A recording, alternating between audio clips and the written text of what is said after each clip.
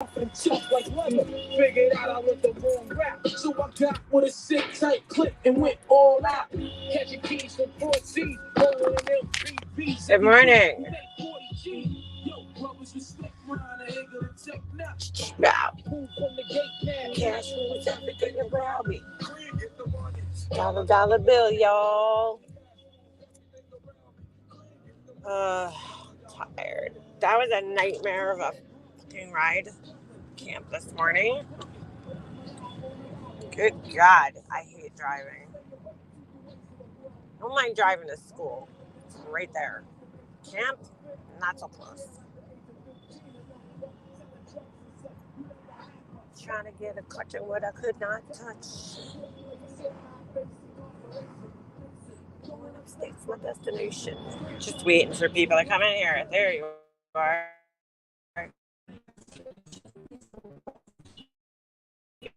It's like the biggest nightmare ever. Trying to get my son to camp this morning. I go to get on the expressway and it's like dead stop. And I'm like, something's up. So I'm like, should I get on? Should I not get on? So I'm like sitting in the line waiting to go on the expressway. And I'm like, something. I go on Waze and somebody wrote that it was shut down. So I'm like, fuck, I'm not going to get on there. So I passed the expressway, had to go down this road, whatever. And I'm like sitting in this traffic jam in this little town. And I'm like, oh my God. It's just a nightmare to get to camp. We were like 10 minutes late just because there was so much traffic. I don't know what was going on. It said, I don't know. I don't trust Waze. It said there was an accident. It said the LIE was closed, but who knows? Who knows? Good morning. Did you hear about Logan Paul's Prime Energy? No, I didn't hear about that. I don't let my son drink the energy one. That he don't need no more energy. He's only allowed to drink the regular primes. I don't drink. My son's not allowed to drink any energy drinks. He don't even. It's so crazy because he buys the prime the other day. Dude, this kid has. I don't know. It's amazing. I had to stop in the morning before camp at the gas station. So we have like this big. It's a 7-Eleven, but they have a gas station attached to it. It's like it's big though. The gas station's huge. It has like I don't know, like maybe like 10 pumps or some shit, you know? So we're like sitting there in the gas station and he's in the car and somehow he sees all the way across the parking lot into the building that they had Prime on the shelf. And I'm like, how did you see that? I'm like, where do you see Prime? He's like, they have Prime in there. I'm like, where? I'm like looking at the building. I'm like, what are you seeing? Because like all I could see is like the reflection of outside, whatever is outside. I'm like, I don't know how this kid sees this. So I'm like, I give him money. I'm like, go ahead, go in there and go get one. So he goes in. Sure enough, he comes out with one. He's like, they got the new flavor. He knew it was the new flavor too. From like, we had to be like 50 feet away from the building. I'm like, how did he even see that? So he goes in and buys it. It was like a lemonade flavor. It actually was pretty good. I tried it. And I was like, all right, this one's pretty good. But guess what? It's been sitting in my fridge for like a week now. He just like wants it just to have it. I don't even think he likes it. I'm like, all right, dude, the fucking Prime. Let's put some Prime hydration stuff because my kids beg for it.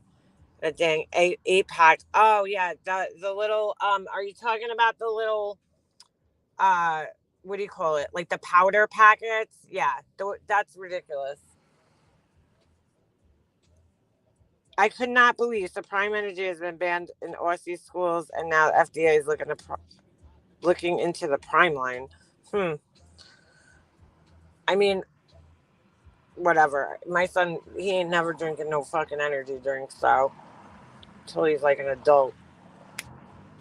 Mm-mm. My husband drinks, well, he used to. He hasn't really drank one in a while. He's drinking those Monster Energy things. I'm like, I don't know, dude. I don't drink any energy drinks. I heard too many horror stories about like people having heart attacks and shit, and I'm good. I drink my coffee, and I really don't drink like bottled drinks. Like, I don't know. my husband and my son, they're like all about these like drinks all the time. Like, I'm just like, get me a bottle of water. The only thing I will drink is vitamin water. I like the yellow vitamin water. And I drink Snapple, but not like, I don't know, I'm weird. I only drink the Snapple at home because I like it with ice. Like, I don't like it straight out of the bottle. I need some Snapple. My husband bought like 3 or 4 huge bottles of Snapple the other day, and they're like gone. Like, who drank all my Snapple? Oh my God. I'll stick to Red Bull. I don't drink Red Bull either. I used to drink Red Bull like it was going out of style, but I don't even drink that. I don't like the taste of it anymore. Like, I don't even like the smell of it. Like, when you smell it, I'm like, ah. I don't know. I don't drink any energy drinks. I rather just have a coffee. If it's hot out, I'll go to Starbucks and I'll get me a big Frappuccino. That'll be my coffee, you know? Them things are fucking expensive. Holy shit. I brought Jesse. Jesse likes the, what is it? Strawberry refresher drink from Starbucks. And I brought him there the other day. It was me and him, just me and him. And it was like $14 for like 2 drinks. I'm like, are you kidding me? My mom would be like having a heart attack. My mom used to like never buy drinks. She was like, I can't believe people waste money on drinks when water's free.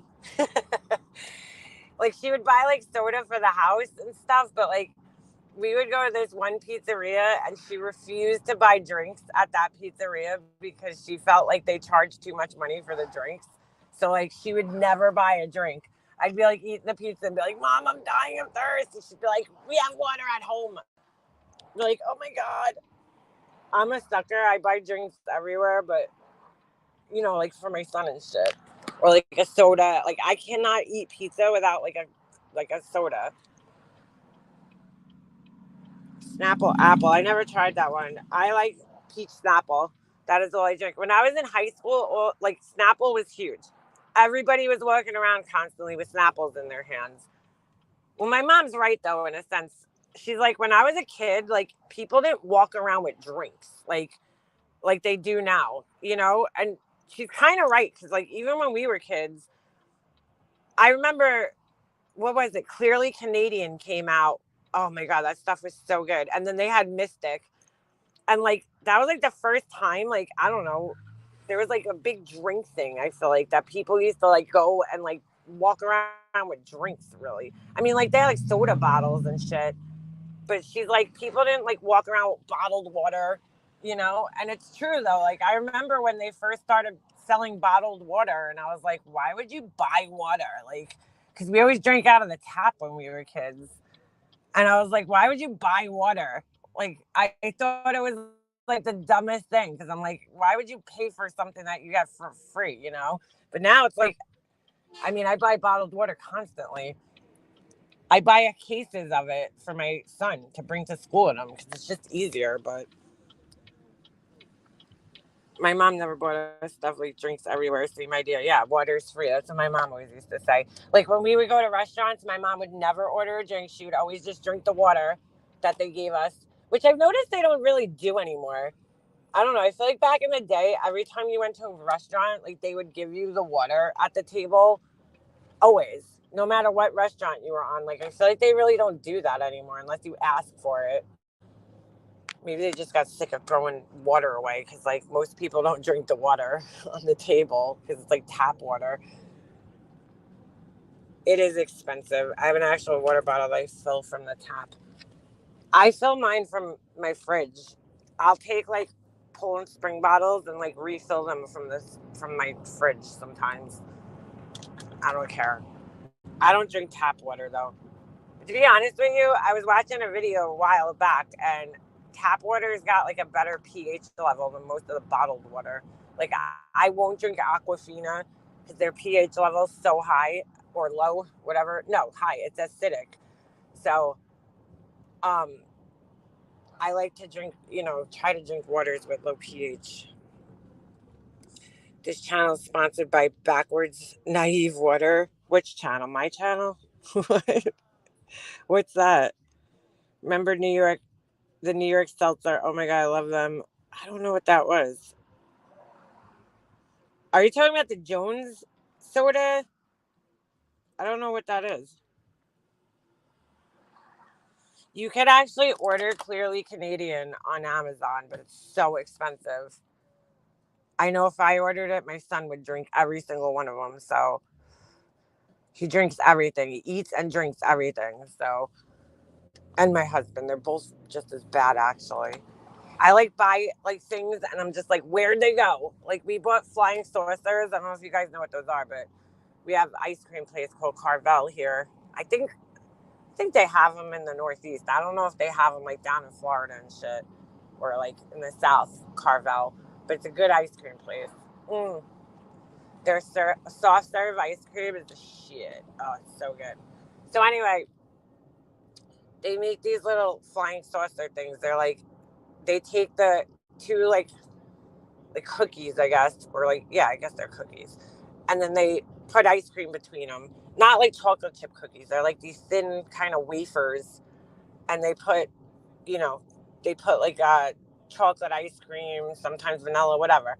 You could buy a mix. So anyway, we buy like a package of them. They're like $15. They're pretty expensive. I think there's like 5 in there. And within 2 days, I didn't even get to eat one. They ate the whole thing. Same thing with the ice cream cones. Those things are expensive too. Those stupid ice cream cones you buy at the supermarket. They got like the chocolate on them.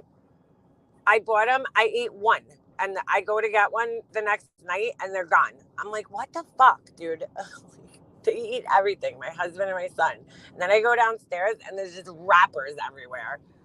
And then they eat those, those ice pops you put in the fridge and they come in like the long plastic sleeve. They eat those by like the millions. So when I get food, I have to like hide the food because like if it's for me, just like last night, I go to get a donut from my little Entenmann's box, and there's somebody ate all the plain donuts. I'm like, what the fuck, dude? But I ate a lot of donuts yesterday too, so I shouldn't talk. I ate a lot of those donuts. I won't buy the brand name ice cream because it goes that fast. I know, dude. Like what is it? Who makes those ice cream cones? Not Good Humor. I forget. Whatever brand. And they go. Or is it Nestle? Maybe I don't know. They go so fast. It's like ridiculous. They're so good. I miss the old school popsicles. They changed the recipe and they're fucking gross now. But I miss the old school. I was watching a video last night and the guy was eating an ice pop and I was like, oh my God, those look so good. But I know it's probably like some gross tasting one. Like none of the ice pops taste like they do when we were kids. Cause like I guess cause like they don't have like the high fructose syrup and like all the good shit that we used to eat and we were raised on. So and like the dyes, so it don't have like the same flavor. It just tastes like cough medicine now. It's gross. It's gross. Good morning, science girl. Hey, Purple Rain. Flying saucers here in the UK are thin shell of rice paper filled with fizzy sherbet. Ooh. Hmm. That sounds interesting. All right, Ovi, we're home. All right, dude, you can stop whining. All right, let me get in the house here. Half hair. So it was an interesting weekend, to say the least. Come on, stupid. Come on, stupid. You know where you're supposed to go. Get up. Get up. What's that noise? Oh, my neighbor's kid is driving one of those little things. All right, let me get in the house. I'm so tired today. I wish Bill Cosby didn't ruin pudding pops. Oh my God, yeah, those were good too. Pudding pops. Those were really good. They don't. They just didn't. They changed the popsicle brand, like the twin pop, not the twin pops, the regular ice pops. It was like in the mid 2000s, like 2015 or some shit. And they just don't taste the same. They're gross. They changed the whole formula. Come on, let's eat. Let's eat. He's supposed to get his balls cut off this week. He's supposed to get neutered this week. Couple days. He's finally somewhat back to normal. from his from our trip. Come on, let's eat, little rabbit. He's eating blue. I had to change his food. He wouldn't eat his other food. So we bought Blue Buffalo, which is so goddamn expensive, but he's been eating it, so. He's been eating it. Oh my God, I don't know why I feel so tired.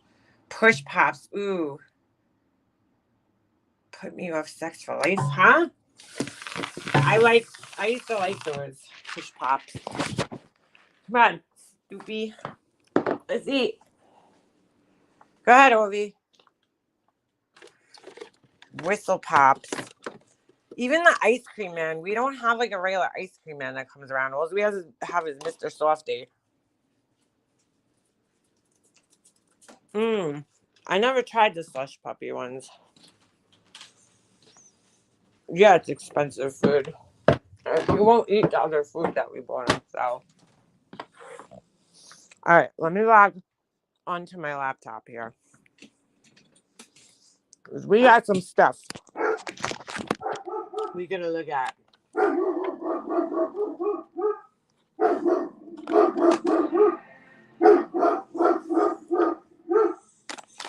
Oh, hard candy. All right, dude, we heard ya. Thanks. Ovi. All right, my laptop's updating. Oh my God, all right. Dude. Hold on. Oh, what are you barking at? I don't even think you know what you're barking at. Excuse me, sir. What are we barking at? What's going on? I don't see anybody out there.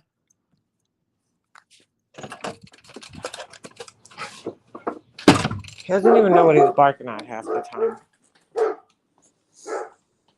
What are screwballs? I don't know what that is. Oh my God, my jaw is like popping. Yeah, like we don't have the I'm about to piss people off, probably. Right? What else do I do here? Number one.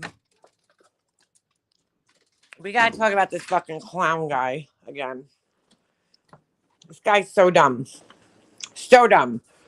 There was a video he did, and I was gonna start doing like a an upload, but it just got like so complicated.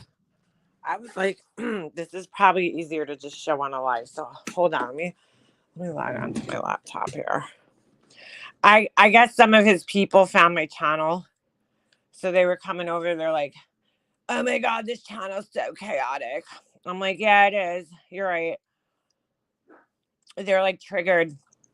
I'm like, look, dude, my channel ain't for everybody. Okay. I'm not here to be fucking PewDiePie. I'm here to just bullshit with people. You don't like it? There's the door. You know? It's not for everybody. Screwballs with a pink sherbet ice cream with the gumball at the bottom. I don't remember that for some reason. I used to get the wrestling bars. Remember those? With like Hulk Hogan and shit. All right. Sorry, I did just shove a donut down my throat while I was talking to you guys. I was trying to be like real inconspicuous about it. Not be like Molly Golightly fucking chewing like a goddamn cow. All right, hold on. My fucking laptop's taking forever. Life is chaotic. It is, right? I guess they didn't like that I didn't have like a set, you know, I don't know, like a set topic. Then there was somebody else complaining about the length of my lives. I'm like, look, dude, I can't make everybody happy. You know what I'm saying? If you don't want to listen to a 5-hour long live, then don't listen to it. Listen to half of it. Listen to the other half later. I don't know why people get annoyed when lives are long. Like, just don't listen to the whole thing. You know what I'm saying? I don't know. I just don't understand that. They're like, you know, I would watch you more, but you make your lives are 5 hours long. And I've seen this person before. I've seen them around, and I'm like, well, I mean, that's the beauty of YouTube. You don't like have to watch my whole entire life right now. You could watch half now, and you could come back later, or you could skip through it and find a part that you're interested in. Like, you know what I'm saying? You don't have to sit here and watch the whole thing right now. like like, what do you want me to do? Like, change my whole entire channel just because you know what I'm saying? You don't like it? Oh, like, I'm not going to do that. I'm not going to change my whole channel to make, one person happy. Like, there's a million other people on YouTube that you could watch. If you don't like my content and the length of my videos, there's a million other videos you could watch. More than a million. Go watch those videos. I mean, I'm not going to change my whole thing up because one person doesn't like the length of it. No offense, but it's just, yeah, exactly. Watch it on 1.75. Like, there's so many options. So if I was me, I would have to listen to me on 1.75. Just saying. All right. So let me open this guy's thing real quick. We'll get him out of the way. Oh my God. What is this dog doing? You're right down there. You sound like you're having a hard time. You're sneezing. You want to go out? They were mad. There was somebody else that was like, oh my God, you got up out of your chair. And I'm like, okay, I'm sorry. I have a dog, like, I'm sorry. I'm not like, some weirdo sitting in their apartment by themselves. I have a dog home with me that I have to let out, while I'm live. Like, I'm sorry that I got up from my chair. I mean, holy shit, people. Holy shit. Oh my God. He's putting another, oh my God. I can't keep up with this guy. He's actually has a premiere scheduled. Tall man. Oh no. It's going to be another stupid thing. It's going to be another stupid thing. I don't even know. I should probably just stop watching this guy at this point in time because he's going so far down the conspiracy rabbit hole at this point that it's like ridiculous. But hold on. Let me just pull this up. Ovi, go eat your food. Stop being crazy. No. Not. Nope. Go eat. Go eat. All right, let me pull the map up. I'm not going to play his whole video. It's just too long. But we will play some of it. Hold on. Moscow. Idaho. No, Idaho. All right. Then of course, we're going to have to look at got a couple of tragic tea videos that are hilarious. All right. So we'll just go to this last video here that he did. And he's got another one scheduled. He's really milking this Idaho case. I mean, it's ridiculous. No, there's a reason I'm playing this, and you guys will see why that is. If you've been in here every day, then you'll know why. I'm not playing his whole video because it really gets into like just such ridiculousness that I can't even, I just can't. I can't even respond to it. Stop. Hey, stop it. Stop it. Stop barking at me. Go eat your food. Oh, why are you barking at me right now? Oh my God. Ovi, stop. We're going to go outside. So he stops. Oh, what he's barking at. And my thing's going to spin forever. So we'll just wait. I'll wait. I'll wait. I'll be like Laura. I'll wait. Is this ever going to play? I'll wait. What is going on here? Hello, internet. Oh, maybe I should press play. That might help. I need my coffee. Hello. Are we going to play anytime today? Oh my God, my internet really sucks. Or is it my laptop? Like, I don't know which one it is. It's one of them. Here we go. I feel like I was just about to play it, and then I refreshed the page and just screwed myself. Okay, in the meantime, how's everybody doing today? Just getting to the end of Stephanie's second review. Unbelievable. Who's that?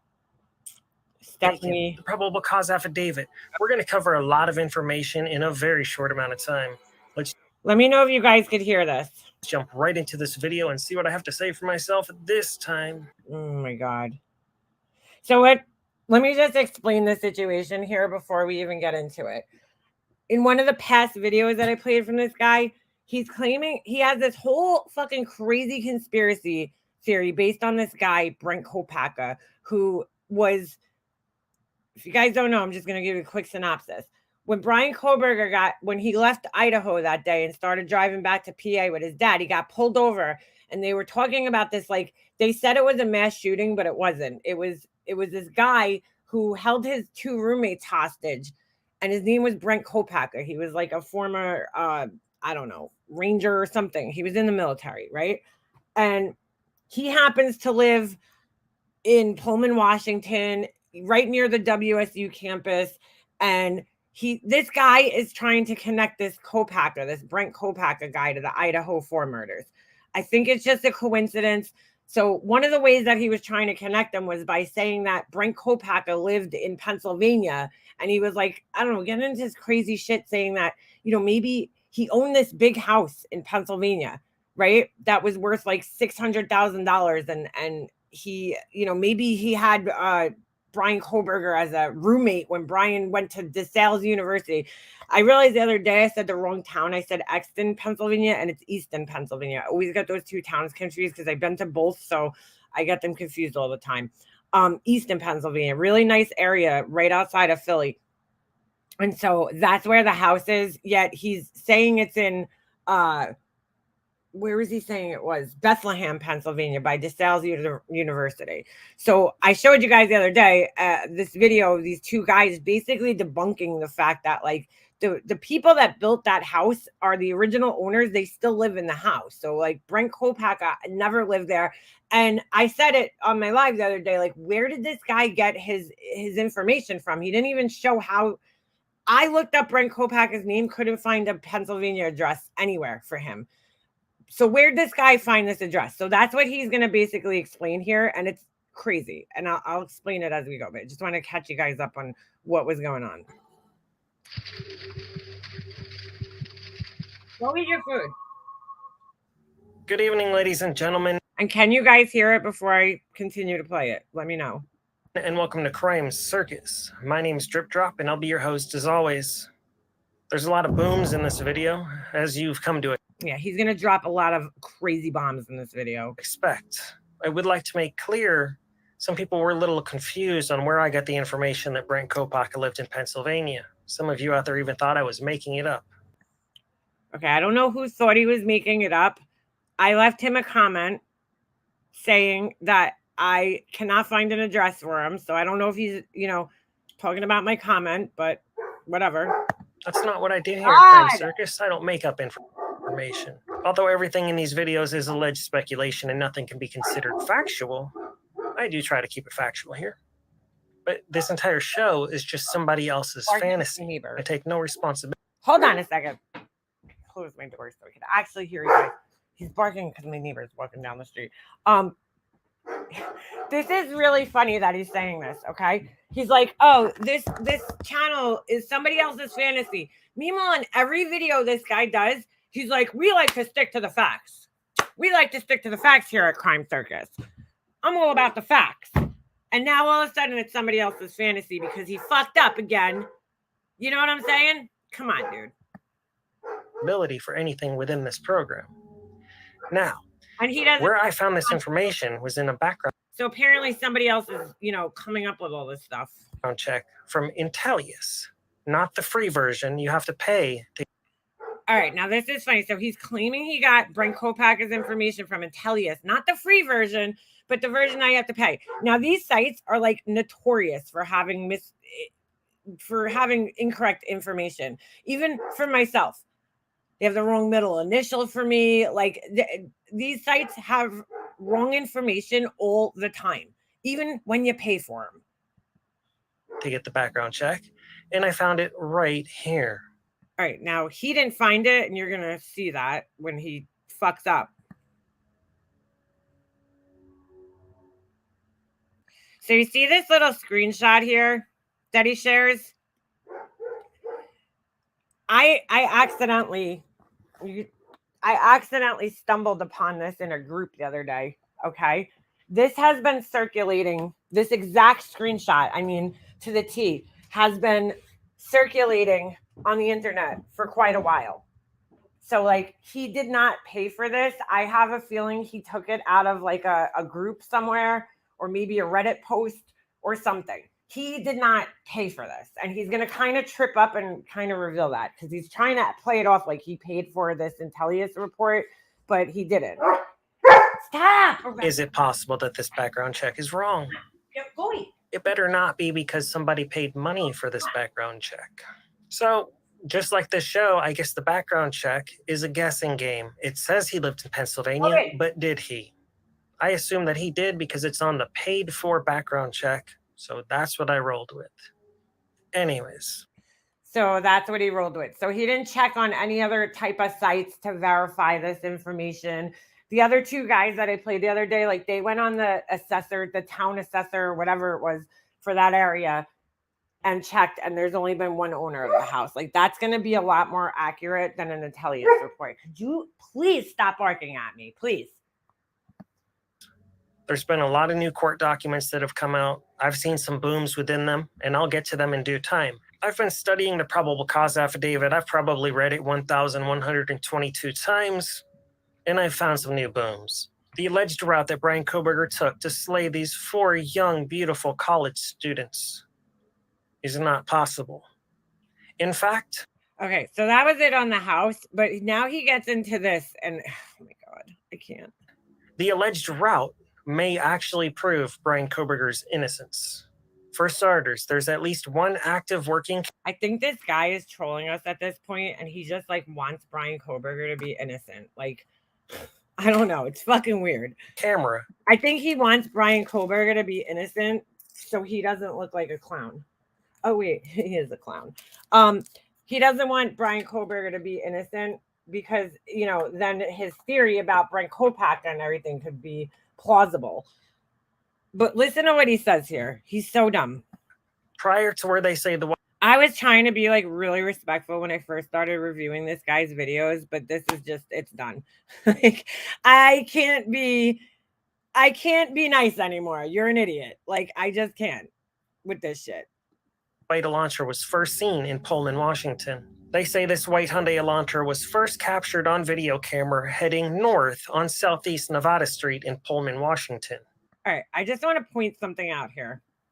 Just before he even gets into his whole spiel, I want to point something out to you guys, because this is very confusing, even for me, or I'm sure for the police, I'm sure for everybody.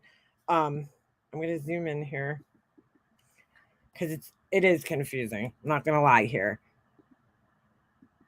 Hold on. I got to find it on the map. So give me a second. Where's my little tags? I don't know why my tags that I put in Pullman, Washington, like, they just don't want to show up for some reason. All right. I'm just following the road here. Okay. That's northeast. All right. Let me just show you guys this because it's really confusing. Just real quick. Look at the names of the streets over here. You got Northeast Stadium Way, right? Southeast Nevada Street. Southeast Spokane, is that how you say it? I don't know. But they all have directions attached to them. So it's a little, like, confusing when you're trying to say, look, Northeast Washington Street. Like, you're trying to, like, give directions, what directions they're going on streets with directions in their names. It's kind of confusing. I just have to point that out. All right, let's go back to the video. Because you'll see why. This is a very small street, and I do wonder, how did this white Hyundai Elantra just magically appear heading north on Southeast Nevada Street? Heading north would actually be heading towards Bryan's apartment. This is where it gets Spokane. That's it.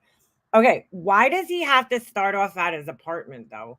Why does his night have to start at his apartment? Why can't he start like right now where he's showing you is at it's on campus of Washington State University.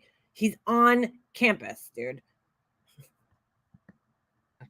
Like, how do you know he wasn't in the library studying all night or some shit? You know what I'm saying? Or planning some, who knows? Not away from his apartment and not heading towards Moscow, Idaho. As you can So he just showed that his apartment's pretty far away. Look, his apartment's all the way up at the top of the screen, and this is where he's first spotted. I don't know. From his apartment and not heading towards Moscow, Idaho. As you can see on this map. Okay, but if you look at the map, right, that where he is doesn't lead to his apartment. Like, so I don't even know why he's mentioning his apartment. Up here, that's actually just a stone's throw away from Coffee House Apartments. So here he's trying to make the Brent Kopaka connection again. And I think you know who lived at Coffee House Apartments. So analyzing this sky view on this map right here on Google Maps, you can see Southeast Nevada Street in Pullman is right here. Brian Koberger's apartment, Steptoe Apartments, is up here.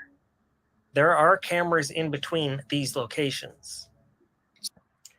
Okay, but clearly he didn't drive past any of those cameras at that point. So, like, what's the point of even mentioning them? Why does he have to start out at his apartment?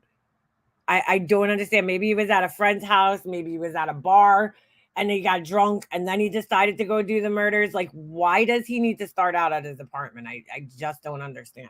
I don't understand what this guy's trying to say here. So why does the probable cause affidavit start with the Hyundai starting right there? There's a Starbucks there and it was because maybe that's where they first noticed him that night. Closed. There's a few other buildings there and they were closed as well. Where's your proof that these were closed? They say that the white Hyundai Elantra was next caught on camera 9 minutes later, heading south on Southeast Nevada Street. Okay, so he's making a big deal on this. So the probable cause document says that he's headed north, which what I think, because he's not reading the whole thing. It said it was caught going, northeast, and then to me it seems like it was turning around. Hold on. Actually, is he going to show it? I forgot. I'm going to open the probable cause affidavit and read exactly. Actually, I think I have it screenshot on my phone. It is a little confusing. I'm not going to lie. He's right. It's a little confusing. Oh, I have a screenshot on my phone. All right. What it says, let me just, you know what? Let me finish. Let me let him finish and then I'll read it. So where was this Hyundai for those 9 minutes? So what I think, all right, I'm going to just say where I think is that he crossed over heading north, right? That's what it says. First, it says he was heading north. Maybe he parked over here somewhere. Like, I don't understand this guy's thinking that, like, just because you're in a car, you have to, like, go somewhere. Because I'll tell you right now, I was, like, the queen of aimless driving when I was younger, especially in, like, college. Like, I used to just drive my car just to drive and waste gas. Like, whether I was alone or I was with friends, I used to, like, I called it cruising. Like, me and my friends used to do it.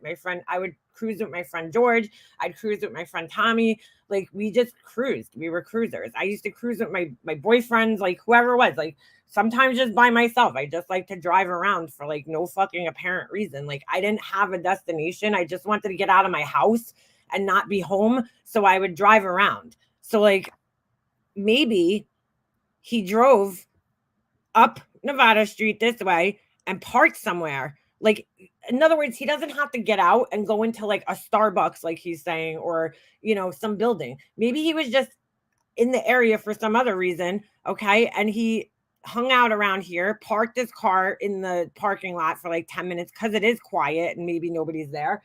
And then he came back out and headed this way, south, like it says in the probable cause affidavit. Was this some type of a college study? We don't know. Because they won't tell us anything. They like to keep secrets. And here at Crime Circus, we don't like secrets. It's not that they like to keep secrets, it's that they are protecting the integrity of the case, dude. Like, they're not like, hey guys, let's just keep secrets. No, it's called protecting the integrity of the case, assuring that this guy has no issues on appeal when he goes to appeal this, especially now because they're charging him with the death penalty case. And with that comes along mandatory appeals that he has rights to. But they're trying not to make any issues on appeal, and they're also trying not to taint the jury pool. So it's not that they just like keeping secrets because they're like, hey, let's fuck with the public and keep secrets. That's not what it is. But again, people who don't really follow court cases and shit like that, like, they don't understand that, and he's one of them. In fact, I really like to expose secrets.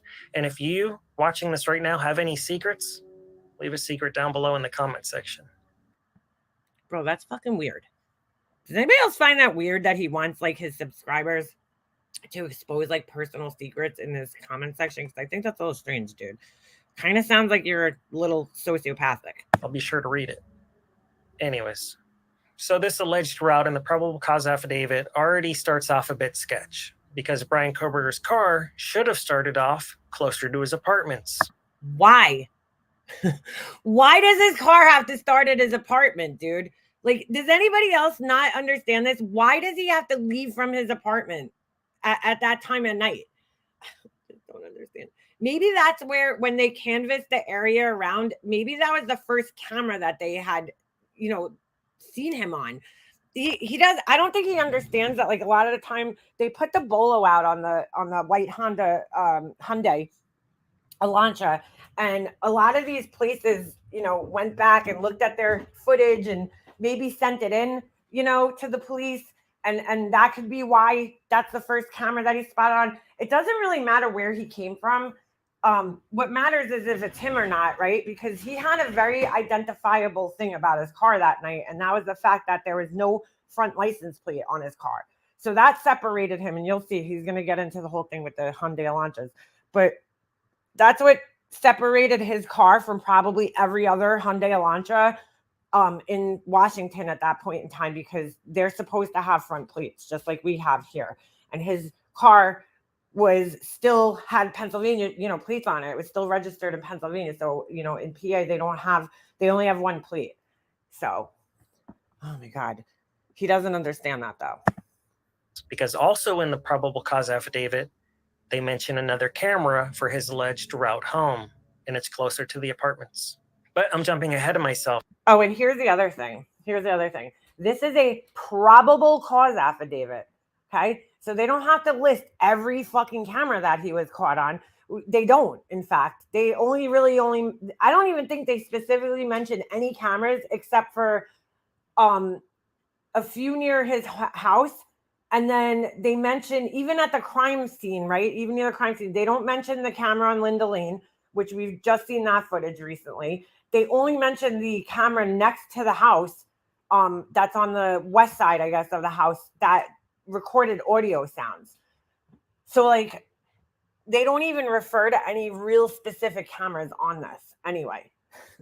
Here, listen to what the police chief had to say.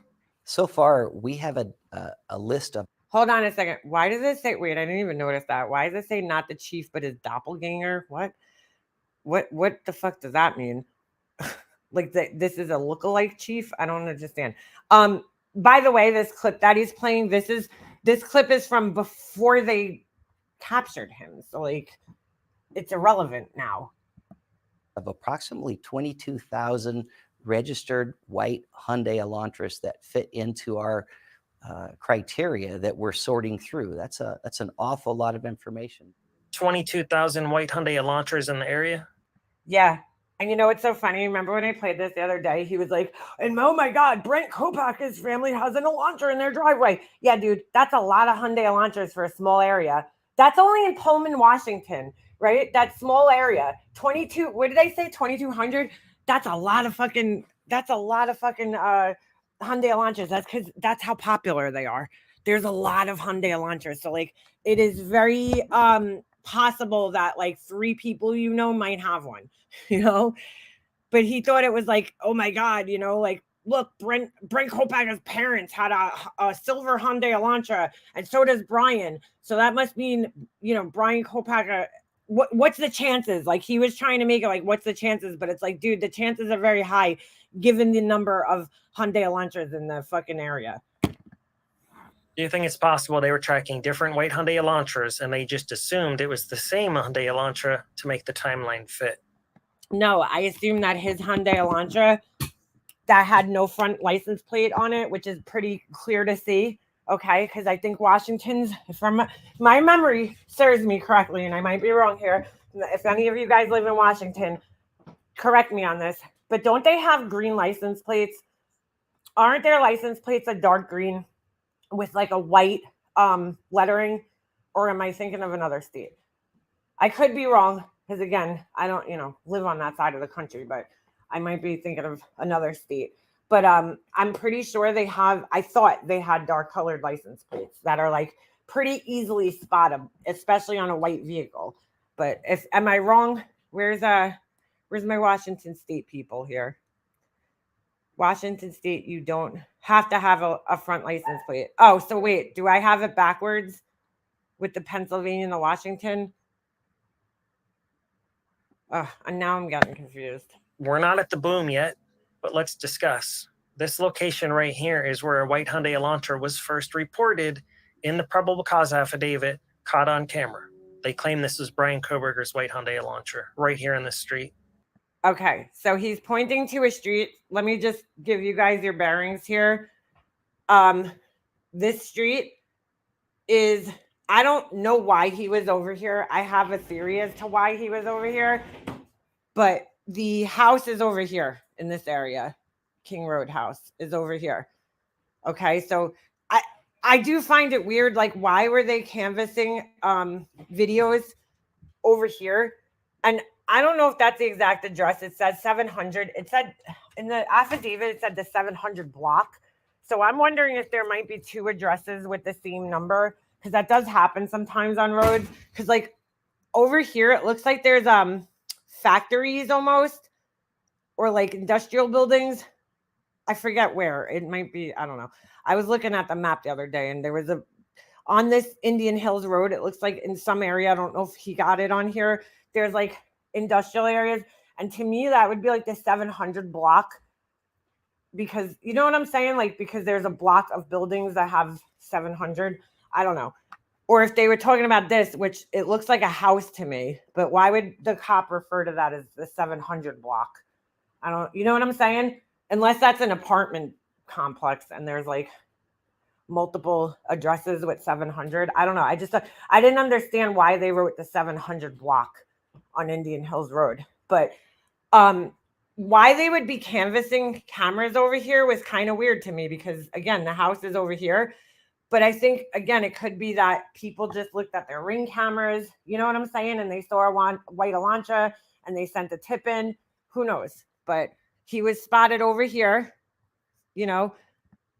This route doesn't even make any sense. And I think it was about, if I remember correctly, and don't quote me on this, but I think it was around 2 something, like 240 something when he was spotted over here. Because if he's been stalking this house on King Road, he would know exactly how to get there. Instead, he's on the wrong. Remy, that's what I thought. The 700 block means like the 700th block of the city, but there is no like street named 700 over there. That's why I thought maybe then they were referring to like a block of houses, you know what I'm saying? Or apartments or units that are all 700. And that's why they referred to it as a 700 block. I don't know. Like, you know what I'm saying? If you live if the building's 700, the addresses might be like 701, 702, 703. I don't know. I don't know why. Like, I don't know what that means. I don't know what they meant by that, but there's no number streets that cross over in that area. That's why, or I don't know, maybe I'm misunderstanding that. I never heard that referred to in that way. Wrong side of Moscow. It doesn't make sense. He's actually not on the wrong side of Moscow, and I'm going to show you guys why. He's trying to say, hold on, let me rewind that a little bit. Right here in the street. This route doesn't even make any sense, because if he's been stalking this house on King Road, He would know exactly how to get there. Instead, he's on the wrong side of Moscow.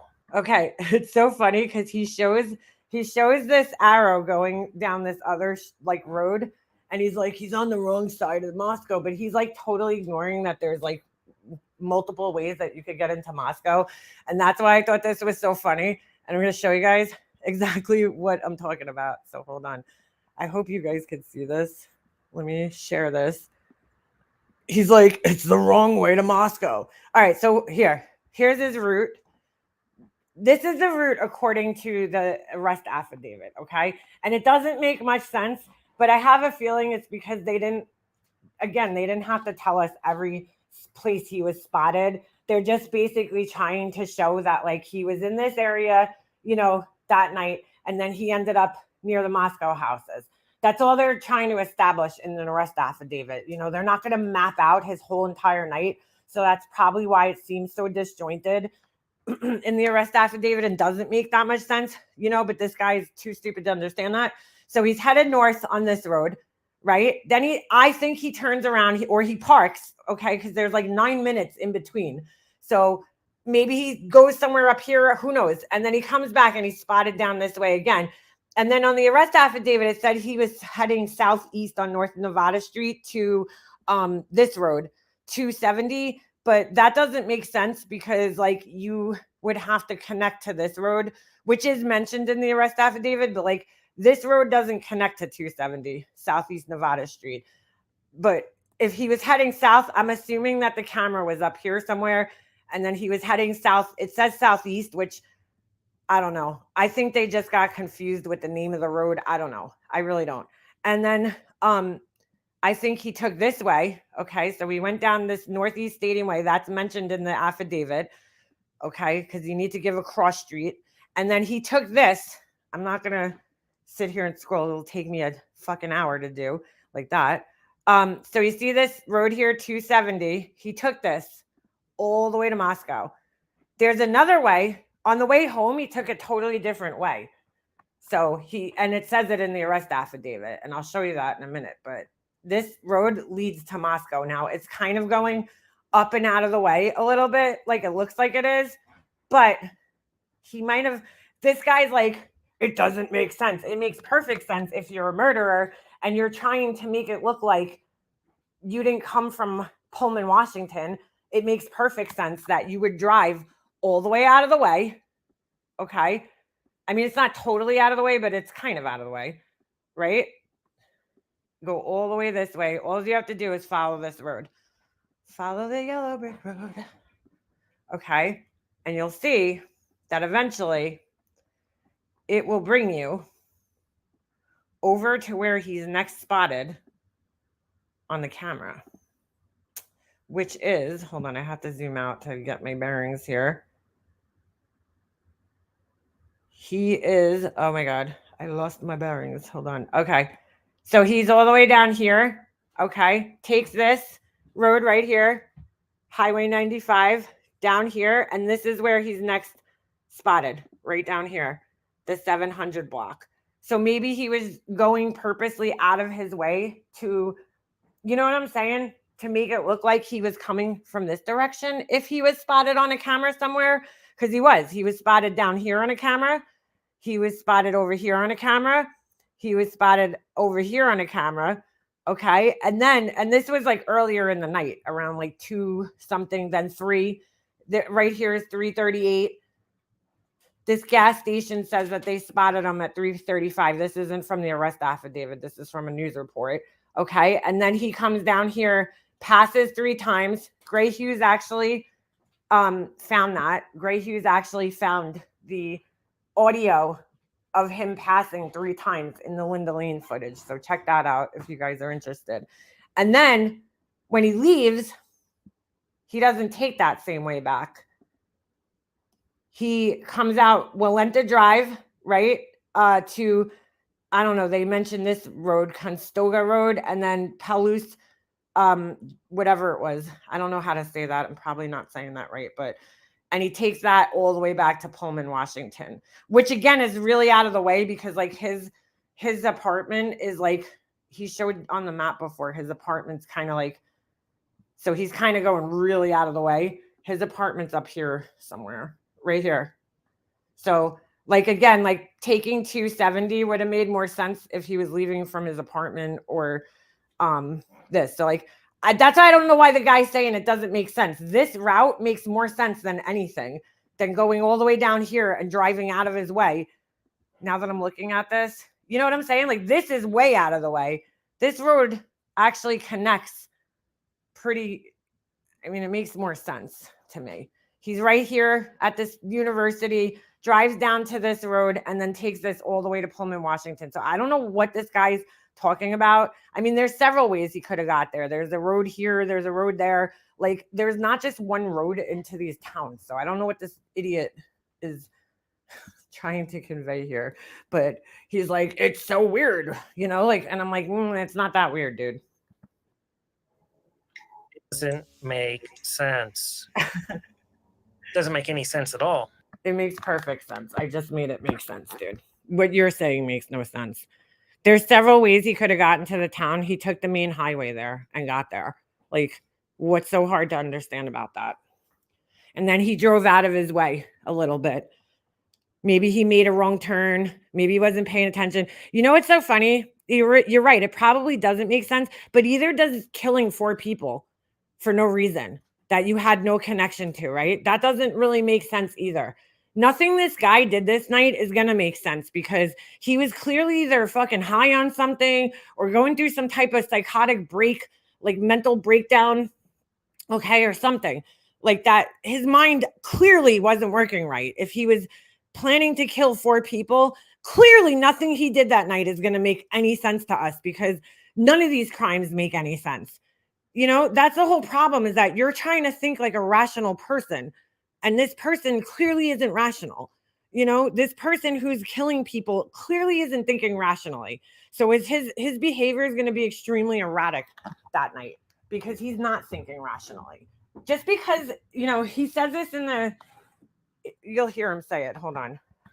So then allegedly a few hours later, they say that Bryan Kohberger made it home. And they say he was caught on this camera right here.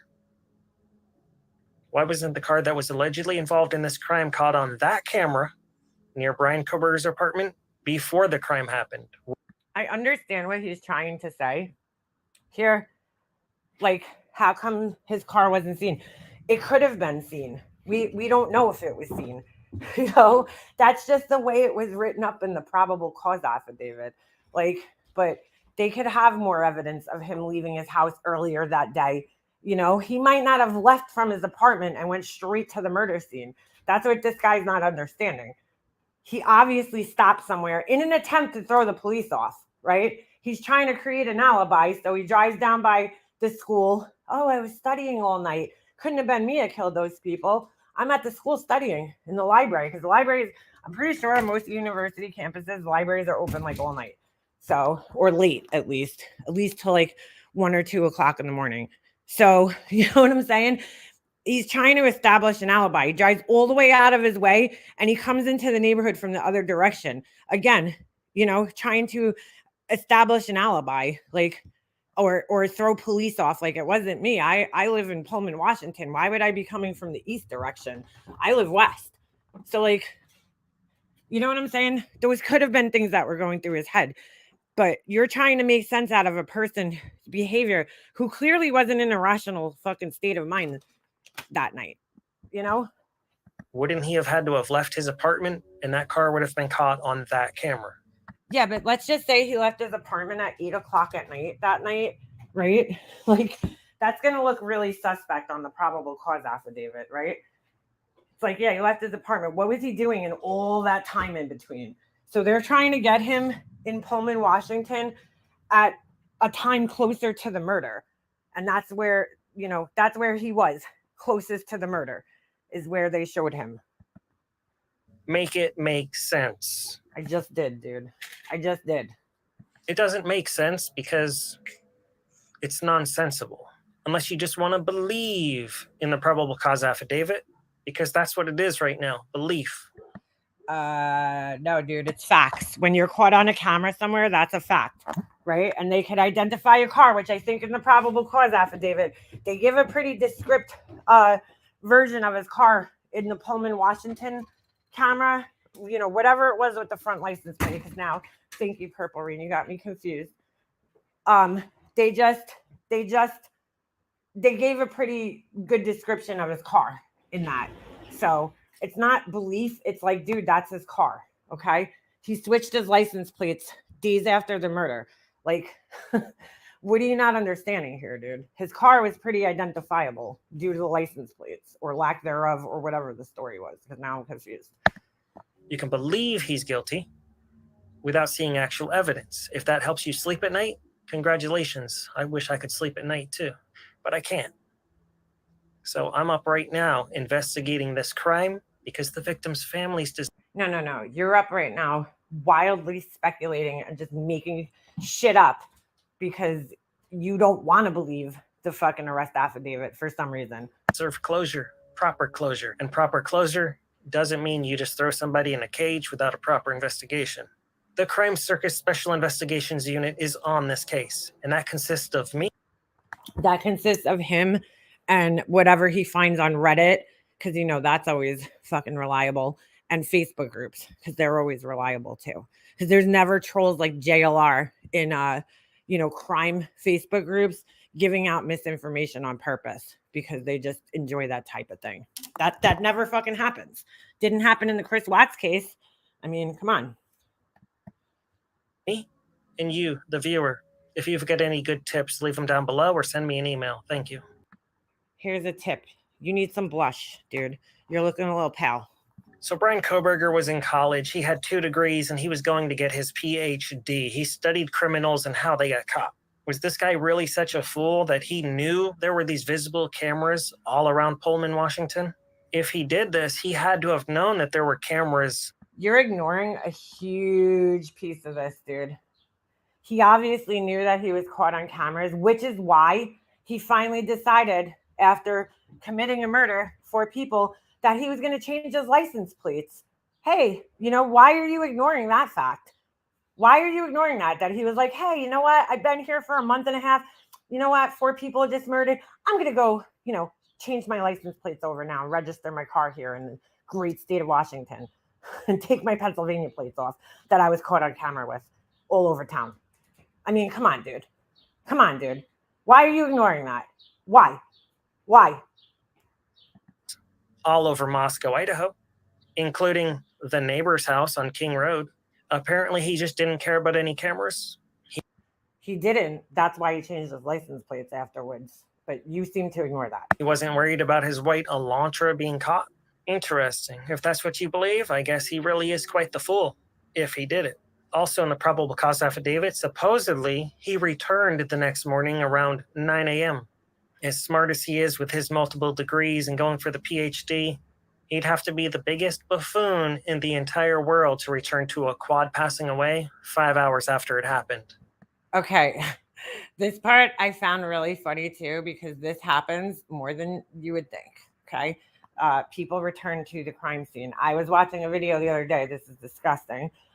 Where a guy killed women, okay, returned to the crime scene after their bodies were no longer with us, okay, and he did things to those bodies, okay.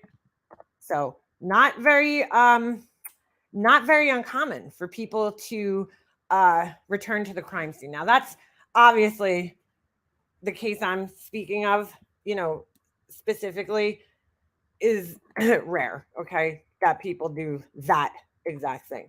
But just because this guy is intelligent, that doesn't really mean anything, right? Just because he's book smart and he did well in school, that doesn't mean that he's lacking in some other areas of his life, you know, because there's a lot of really intelligent, book smart people out there who have like zero common sense. And there's also other criminals out there who are highly intelligent. And when I think of one, I think of this guy. We'll take a look at this guy right here. Okay. Who, if you're going to compare anybody to this guy, smarts wise and stuff, but also very stupid, this is the guy. Hold on. This guy's name is Stephen McDaniel. And not only did he return to the crime scene, okay, he was going to law school, this guy. So again, another really intelligent person, right? Not everybody could get into law school. He's working on his, what do they call it? His law degree after you graduate and then you go back to law school. And one of the girls that was in school with him that I guess he had been, friendly with, and was in study groups with and such, goes missing, right? Or they can't find her. They're like, what the hell happened to this girl? He happened to live in the same apartment complex as this girl. And not only did he kill her, but he returned to the crime scene, aided in the search to help her, okay? And went on the news. And here's the... Yeah, Lauren was my neighbor. We're just trying to find out where she is at this point. I mean, no one has seen her since Saturday. I mean, the last time anyone heard from her was an email that she sent out, and no one's heard from her since. And did you see her hang out with anyone at the time, anything like that? I mean, no one has seen her since Saturday. I haven't seen anything. I mean, you always He literally is doing an interview on the news. hear noise outside, but it's just people walking by pretty much. And if you didn't know any better, right? We're, of course, hindsight's 2020, and we're all like, oh, we could look at him and tell if this guy is guilty. But like, if you didn't know any better, you would think that this was just a concerned friend. She just recently graduated from Mercer. Yeah, she and I we were both JD students. We graduated back in May. What kind of person was she? I mean, what did you see her? I mean, she's as nice as can be. I mean, very personable, very much a people person. Do you know anybody any enemies she might have had, somebody that might want to hurt her? No, I mean, we don't know where she is. I mean, the only thing we can think is that maybe she went out running and someone snatched her. Because I mean, we went over. One of her friends had a key. We went inside and tried to see if there was anything amiss, but I mean, she had a door jamb that was. He returned to the apartment where he not only was this guy's pretty sick, actually. Not only did he kill her, but he was like stalking her and like breaking, like he did some practice rounds breaking into her apartment. He was like filming her through the blinds and shit. Real creepy shit. Sitting right by. Collecting her underwear. I believe they found some of her underwear in his apartment. But he helped aid in the search for her. By it, so there was no sign that anyone broke in. I mean, the door was locked when everyone got here. I mean, we just don't know where she is. What about in the parking lot area? I know they've been doing a lot of. I think that's where they have recovered the body or whatever they recovered from there. Body. Had you heard it? So he just found out. I shouldn't laugh because it's not funny, but it is kind of funny, his reaction. Not the fact that they found a body. His reaction's funny because he just realized at this point in time, right here, we're watching him find out that they found her body. He didn't know this prior to doing this interview. See anything there? Had you seen anything there? I mean, we don't know if this is the same person. You know what I mean? Like, they took out a body there earlier. We don't know if it's the same person or not. So that's how we're trying to ask people if they know who lived there. Are you okay, sir? I think I need to sit down. Okay. Okay, that's the. So he literally just got physically ill because they found her body. So, is it strange for somebody to return to the crime scene? See what fucking drip over here is fucking forgetting? Drip drop is that when Brian Koberger returned to the crime scene that morning, nobody knew about the white Hyundai Elantra. You're looking at it in retrospect, but at that point in time, nobody knew that there was a white Hyundai Elantra that was involved in this. Nobody knew at that point in time. I don't even know if 911 was called yet, right? It took like a few hours for 911 to be called. So when he returned to the crime scene, nobody would have known he was returning to the crime scene at that point in time. So he's arrogant. You know, he's been described by all of his classmates as arrogant. So it's not that strange, is what I'm saying. You would have expected that place to be swarming with the media, police. And guess what? There's so many. I was watching this other video recently, right? Where this guy goes in to this house. He robs like, or kills this couple in the house, right? He's literally, there was a news crew that came in and literally walked right by him. And it was like weird that he was there at the point. He was standing right at the front door, looking in the front door on like they had those type of front door that had like a door and then like the side light windows that are next to the door. So he's standing at the door, looking through the door, looking in the house. And the news crew comes and they walk right past him, and like nobody questions why this guy is standing there. He's standing in a hoodie because like at that point in time, there's nobody at the house. So it was weird that this guy was just standing there. They literally catch him on camera, walk right past him. He's the killer. And like why he was there, I have no fucking idea. But he was standing there as the news crew came, looking in the windows of the house, and like nobody questioned him. The cops and the news crew were going in there. Like this is like when I'm sorry, it might not have been the news. It might have just been the cops that came in, and there was a body camera that he was caught on. Sorry, not the news crew. He was caught on the body cam of the cop standing at the house. And none of these cops questioned why this guy is standing at this house. Like he was there. I don't know if he had returned. I forget because it was a while ago that I watched this thing. But he was literally like standing there, and then they ended up figuring out that it was him, and they were able to identify him by the cop's body camera that had caught him on the way into the house. But he was literally standing at the crime scene when the cops got there. So like this type of thing happens all the fucking time, dude. Like more often than we probably even know of. So on and so forth. Mayhem. So supposedly he returned at 9 a.m. that morning, but then never returned to Moscow ever again after that. But if he was dumb enough to return at 9 a.m., you would think he'd be super obsessed and he'd be returning all the time.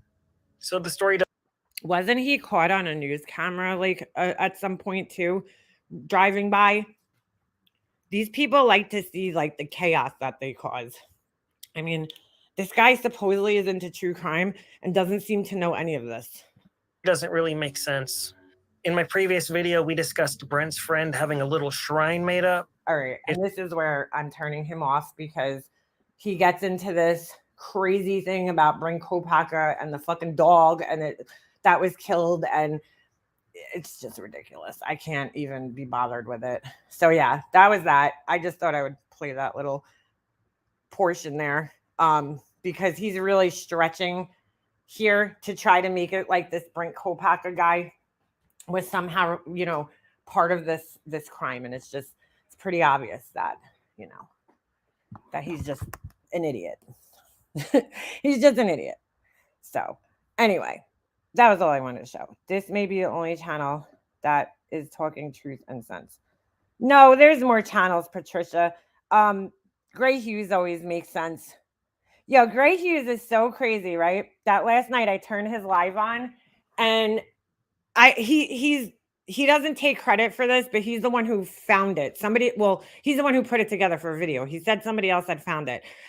But, you know, a lot of people with that new footage that had come out, the Linda Lane, you know, security camera footage, you know, people, of course, are just going crazy with it and saying that it's fake or the timestamps are off or whatever. So, of course, Gray Hughes, you know, is going to do what Gray Hughes does. And he's going to like prove that this shit is real. And he's going to go to the great extreme to prove that it's real. So he actually went to the police, or somebody in his group did, right? Went to the police body footage cam of that night. There was body footage of kids that were drinking alcohol in public or something, right? That the cops, you know, pull over. Well, not, you know, they didn't pull them over. The kids weren't driving. They were walking, but the cops stopped, right? And in the background of the police body cam, you hear somebody locking their car. And I don't know. I know my car does it. I have a Chevy and it kind of sounds like my truck, or my husband's truck rather. My truck doesn't, I don't know if it does it when I lock.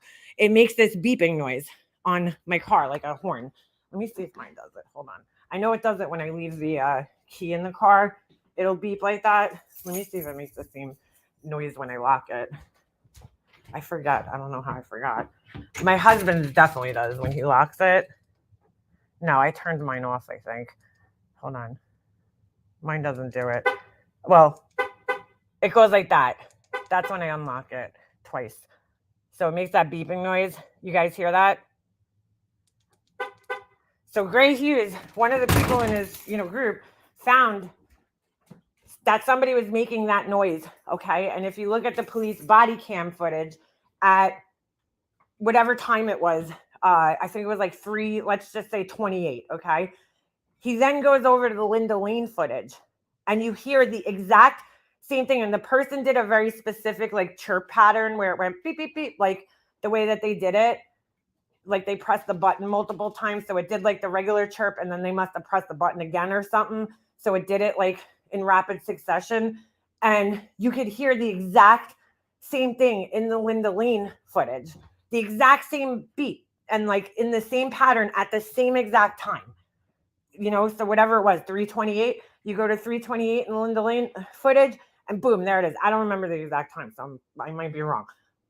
But it's exact same sound. So that right there proves that the footage is legit because you have the sounds matching up with the police body cam footage. That's like being taken at the same exact time right around the corner. So it kind of proved it. Gray was in your chat last night. I love when Gray Hughes comes in here.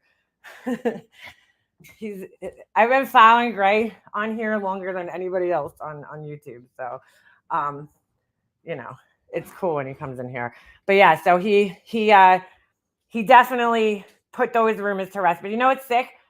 As much as he puts those to rest, there's still going to be people out there that are going to be like, oh no, the footage is fake. It's been altered, because there's just people out there who just need content and they just need to, they just need something. They just need something to talk about. People like this Zav girl.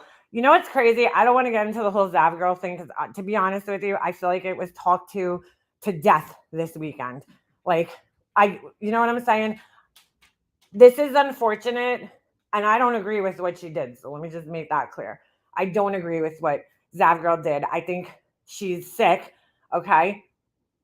I personally, dude, I'll tell you right now, if that was my kid, I have a kid that age, that's the same age as Gannon. Well, just about the same age, right? He'll be 11 this year, right?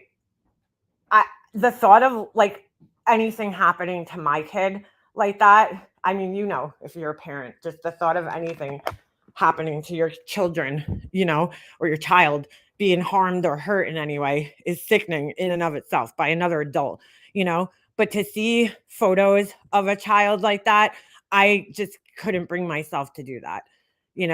I couldn't. I just don't, I never found value in looking at autopsy photos, just to be quite honest with you. I saw Travis Alexander's autopsy photos. And the last time I mentioned them on here and talked about how horrified I was, somebody was kind enough to send me a picture of his slit throat in my email. So thank you to that asshole. Like from a troll account. But anyway, yeah. So I accidentally saw his photos because I was Googling information on the case and his photos came up in a Google search and it was horrifying. Okay. Because you got to remember, Travis Alexander's body was not found until 5 days after he passed away. So things did not look the same as they did the day he passed away, let's just say. Okay. So it was very gruesome. It was very graphic and very gruesome. Okay. And ever since then, I'm good. Because guess what? I didn't learn anything from his photos. I didn't learn a goddamn thing from them except really nothing, because the placement of the stab wounds is all written out on the medical examiner's report. It's all shown. So I didn't really need to see them. Okay. All his wounds, they were all put on that little body that they draw, and it shows where everything is. And there was pictures shown in court that were of the individual stab wounds, and even his hands, even just looking at his hands was horrifying. Okay. And the few pictures that you can see in the courtroom. And unfortunately, Juan Martinez, during the court. And now you didn't really see it as a viewer, but you could see his pictures on the table. He did something that was kind of fucked up during the hearing, okay? Because Travis's whole family was in there. And typically when they were, showing any type of photos like that, the family would leave the room, okay? So he would kind of let them know beforehand. But there was this one time while he was, cross-examining Jodi Arias. He literally just takes one of the worst pictures from his autopsy and slams it up on the projector. And like the family had no idea that this was going to happen. And they were like, you could hear the audible gasps and cries, during the trial. It was horrible because they were not expecting that. And I believe it was a picture of his face with his throat. And that was one of the pictures that I saw that was just really disturbing and horrifying. So like to think of looking at a child in that condition, no thanks, no thanks. There's no value in it to me, I get people wanting to see the crime scene photos, but like in this case, the crime didn't happen where his body was found. So like, to me, there's no value in seeing, his body where it was found. I guess if only to see the way he was found, what was he wearing? What was he wrapped up in? Whatever. But again, having a child that age, I just don't have the desire to even fucking imagine my son, being in a position like that. Like, no, thank you. So, it's gruesome that people and morbid that people want to look at these things. But, I think what people are bothered by is that, Zavgirl put him in Patreon. I mean, she really has no choice. She can't put him anywhere else. She could technically post them on a drop link, right? Like she did, and post the link to the drop link or whatever it's called, Dropbox, in her, community post, I guess. But she put him behind a paywall, essentially, right? So now if you want to see him, you have to go to join her Patreon and pay $3 for him, which is kind of gross, and again, I just don't see the point. But, there's really, unfortunately, nothing that could be done. I hear people like brainstorming and, what could we do? What could we do? There's really nothing you can do because it's public record and because it wasn't sealed. And she's kind of operating, I guess, within legal terms. She paid for the rights, right? When you FOIA request something, you kind of get the rights to it. And I don't know if there's any other, I've never really FOIA requested anything and actually got it. I FOIA requested my 911 call, but New York State wouldn't give it to me. But I don't know if there's, when you FOIA request something like that, and a good person to ask on this would be Plunder.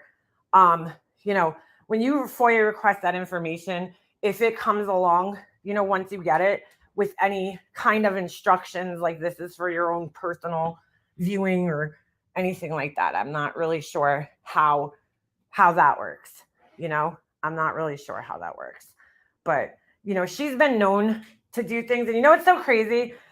Her videos started popping up in my feed recently, which is weird because I'm not subscribed to her and I don't watch her channel. But I think it's because I was watching videos based, on the Letitia Stout thing. There was a couple of other channels that had released like some of the audio, the interrogations and shit. Like I watched her full interrogation because during the court proceedings, you really weren't able to hear it all that well. So like now they have released the actual copy of it and it's a lot, easier to hear. And holy shit, I said this the other day, but she is, that is one hard to listen to lady. I mean, she just talks in circles and word salad. And I mean, it's just crazy. It's very hard to listen to. So God bless the detectives that sat there, patiently listening to her. Cause I don't know if I would have been able to do that. But anyway, I guess that's why, Zavgirl, because she's been posting a lot of the footage. And so I just happened to click on one of her videos one day because I saw it in my feed And I'm like, oh, I click on it just to watch it. It was like the security camera footage of him and Letitia coming out of the house, and I'm like, I realize it's hers when I get on it because I see her in the video. She's talking, and I'm like, I'm trying to think in my head, because I never really followed her, but I'm like, I don't want to comment in her comments because I'm like, there's a part of me that remembers that this woman's an asshole for some reason, but I couldn't remember exactly why. I was like, there's something happened with this girl like a while back with some case that she was covering. And I remember thinking she was an asshole, but I couldn't remember why. And it's just weird that, I watched a couple of her videos, but I was like, I don't want to comment on her thing because I feel like there's a reason, why. There's something stopping me from commenting on her videos because she did something kind of fucked up. And then all of a sudden this happens. And I'm like, oh, all right. And like, yeah, it's pretty gross. It's disgusting. But I don't think that people should start, reaching out to like this person, that person, and the other person, because really she's kind of within her rights. I would say if you're going to reach out to people, do your research first, find out the legalities. Maybe contact the place where you would get the FOIA request first and find out what the legalities are. Are you allowed to distribute this shit once you receive it? Find that out first and then take it from there. I think it's kind of sick that they give these pictures out to the public, but all courts are public record. And like, we don't want to stop that from happening. We don't want to stop from being able to get information. It would be nice, but again, we can't control people, but it would be nice if people just use their own discernment, when receiving this stuff and saying, it's probably not right to show pictures of this little boy's dead, naked body, mutilated naked body. It's probably just not right. He's a minor, and it's probably just not right to do. It would be nice if people had fucking brains and did that. So, you know what I'm saying? But they don't, unfortunately. Oh, Purple Rain, I'd be fucking livid. Like, fucking livid. I'd be fucking sitting next to Letitia, okay? Because I would have fucking killed the person who did it. So, I get it. I like totally get the anger that people are feeling because as a mother, putting myself in the mother's shoes, I'm like, no. And that's what stops most people from doing shit like that is because we feel that. We're like, oh no, if that was my kid, fuck that. But again, we're dealing with people like Laura and Zavgirl who clearly just lack empathy. Laura's trying to give this fucking, oh, it's true crime. And, these people aren't real true crimes. You know how she has to categorize everybody constantly, It's like, Laura, what are you talking about? There's no such thing as like real true crime people. You know who the real true crime people are? Cops, detectives, and people that actually work in the field. You are not a real true crime person. You're no different than I am, Laura. You just have an interest in true crime. You decide to discuss it on your channel. That doesn't make you any more real of a true crime person than anybody else here. And her whole Patreon argument is bullshit too. And here's why. Okay? Everybody wants to think that Patreon is private. They have this false sense of security around them that it's like, oh, my Patreon's private. What do I tell you guys that are in my Discord all the time? Is my Discord more private than here? Yes, it's more private than here. There's less people there, so, less of a chance of things getting spread.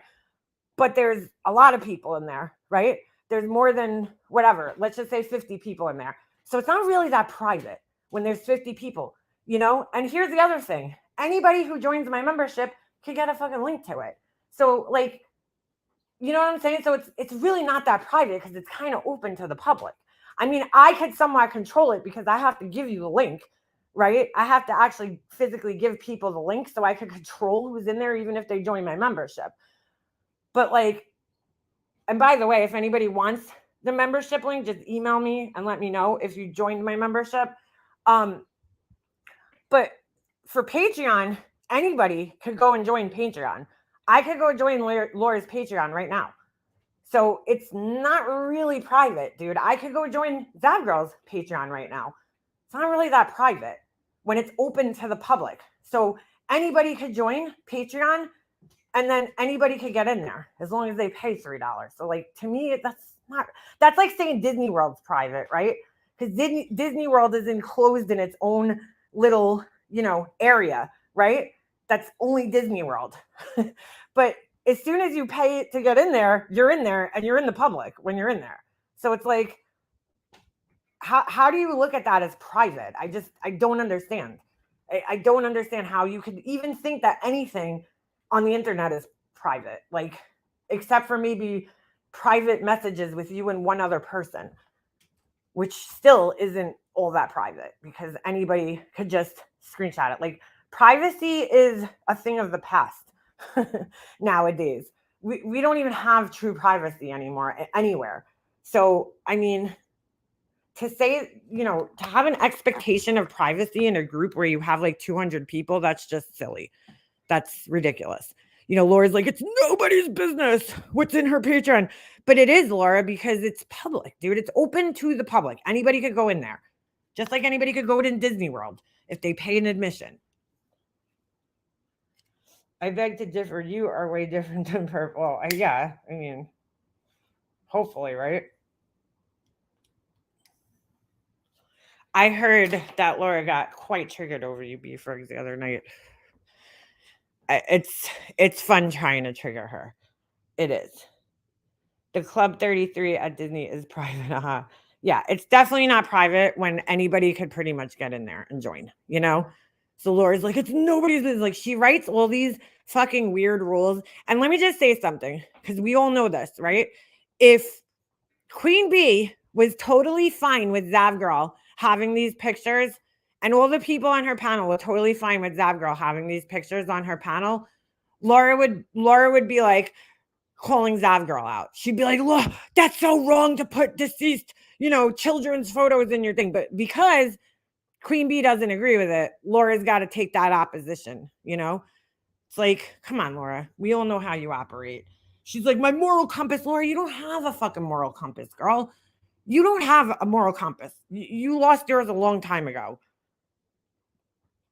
Somebody sent me a clip of this morning of her, and I just, she blows my mind, dude.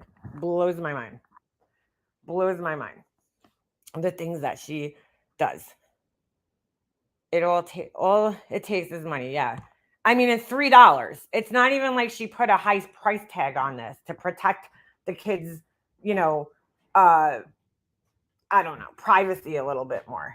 I didn't see the video. I wouldn't go watch that video. There's no way you can pay me. But from what I understand, she got pretty graphic. She was kind of zooming into things and whatever. It's just gross.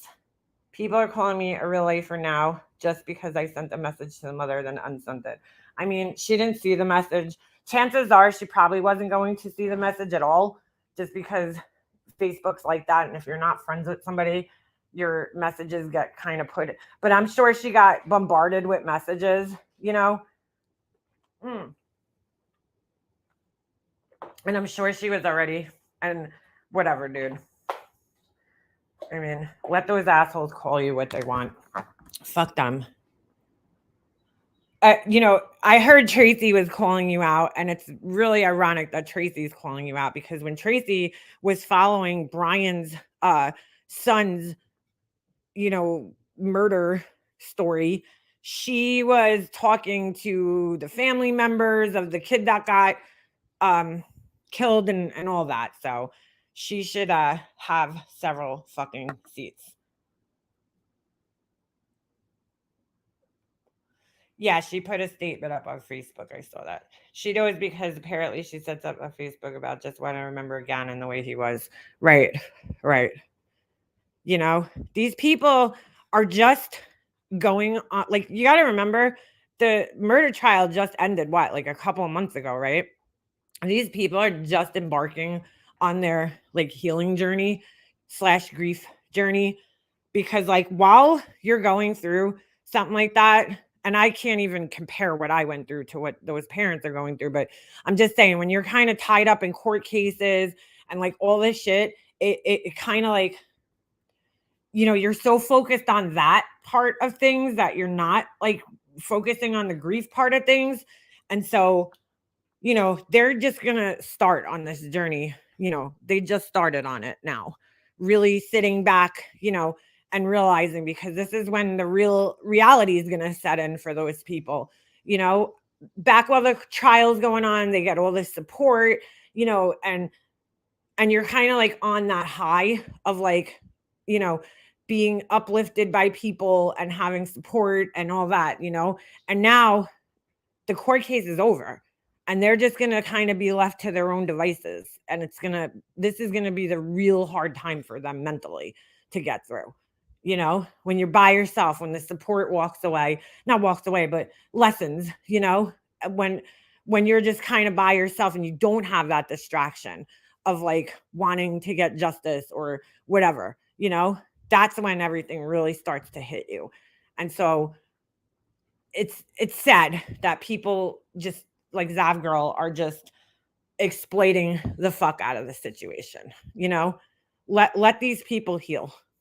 Let them remember their son the way he was, you know, when he was alive. He was such a cute little boy.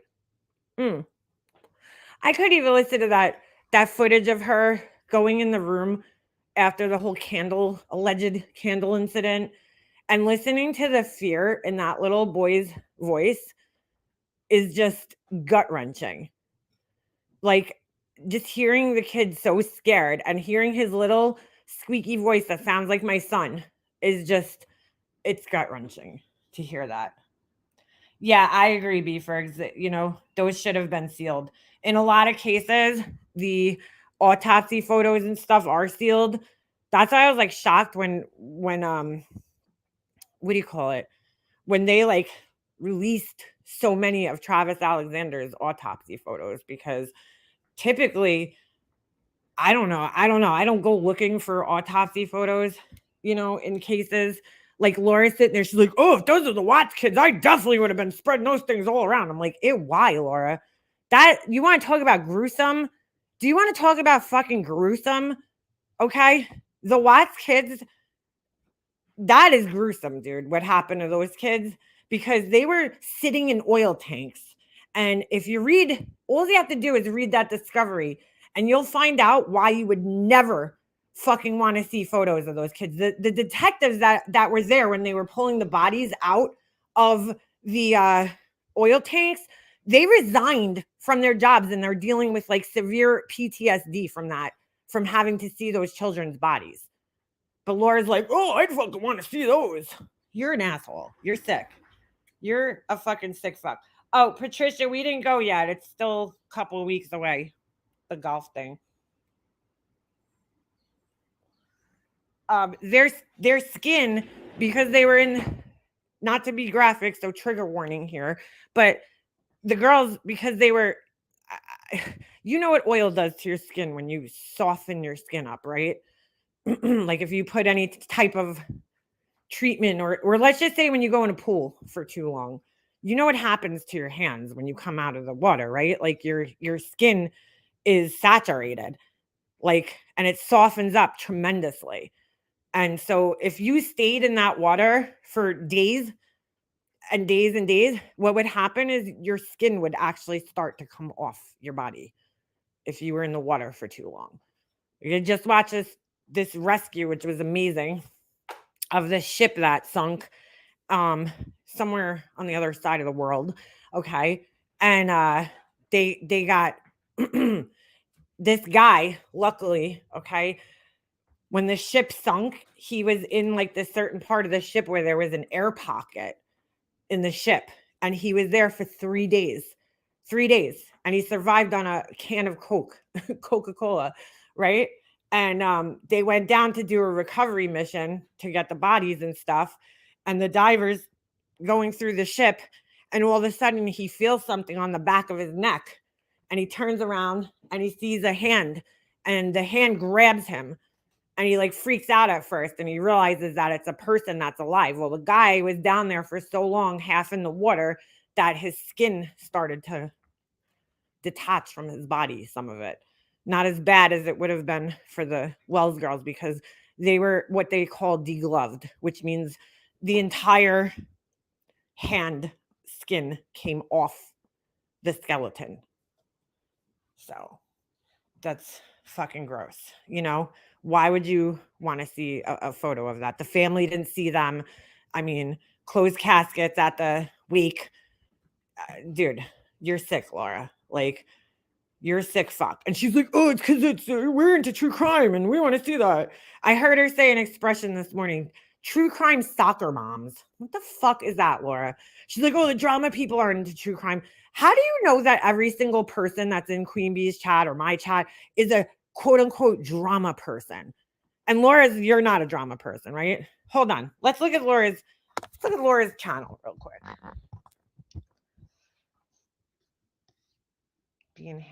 Beheaded. Oh, Patricia. I saw that, girl. I saw that. And yes, that was, you can't. The worst one was the guy that was burned alive in one of those cages by those people. That shit was beyond disturbing. Beyond. Like that, I think, to me, honestly, is worse than the beheading. And I'll tell you why, is because like once you're beheaded, that's it. It's over. You know? I mean, your brain might take a couple of seconds after to fully shut down. But when you're being burned to death, that's a slow, painful, extremely painful death. I mean, that shit haunts me, seeing that. Like, what the fuck is wrong with people? Seriously. The fuck is wrong with society? Not society, because I know not everybody is like that. But hold on. But anyway, Laura's whole bullshit on, real true crime people and soccer mom true crime people, whatever the fuck that means. I don't even know what that means. She's like, soccer mom true crime. Is that like a real thing, Laura? What the fuck are you talking about, dude? So here, this is a true crime channel right here, guys. Let me share this with you. Oh, fuck. Her stupid thing's gonna start playing. Stop this. This is a true crime channel right here. Yeah, Lisa. She wants to see the pictures of the Wells girls, apparently. Sick fuck. Like, why, Laura? It's not going to teach you anything.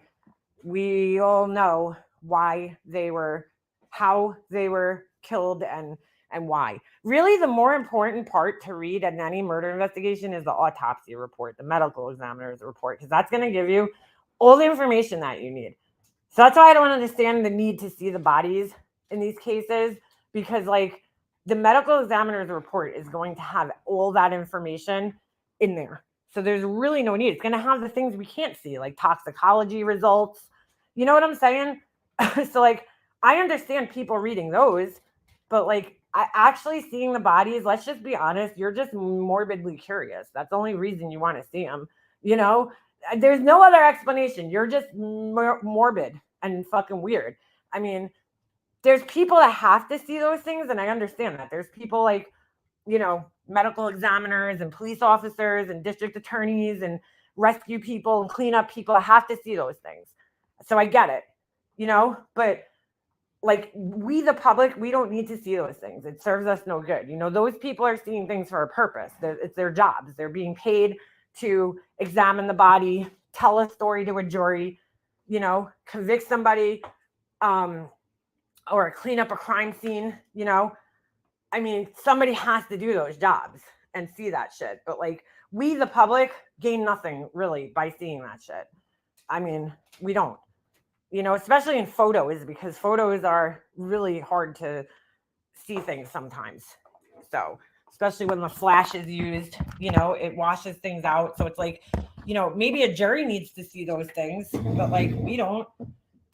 I just, you know, you really just want to see them because you're a fucking morbidly curious person. That's really what it is, you know? You want to see what a dead kid in a suitcase looks like. Well, what does that look like? Because I'm sorry, and if you don't, I mean, we all try to kind of almost imagine those things in our brains because it's so hard to imagine. Like, how would you do that? How do you do that? How do you put a kid like that, you know? And of course, those things run through your mind when you hear them. You know, you're like, wow, that is fucking sick. Like, how did she do that? You know, how? But I don't actually need to see it. I could imagine in my head enough to figure it out. You know what I'm saying?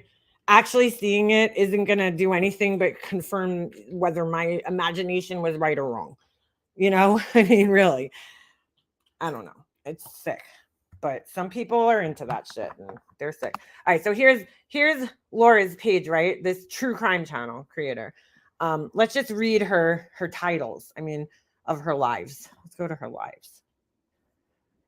Let's see how many true crime, things she actually has. So, hypocrites, Koberger, and photos. Oh my! And what a day! Holy! And that's what somebody told me to go watch this morning. Breaking news. Well. What do we have here? Is that a true crime live? It says cocaine, minor children, hypocrites, and more. What a bunch of stupid memes. Dear moral police, your moral compass, as she says, is yours. Stop forcing it on others. Moral compass. Oh my God. What does that mean? Your moral compass is yours? Does Laura, I don't think Laura understands what a moral compass is. First of all, it's not even a real fucking thing. It's a figure of speech. But second of all, like, morals are things that like most people have, right? So most people's moral compass, right, which is why they call it a compass, is because it aligns into the same direction, north, south, east, west, right? Like that's why they give it that, because it all leads the same way. Most people who have a moral compass, their moral compass goes in the same directions. It's like, well, if bad's that way, I'm going this way, right? I'm going towards good. I'm not going to go towards bad. I'm going to go towards good always. That's like saying I'm handing Laura a compass and her north is going to be different than my north. Like, that's not how a compass works, Laura. All compasses are the same. They all point in the same direction. Like, so if I'm facing to the right of me, it's going to be, well, depending on where I am, facing east. If I turn around, I'm going to be facing west. If I make a 90-degree turn or whatever, I'm going to be facing north. So it's like, or south. So you don't even understand what a moral compass is. You just don't. You don't understand the term. You keep misusing it. Because people's moral compasses who have different moral compasses are the people who do these crimes. That's who they don't even have a moral compass. It's either you have one or you don't. It's not like, oh, I have a moral compass and it's a little different from yours. No, it's 11:11 here, make a wish. It's either you have a moral compass or you don't. That's how it works. That's how the saying and the phrase works. It's not, oh, you have a different moral compass. It's like, no, you either lost your moral compass somewhere along the way and you were once a good person who was going in a good direction, and now you're a shitty person who does shitty things. So you lost your moral compass, right? Or you just don't have one. I don't know. It's not different. People's moral compasses shouldn't really vary that much.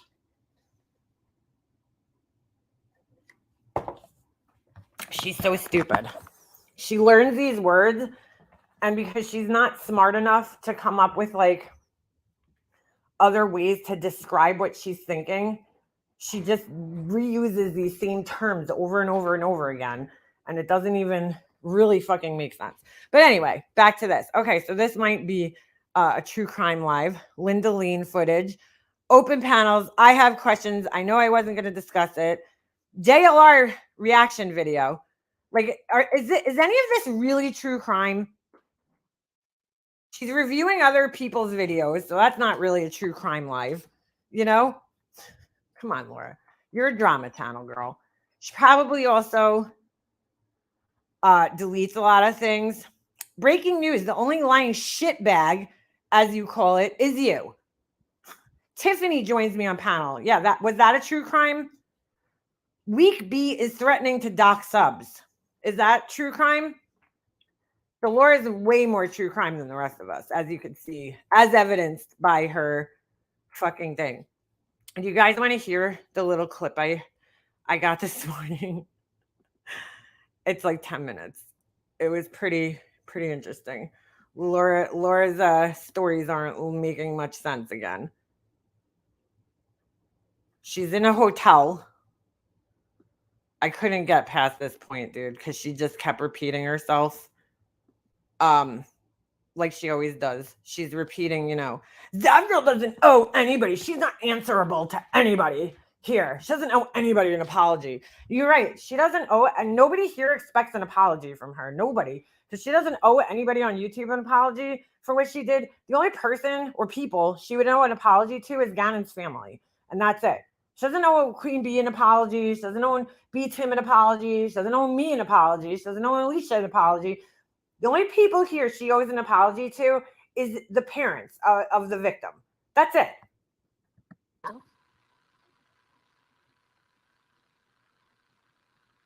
I don't think anyone's scared yet. Laura puts the gangster in true crime. Laura puts the stupid in true crime. You ever be in a hotel and you feel like everyone can hear you? Oh, wait a second. You know what's People funny? next door. I saw, was that her that had the Cinema Shogun guy in her title? Because I could have sworn I saw her.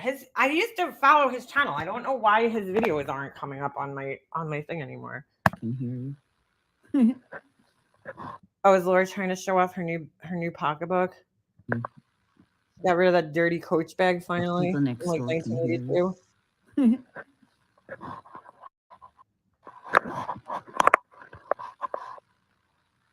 I've never seen somebody who doesn't know how to I don't know why she doesn't just use StreamYard from her phone when she goes live. Who feels like staring at a fucking air conditioner in some ratty hotel room in a bed? Hotel bed sheets. So I'm going to start with, I've been thinking a lot about this Kohlberger theory. Hey, Nan. I got her and what's his name say Kohlberger, and it fucking drives me nuts. Her and JLR. He says Kohlberger. Ryan Kohlberger. It's Kohlberger. Kohlberger. There's no L in it. And they I don't know. They say Kohl, Kohl's Kohlberger.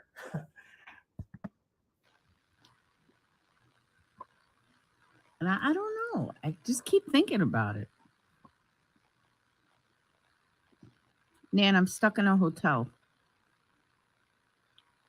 This story makes no sense. Just listen.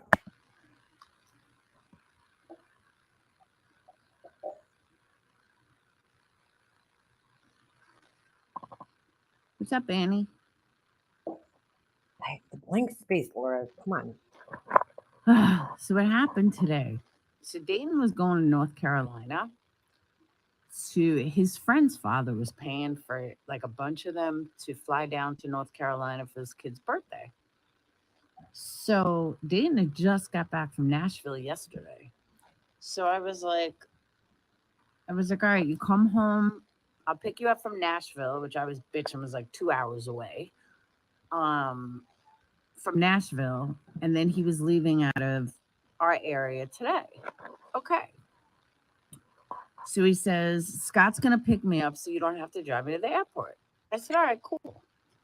So at 9 o'clock, he texts me and he says, Mom, we're on the plane. We're boarding. Okay. This isn't the part of the story that makes no sense. 10 o'clock, he calls me. He's like, Mom, we're back at the gate. I said, here? And he said, yes. I said, why? He said, I don't know. They said the plane's delayed about a half hour. Okay. I'll tell you exactly why this was happening, because this was happening while I was down in Tampa. First of all, the FAA right now is completely understaffed with air traffic controllers, and all the airlines are understaffed right now. People do not want to go back to work after COVID. So that's one reason why this, flights are being delayed. But also right now is last week really more so was one of the busiest, travel weeks. The week that we were coming back from Tampa, 4th of July week, everybody's going on vacation that week, traveling, going home, going to see people. So flights are being delayed. Plus, in the South, the weather is definitely playing a huge role into flights being delayed and everything. So there's a couple of things that are going on right now. I mean, it's been all over the fucking news about flights being canceled and everything. So I'm doing some stuff at the house, And then he calls me back. He's like, Mom, it's delayed again. Okay, why is it delayed again? And they were flying to Atlanta and then to North Carolina. So I said, so now it's going on like 10:30. He's like, they say we're leaving at 11. Okay. 11 comes and goes. Now we're leaving at 12:30. Now he already missed one connecting flight. So I'm like, okay. I was like, you're gonna have to book your other connecting flight for the 4:20. So now we're going on 12 o'clock. It takes almost 4 hours to get to Atlanta by car. So 1 o'clock rolls around. I said, Dane, I'm coming to the airport. I said, I'll take you to the airport. Because at this point I'm thinking, okay, today was actually, or yesterday was Brad's birthday. And I felt like this was like a warning from him. Like, he's not supposed to be on this plane. So I'm like, I am not really looking forward to driving to Atlanta for 4 hours, but maybe this is a sign that, you know, he shouldn't be on this plane. So we book him for the 10 o'clock flight out of Atlanta. So I switch cars with Phoenix. We drive all the way to Atlanta. Yeah, like that's fine, dude. I understand like a mother thinking that. You know what I'm saying? Like I would, first of all, I don't even know if I would send my kid on a plane without me, but that's just me. I know some people have to do that. Like just me, my fucking fear with planes already, you know, just sending my kid by himself. I don't know. I don't know if I'd ever feel comfortable doing that. Okay. The other flight was eventually just totally canceled. So we get to Atlanta. Now we have like 3 hours to kill. In this process, we stop at a gas station to get gas. I buy a couple things, Here's where her story starts falling apart for me, okay? It has nothing to do with it. Like, I give her credit for like going and picking the kid up and bringing him. Like, that's fine. This is where the story starts to fall apart. This always happens to Laura when she leaves town, in case you guys won't notice this. And like $12 and then $25 on gas. We get to the airport and I get a notification from my bank that says, now mind you, I just drove 4 hours. Dude, this, just like MGL, this happens to Laura all the time. I remember this happening to her like 5 times when I was friends with her.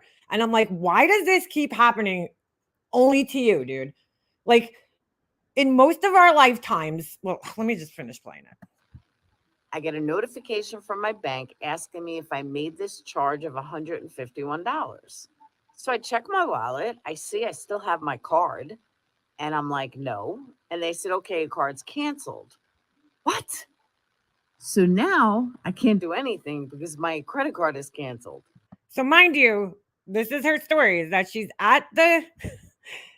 You're going to see how this doesn't make any sense. She's at the airport still. She stops at a gas station, okay? Spends $12 and gets a notification from her bank. I'm sorry, she's not at the airport. She goes to a gas station, spends $12 and gets a notification from her bank saying, did you spend this $150? And she says no. And so right away, they're like, okay, we're canceling this card, right?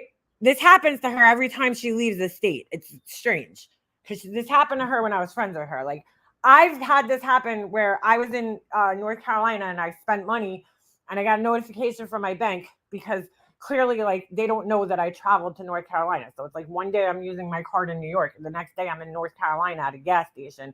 So just for security reasons, you know, they contacted me and asked if I had spent the money. And yes, I did because it was my card. But, you know, this doesn't make sense. I was like, oh my God. Now I have other credit cards, but not with like significant money on them. One of them is maxed out. So I'm like, well, I hope nothing happens on the way home. I mean, then I'm like, well, I can always ask Sage to cash at me. So all of a sudden we're at the airport. It's like 9:45. And I'm like, all right, guys, you guys are leaving in like 20 minutes. I could take off. No problem. So I don't know why she leaves before they take off. Like, I would have just stayed there given the circumstances that, like, it already got delayed a whole bunch of times. I would have just stayed there until I knew they got on the plane, and that was it. I go to the car. Now, I have Phoenix's car. Phoenix's car doesn't have AC. But I didn't think it was that big of a deal. It was nighttime. Their other son's car doesn't have air conditioning. Well, I didn't know we were going to have torrential rains. So I go to leave. I'm I would say about 15, 20 minutes outside the How do you own a car in Alabama with no air conditioning in it? That just sounds inhumane. airport. The air conditioner probably just needs a simple recharge. I don't know what kind of car it is, unless it's like a really old car. Because my husband's truck, his old truck, it didn't have air conditioning in it because it could have, but I don't know. It got disconnected somehow. But he didn't really drive it, so it doesn't matter. But like in your everyday car, I don't know how you live in the South with no AC in a car. That's terrible. But newer cars, most of the time the air conditioning goes, it's just that you need to get a new can of the Freon or whatever the fuck it is and recharge it. It's usually the case. And the guy that's picking them up in North Carolina tells me their flight was delayed. Oh my God. Now it's lightning. I'm like, this trip was not meant to happen. This wasn't meant to happen. So Dayton's like, Mom, could we fly if there's lightning? I said, absolutely not. So he's like, all right. That's not necessarily true. It depends on where the lightning is. If it's like on the runway, they're probably not going to take off. But if the lightning storm is in a place where they can fly over it, then yeah, they can. All right. I go, Jeremy said that you guys are delayed. He's like, well, we're sitting on the plane. I said, all right, well, hopefully you're not delayed. Okay. So I'm driving and it is fucking torrential rains. I'm on these highways. I'm in Atlanta. I can't see jack shit. I pull over at Walgreens, get a couple of things there. The highlight Ooh, the mail trucks don't have AC. That sucks. of my life was this really cute guy who was probably no older than 25 was flirting with me. So that She just said the highlight of her life was that a 25-year-old guy, a guy that was no older than 25, meaning that he was 25 and under, was flirting with her. That's fucking weird, Lori. You're 50. You're like a fucking quarter of a century older than the guy. But kind of fucking weird, bro. Not gonna lie. made me feel good. But then I'm like, there's no way I can drive 3.5 hours in this rain. So I'm driving on the highway. It starts to let up a little. Okay, no problem. And then it starts torrential raining. The guy in front of me puts on his hazards. And now, mind you, I'm on a major highway and we're going like 25 because nobody can see. I have no fucking AC. I'm like, yeah, this is not happening. So I pulled over again and I ended up getting a hotel. So here I am at a hotel. Okay, so this is where it doesn't make sense to me because she just said that her card got canceled. How did she? And she didn't have other credit cards with money on them. One of them's maxed out. How did she get a hotel then? How'd she get a hotel? I think she was doing a little e-begging there. That was a subtle e-beg. I told the kids, I said, this was like the worst day ever. But on a happy note, Dayton landed. He's in North Carolina.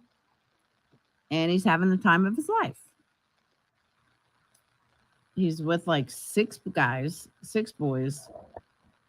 They know each other some of them know each other from school. You know, like Dayton went with someone. But they're all in a gaming group. Like they're all from a gaming group. I didn't know that until tonight. She didn't know this until today, that her son is with a bunch of strangers from a fucking online gaming group. But 2 of the guys that are meeting up with them, they know just from like Fortnite and stuff. So this father, who's like super rich, paid for everybody to come there for this kid's birthday. So, and the guy is like super cool. Wow.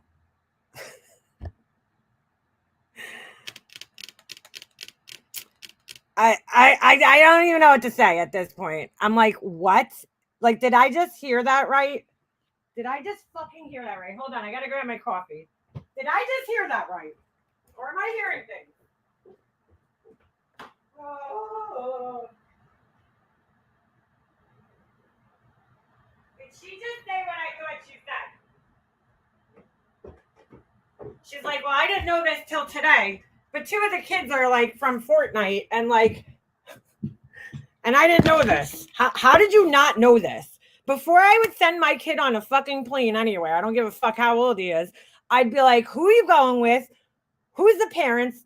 And if I never met the parents, you are not getting on a plane and going to the fucking parents' house. I don't give a fuck how nice the people are on the phone, because there's a lot of fucking people out there that are nice to your face, but not really that nice. Sorry. I'm sorry. This scares me a little. It just sounds a little scary. The way she's describing it. Maybe I'm missing something. But this sounds a little terrifying. How do you know you're not sending him to like some sex trafficking fucking ring or some shit? Like, I'm just saying that the way she's describing this right here has my heart palpitating. It's scary. I asked him if he had any single friends. He said no. But I agree with you. I asked him, she asked this alleged rich dad who is flying a bunch of boys he never met to his house, 14, 15-year-old boys to his house, if he has any single friends. Don't ask him like, hey, where's my son staying? Hey, how are you affording this? Hey, nothing. You know, is my son going to be safe? No. Ask him if he has single friends. Denise, it was definitely safer for me to get a hotel than it was driving. Even now, like I looked at the path from here to there, and it's flash flooding and rains the whole way. Tomorrow, it's all sunny. I was like, fuck it.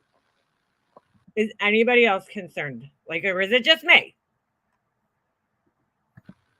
But we're already. But again, if I say I'm concerned, she'll be like, it's none of your fucking business. On the list? What do you mean? It was horrible. The weather is really bad. On the list for what? And I don't have my glasses. I don't have anything. So yeah, that's why I wasn't around all day. I have no idea what happened. I heard bits and pieces here and there. I heard Natasha Cooper is making. Girl, yeah, exactly. Like, I'm very protective. Maybe I told you guys this before. I'm a little bit of a helicopter mom with my son. Like, my son only hangs out with kids who I am friends with the parents. Like, he's not going to go to some random kid's house that I don't know the parents. Like, that's not happening. And he's especially not sleeping over anybody's house if I don't know the parents. But he ain't going to kids' houses unless I know the parents. Like, know them. Like, the only kid's house right now that he sleeps over is his one friend, and that's because I'm very good friends with the parents. I hang out with the parents. I've known them for years, and he goes over there, and that's where he's allowed to sleep over. But like, if some random kid from school invited him to sleep over, I would never let him just go sleep over there. It just wouldn't happen. Sorry, but to put him on a plane to somebody's house that I didn't even know that he met online, no, sorry. MRB relevant, which I don't know why.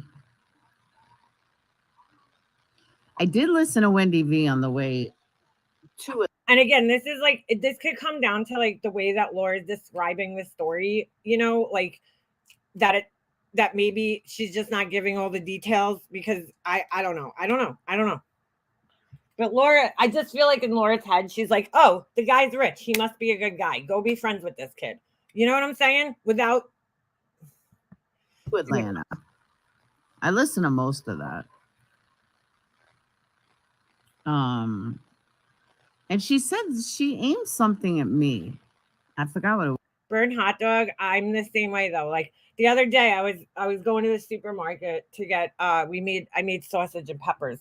By the way, I was having a fucking heart attack. You guys know I don't love cooking, but my husband sold his old truck. So the guy happened to just be coming to pick the truck up while I was cooking dinner. And my husband usually mans the grill because I am terrified of fucking barbecues and propane. I don't know if I told you guys this before. I think I might have. Propane just scares the shit out of me. So my husband usually does the grilling part, and then I'll do all the side dishes inside. So I'm making all the side dishes, and I'm done now. My side dish is done. So I'm like, fuck, I gotta make the sausage and peppers. My husband's outside dealing with this guy who's buying his truck. So I go outside, I turn the barbecue on, I'm grilling, and I'm having a full-blown fucking panic attack because I'm I don't know if I'm doing this right. Because I don't really grill things. He usually mans the grill. So, I mean, I can make hot dogs and hamburgers, but I never did sausage and peppers on the grill, but they came out really good. But anyway, I don't even know why I just told that story because it has nothing to do with anything. While I'm leaving my neighborhood, I had to go to the store and pick up all the shit we needed. I see my son's friend from school walking down the street with 2 friends. And I'm oh, I looked at the kid and I'm not 100% sure if it's him because he dyed his hair. And I'm is that the kid? And I'm I drive away and I'm thinking to myself, all right, he's right around the corner, this kid, from his house. But I'm I don't even know if I'd feel safe letting my son walk to this kid's house. And I'm is something wrong with me? His house is right around the corner. But I just don't know if I would let him walk around like that with the kid around the neighborhood. I know, B-Fergs, I love the truck too, but you know what? Hockey. that truck is paying for Jesse's entire hockey season this year. So, we kind of had to sell it. It sucks, but at the same time, it's been sitting in our driveway, just kind of rotting. My husband hasn't been using it. So they used to go and cruise around in it every weekend, but they haven't done it in 2 years. So my husband was kind of I could use the money, and we don't use it anymore, and it's kind of a shame. I know, I love the truck too, but it is kind of nice to have a fucking extra space in my parking in my driveway now. I am gonna miss it though. Jesse was crying hysterically. He was so upset. My husband sold it. At first he was oh, I don't care. And then as soon as the guy pulled away on the tow truck, he was crying.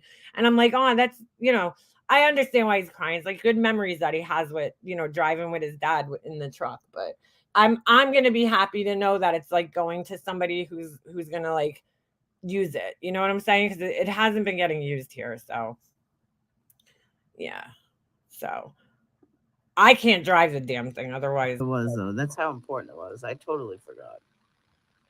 All right, Laura, I'm done with Laura. I don't even know why I'm still playing her. I just wanted to play that little part because her stories never make sense. It's I my credit card got, messed up, and then somehow I magically managed to rent a fucking hotel room.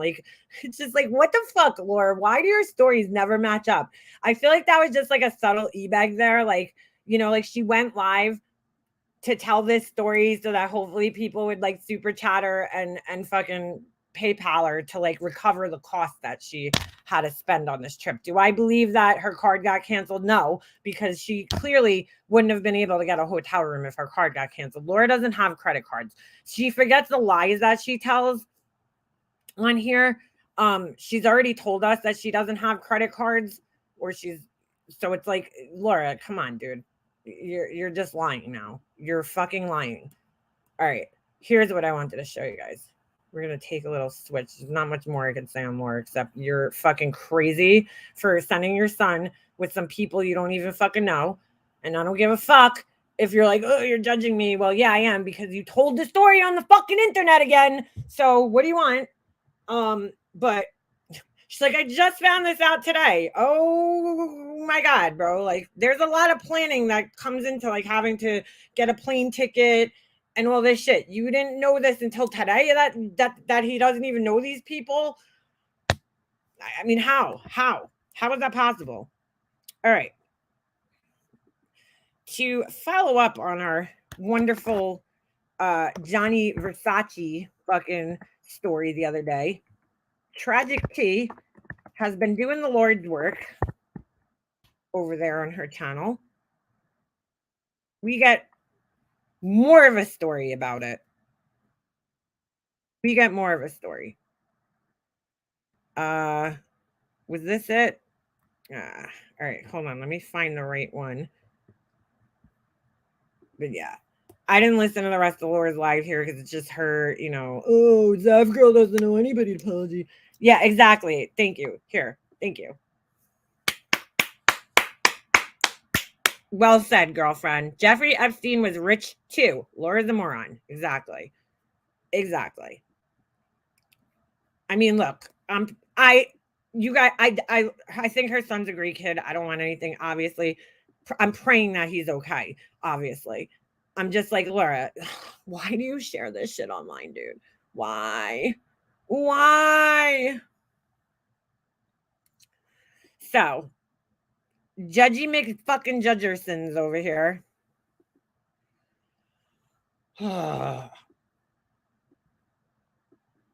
Staying there a week. I don't know, girl. I'm trying to like not think about it because I'd be having a fucking literal dude. My son. So the other night, my husband and I went out. It's July 3rd, right? We go over to our friend's house. We hang out there for the night, you know, and we come home. And Jesse stayed there to sleep over. And on the way home, I was in the car, and I'm like, me and Chris are driving home, and I'm like, Chris, is something wrong with me? Like, I don't want to leave him there. Like, I'm like, I just get worried. Like, I'm like, what? Like there's something wrong with me. And he's like, yeah, but he has to, like, you know, he's staying there. And I'm like, I know. I'm like, but like, I'm like, it's just so hard letting go, you know, like letting your kid grow up. Like, I'm like, I don't know. Like, I'm just starting to get comfortable with him sleeping out. And I'm like, is there something like wrong with me that like, you know, like, I just like, I hate, like, I'm going to worry all night now, you know, because he's like not home. And then like the next day, I called, you know, I talked to my friend, and she's like, oh, he could stay here until, you know, like 7. And I'm like, that's like a long day, dude. like I just wanted him home, you know. I'm like, just because I don't want to worry about him anymore. Like I know my friend, like I trust my friend, you know. It's not her, it's me. It's fucking, I'm just a weirdo, you know. And I'm like, I don't know, like there's something wrong with me. Like I don't know. It's very hard for me. And I think a lot of it has to probably do with like Jesse's really my only family that I have. You know what I'm saying?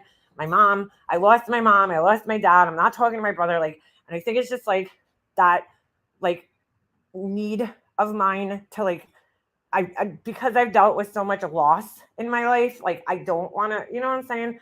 The thought of like losing more is terrifying.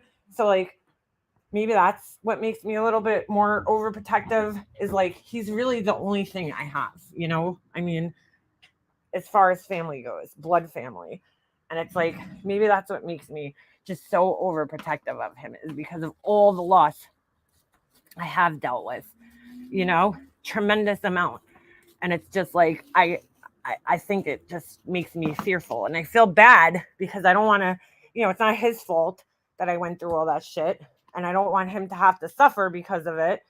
So I have to just, you know, let go sometimes and let him just be his own, you know, his own person. He's growing up. And I just have to, you know, suck it up and deal with it. But it's hard. It's just hard. I have hundreds of friends in real life. I only trust maybe 10 of them. 100% with my kid. No judgment, but they are my friends. Well, the other thing is, you know, and I've told you guys this before, not in great detail, but there was an incident in my family that took place that, you know, I didn't know was happening until it was too late. And so, you know, that might play into my role again and my distrust for people. And like, I can't explain this to my kid until he gets older. Maybe one day when he's like, Mom, you're a fucking helicopter mom. And I'm going to be like, well, here's why, you know, but I can't explain it to him now. One day when he gets older, I could explain it. Okay. So listen to this fucking asshole. Once again, so she's in her fucking Barbie pink pajamas over here, her Pepto-Bismol fucking jammies. Once again, I don't know what kind of fucking high she was on, what was going on here, but the Gianni Versace mansion was crawling with. See, I don't know if this live was the same day as my live the other day, or if it happened after my live the other day, because You'll see why I find it odd what she does here. You'll see. Made in China Chanel bags. Girls wearing just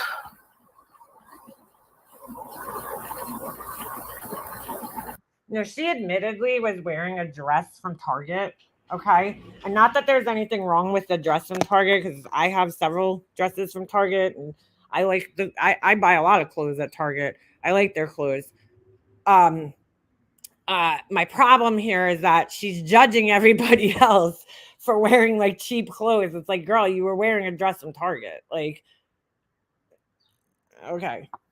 So you had an expensive pair of sunglasses and a bag that, oh no, I'm sorry. I just saw a clip where she said she was had a 10-year-old Louis Vuitton bag with her. So polyester blend.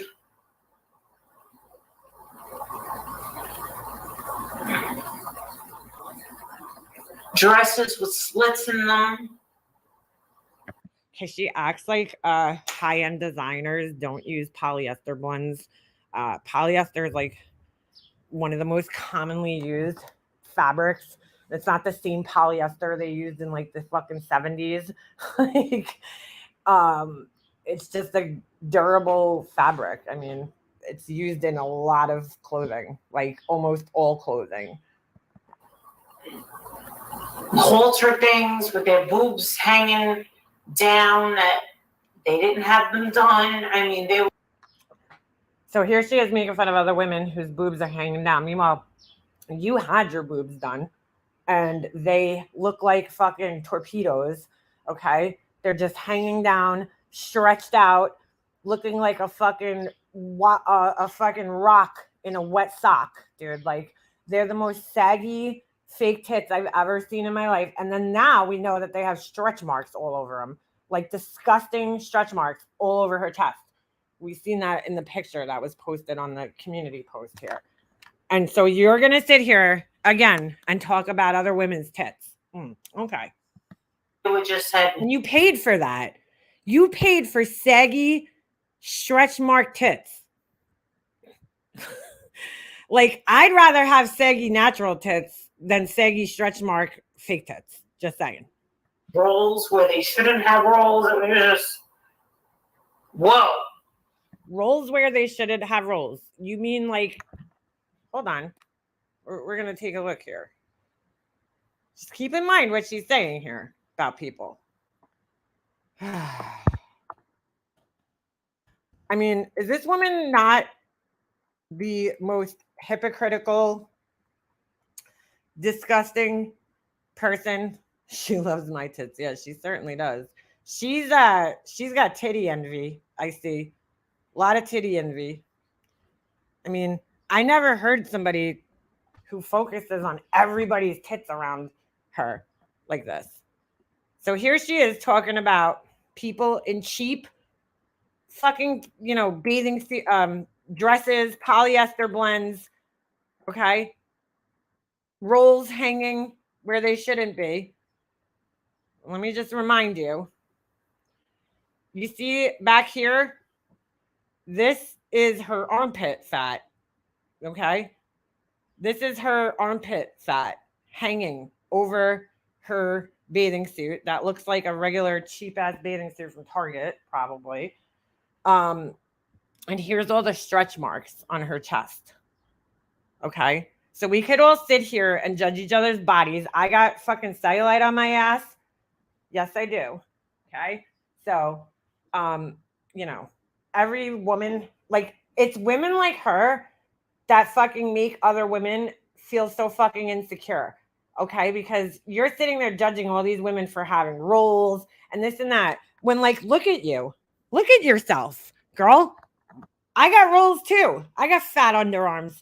But you know what? I wouldn't even fucking care because I'm not sitting here judging everybody out in the world on their fucking bags and their clothes and their fucking rolls and this and that. But she has some fucking balls to be talking about. Let me replay what she says here after we've seen this picture. Let's replay this. And again, I want to mind you, she's wearing a Target dress. So, like, what do you think that Target dress was made out of? What do you think it was made out of? Just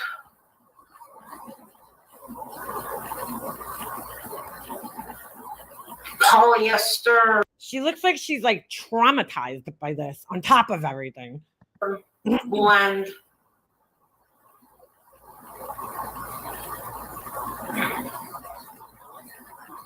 Dresses with slits in them. Which, by the way, is like the style right now. Like, go look at the red carpet. Every actress is wearing a dress with a slit in them. The slit is there mostly so that you can fucking walk. I don't know if she knows it, but it's a functional thing too, you know? Halter things with their boobs hanging down that they didn't have them done. I mean, they were just had rolls where they shouldn't have rolls. It was just.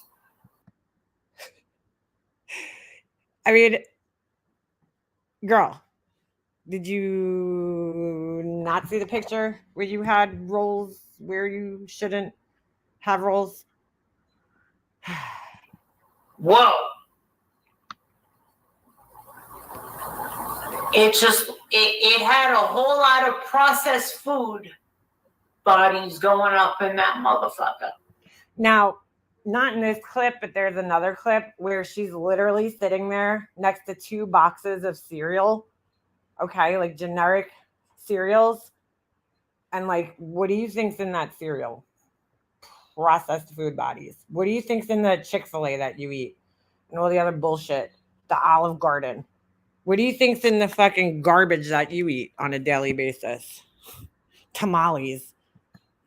And it had a whole lot of, when the guy came back with our bill, he said, Madame. He goes, I'm Nobody says Madame anymore. It's not like 1923, dude. I had to put, it's cost, he goes, we must put 20% because obviously. Said, it's okay. Don't you worry about that. Dude, like, this is like a very common thing that they're doing in fucking restaurants nowadays. They just add the tip in for you. This girl's standing in front of the Versace pool. How about we go over to Instagram? So this is why I'd like to know when this was filmed, because if you guys remember the other day, on Friday, I think it was, we did this. We went to Instagram and we looked at the hashtag on her thing, the Versace Mansion hashtag. And I just kind of find it weird that she's doing it now. You want to go to Instagram and see some photos? Maybe we can look at the hashtag. Do you want to go to that? And I can show you what I'm talking about? How about we do that? As she fucking... See, we do it. Instagram. Let's go see.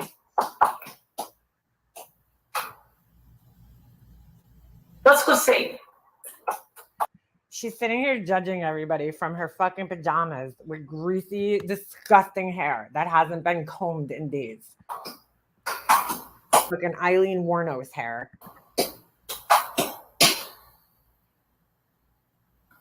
How about we go see this? Hashtag Versace Mansion. She's sick, this asshole. Sorry. Versace Mansion. Oh, here we go. We have, we're gonna have some fun right now. Are we going to have some fun? Let's go check out the dick over here. Hello, everyone. The Real Me Too. Are we live? I see messages from yesterday.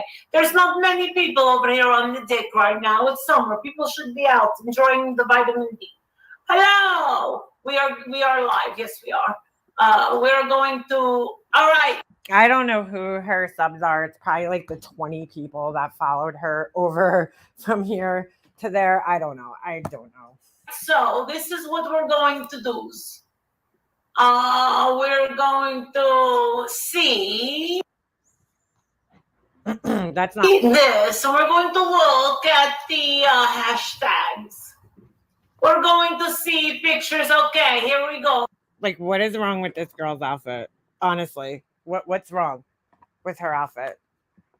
You know, she looks very classy to me. I mean, she's gonna sit here and judge everybody because that's a body, okay?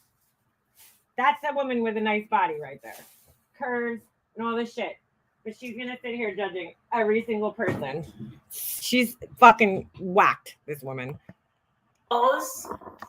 And this is what we have. We're going to look at the, we're going to do side by side.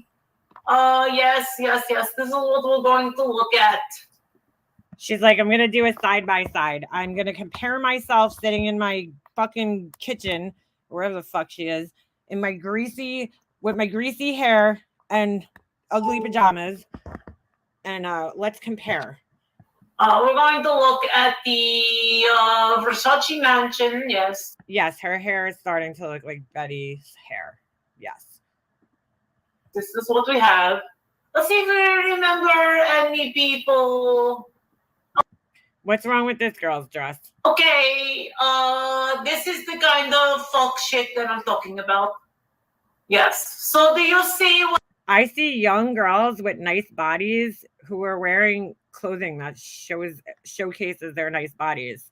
I'm talking about? I'm just gonna click. I was sitting. This is where my table was. So I ended up, because we were a guest.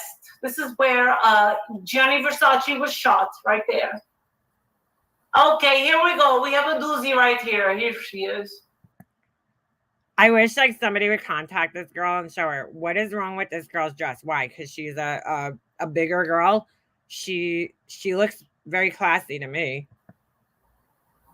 Yeah, this is yeah. 34. Look at this. I remember I was in Saks Fifth Avenue and the woman says, "Oh, you gotta get this picture. You gotta get this belt." I said, "Absolutely not. Everybody has this belt. They're selling fake ones." Oh my God, dude. Oh my God. Never.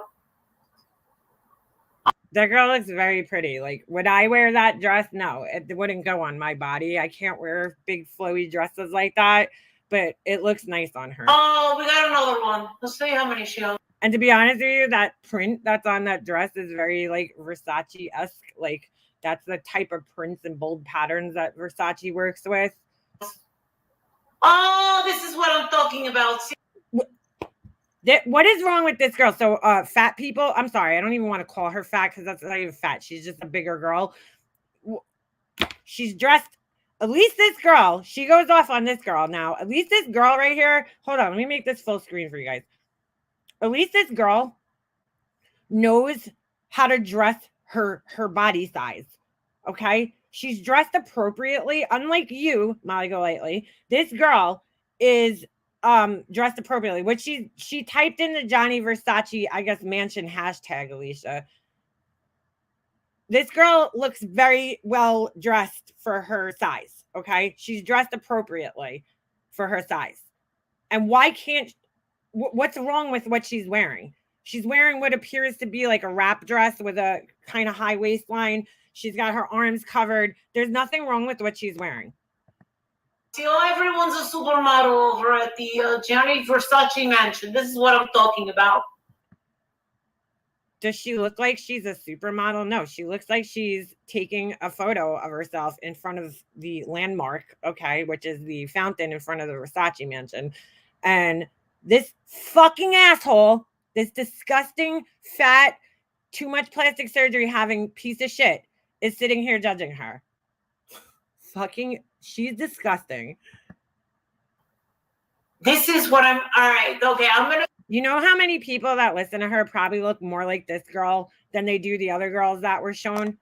Go over to the comment section. So you're getting really, really good fucking, okay, this is fucking entertaining. Am I wrong or am I right?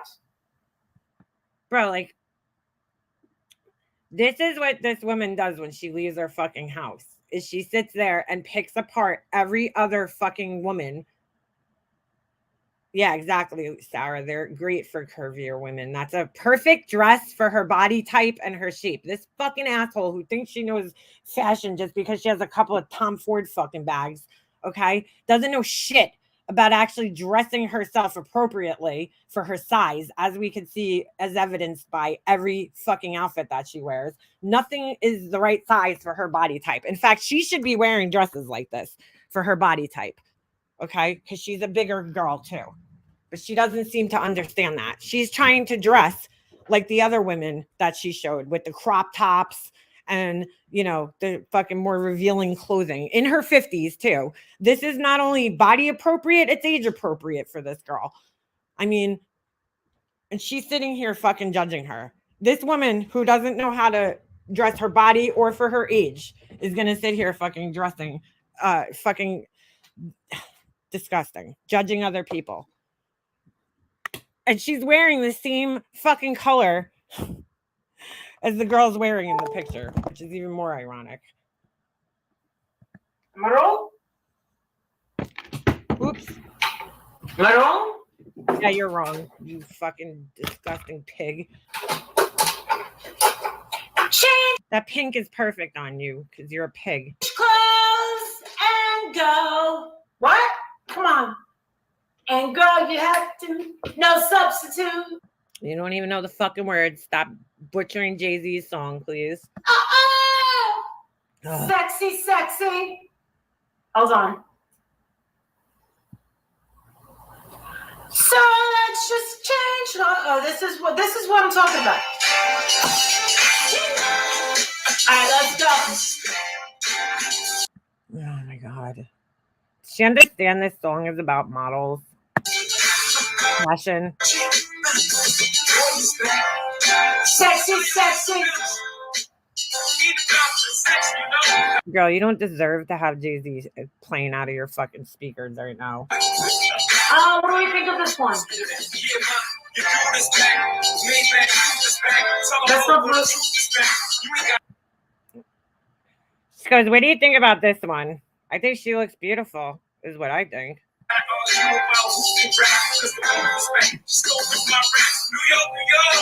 Here's the other girl with the bold print. There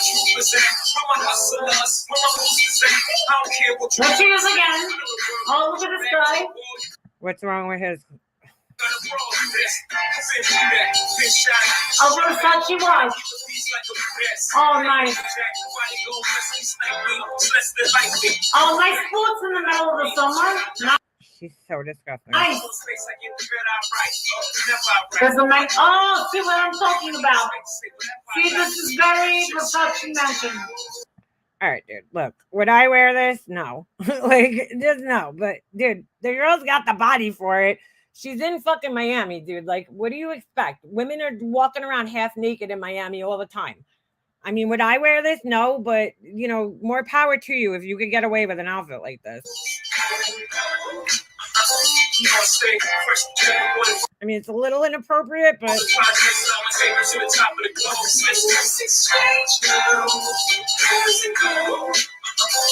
what's wrong with these girls? She's showing like normal people here, okay? Look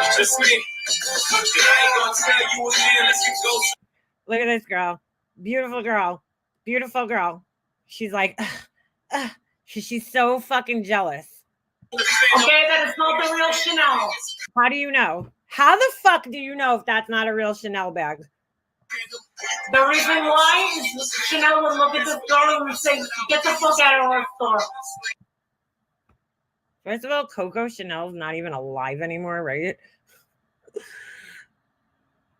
She would look at this girl. No, this is the kind of girl that they would want promoting their shit because she's a young, attractive woman who looks like she has money, who looks classy. This is not what they would want promoting their shit. She's so fucking insecure right now looking at this girl. I don't know if you guys can see this girl, but she's got a banging ass body and a really pretty face, nice hair. She's beautiful.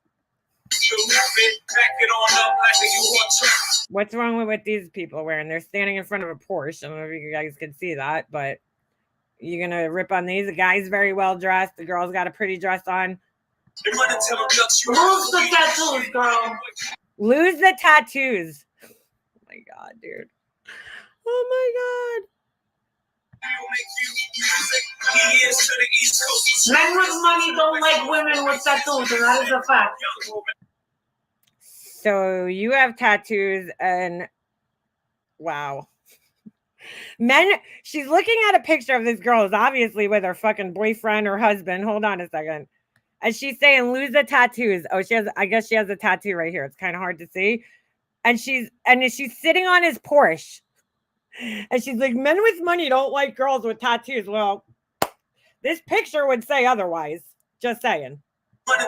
She's so fucking jealous of these girls. It's not even fucking funny. Lose the tattoos, girl. She has the ugliest tattoo. Doesn't she have like an American or British flag on her fucking ankle? She's so envious. It's so funny. Men with money don't like women with tattoos, and that is a fact. How do you generalize and say that men with money don't like women with tattoos? Like, have you surveyed every guy who has money? Because supposedly your husband has money and you have tattoos. So I guess you're just proving that your husband really isn't into you. I don't think her and her husband, like, I think they went on this trip together, but like, I don't think they spent all that much time together on the trip. Wearing a Coach bag in fucking Versace Mansion. Who gives a fuck?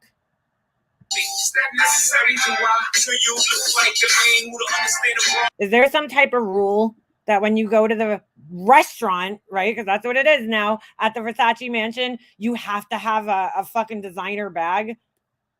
Oh my god, dude. You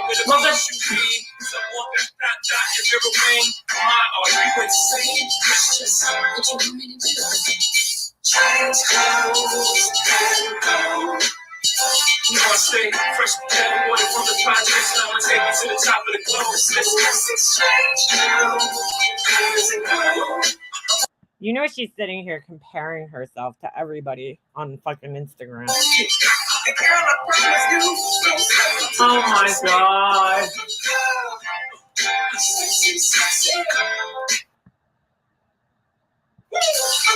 Are you getting it yet?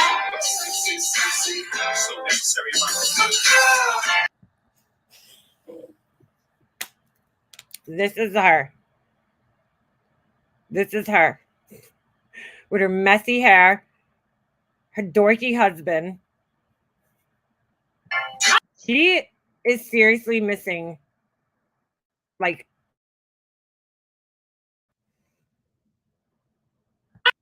one moment. oh, I said seriously. Shut up, Siri. I hate Siri.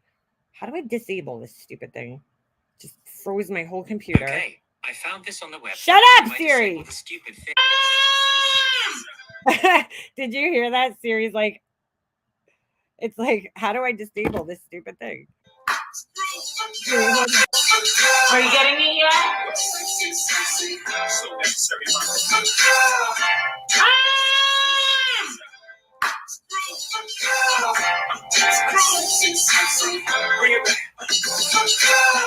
We made it. She's like, we made it. No, you fucking idiot. You hashtagged the fucking mansion and then searched the same hashtag that you had on your picture. What do you mean you made it? What the fuck? Oh my god. No problem. Let's go to my hotel. This don't go well. No. What's wrong with this girl? Alright, stop it. Just stop. What are these people doing that she's like, stop it? Oh my god, dude. Stop it. Just stop. This is an old picture, and I could tell because this shirt is like circa. First of all, you could just tell the picture is old. I mean, it's pretty obvious. But this shirt, this style of shirt is like the Sex in the City days, you know, when when those big flowers on the shirt when the movie came out. So what was that, like 2009 or 10? And she loves it.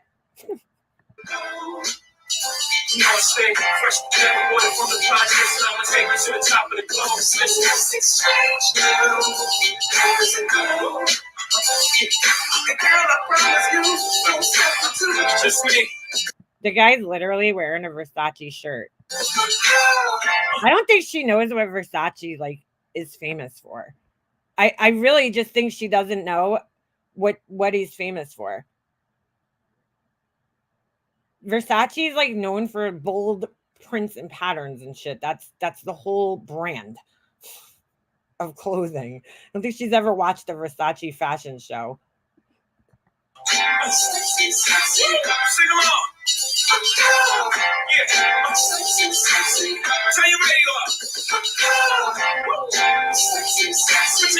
She thought that was.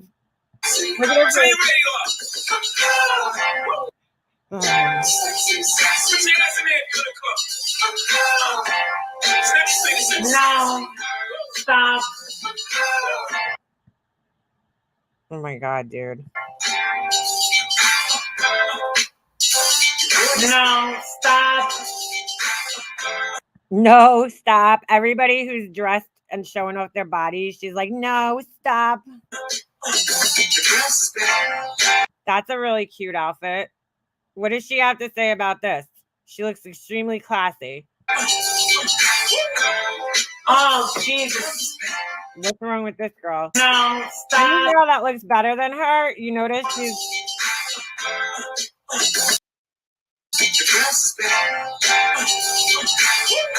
What's wrong with this girl? She has a big ass. Okay. She has a BBL. Oh, Jesus. This is what's in style right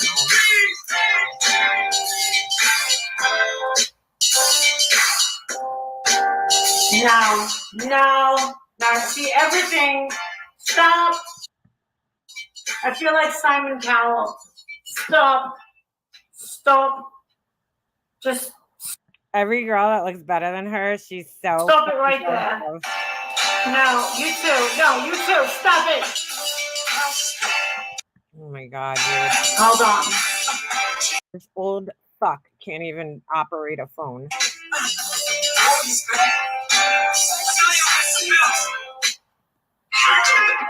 Exactly, B-Frigs. You're no baller when all you can afford are the designer accessories. So she's wearing a Target dress, carrying a fucking 15-year-old Louis Vuitton bag, and she's trying to sit here and judge everybody else. Okay, girl. Have several seats. Yeah. Oh shit, man. Shout out Migos, shout out Zay Versace, Medusa head on me like I'm no Medusa. You know, it's funny, yeah.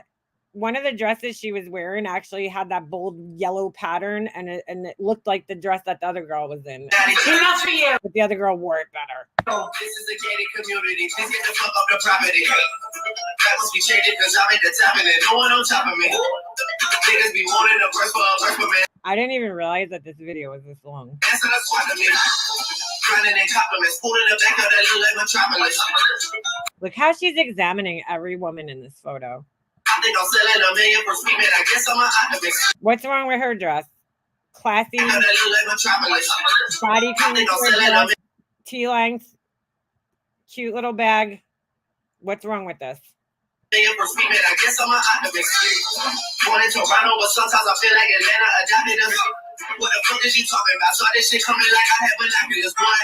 Versace, we stay at the mission.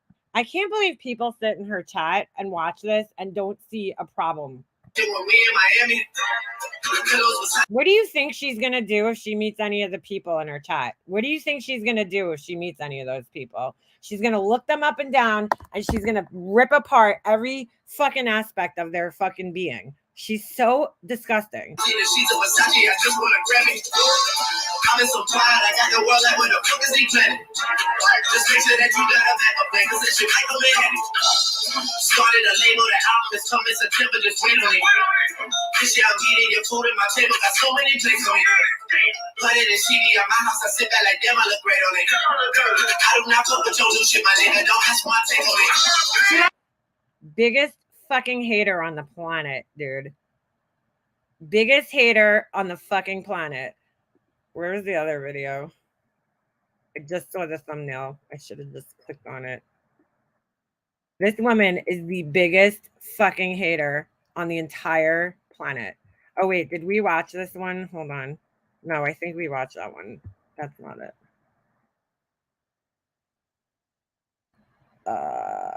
Hold on. Oh, wait. Maybe it was this one. Oh, my God. She's such an asshole, dude. Such an asshole. She criticizes other people wouldn't fit in with the people. Money. Yeah, no shit. By the way, if her fucking little minions are gonna come here and watch, get your fucking story straight. You'll see why I'm saying that. Hold on. Well, I don't know if she's talking to me in all fairness, but I don't know if anybody else streamed that. Scam. Is that me? No. Is it? Mega Millions ticket. Here's what I found. Mega Millions warns of new lottery scam. Oh, wait a second. I don't know if this is what I was. Oh, there's a scam on lottery tickets? You don't say. I don't remember watching this. This might not be it. I don't know. Massive jackpots of the Mega Millions and Powerball dare Americans to dream of riches. You don't say. It is also attracts scam artists looking for someone to swindle. Cha, let me tell you something.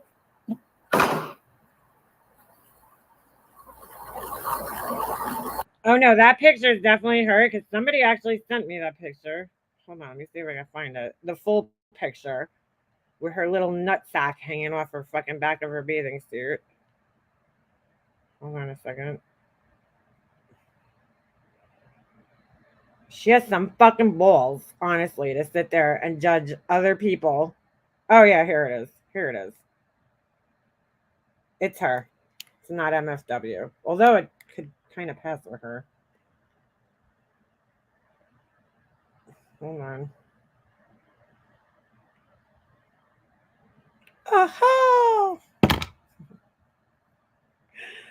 Oh, I have to send it to myself. Fucking gross, dude. She has some fucking balls. I think she must have deleted this picture. We didn't see it on her Instagram, so.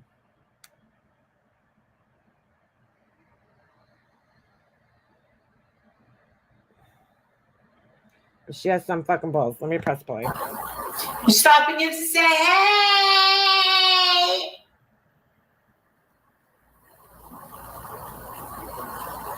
You know what you do? You claim that ticket, you wear a mask and a hat, and you say, bye, Felicia. Adrian said that he would still work his job. Oh, this isn't the one I went through. I was like, what? Like, we've actually had this conversation. Adrian said, I would still work my fucking job. Witchy woman, thank you. Witchy woman just collected a subscription from Nanny of 10. Holy shit. Yes, Nanny of 10's giving out subscriptions over on the dick. Taking it. Adrian said I would still work. So get the fuck out of here. Not me. I think. It's like, not me. As if you work right now. Like, I can't. I'm just saying I think. So you can't sue me. I think that if I won massive amounts from Mega Millions, I mean, it does help to be married to a man that is a money guy. All right, hold on. Fuck, I'll show you after because I don't want to have to unshare and reshare. It's a pain in the ass. I'm not sure that. Yeah, that's why he would still work. He'd probably just work so he doesn't have to fucking deal with her all day. Money's really the answer. I mean, if you really think about it, is money really the? I think that's why their marriage works, is because like they don't spend any time together. They spend the least amount of time that is humanly possible for a couple to spend together. Answer to everything? A lot of people think that it is. A lot of people, or you seem to think that money is the answer to everything. But I'm going to argue and say that it's not. I mean, if you think of Steve Jobs said he had all the money in the world, but he couldn't pay someone to take his cancer. Why is that? Because that's not how it works. The most poetic it's you know, I was telling Justin, you know, we took I mean, I hate to get personal, but, you know,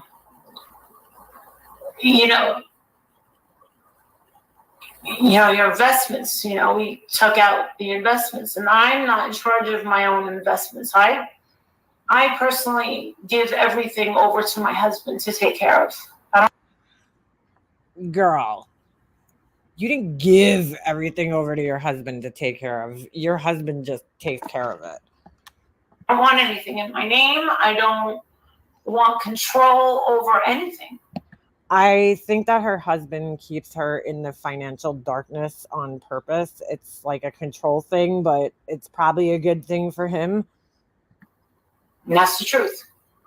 I'm actually very simple when it comes to money. I really am. I'm simple when it comes to money. I just need to spend money on fucking really ridiculously expensive things for no reason. Actually more simple than you think. I'm very good at business. Absolutely. She's so good at business that she literally drove her quote unquote life coaching business into the fucking ground face first, right? Firstly, she's not on any real legitimate life coaching sites anymore. Okay. She got taken off of all of them because of her fucking erratic, crazy behavior. So her only clientele was that of the people on YouTube. And then she drove that into the fucking ground. And now she's on some obscure app e-begging for fucking ninjaginis and fucking memberships. But she's a good businesswoman. But when it comes to money, I mean, I know I like to swipe my credit card. I know I like the points. I know which credit card I can put to get 3 times as much. So here she is trying to sound like a whole ass adult, but you know that her husband probably tells her which credit cards and shit to use. Like, oh, use this one because, you know, you get the most points. Just like the place she just vacationed to, she's acting like she was in fucking Bora Bora, some like real fancy place. You know, that's one of the cheapest islands to fucking to actually vacation to in the whole Caribbean. So on one credit card, like for instance, when I bought my son a credit card, a car. Another unwise investment. She bought her son a car that was clearly a little bit too much for him, and she traded it in and got another car for him. And so that's a really unwise investment. If you know anything about cars, as soon as they pull off the lot, they fucking depreciate by like fucking $5,000 as soon as you pull that car off the lot. So how is that a wise investment to buy a car and only hold on to it for a couple of months? Cars do nothing but depreciate in value until they become like classic cars. But most regular cars like that, they're just going to depreciate and that's it. So you lost money on this car that you bought for him. Real smart. I said, what is the maximum I could put on a credit card? And they said such and such. Can't remember what it was now. But I did that. And if you were so smart with money, you would have already known that. Because I knew I could pay it, but I also wanted the points. Do you get what I'm saying? If you swipe it and you charge it, you get the points in your credit card and you just pay it real quick. Fuck! Stupid bug. Bug just buzzed in my ear. I hate that. Ugh! Oh God, my sister's here with the tiny hands. Yeah, I relinquished. My husband wanted to give me this fucking house. This is like a fucking $600,000 house. Well, I'll put it in my fucking name. I said, get the fuck out of here. I don't want this fucking house. I don't want it. I don't fucking want it. she doesn't want anything in her name because she's gonna get fucking sued. That's why. I don't want to own anything in Pennsylvania. Why would you like that? Doesn't even make sense. Why would you not want to own a house anywhere? Forget where it is. Like, who gives a shit? She's so full of shit. You know how I know? It's because she's even talking about this. Like, why are you even fucking talking about this? If it's not an issue for you, why are you even having this conversation? I know what you're thinking. Well, where do you want to build a house? Well, that is a fucking problem. I'm 48 years old and I still don't know where I want to fucking settle. And the thing is I just realized, for a life coach, I keep saying, well, I'm going to wait till Jake goes to college and then we're going to follow him there. Well, guess what? He's almost going to college. Next year is when he's applying to colleges.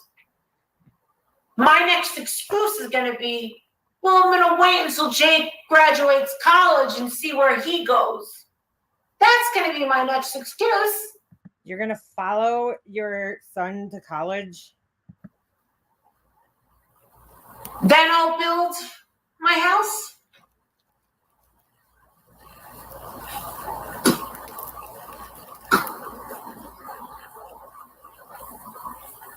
Well, yeah. I mean, the money that I had,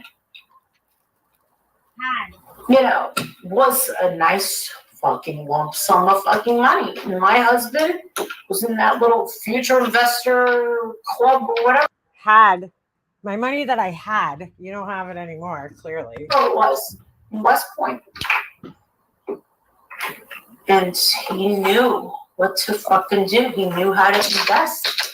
And then Adrian was like, we need to take our money out. And we did. And it was this year. And then I was able to know what that turns into. And I was like, wow. And he was like, no. You wouldn't pull your money out of the stock market if it was doing well, just saying. At this age, you should be here.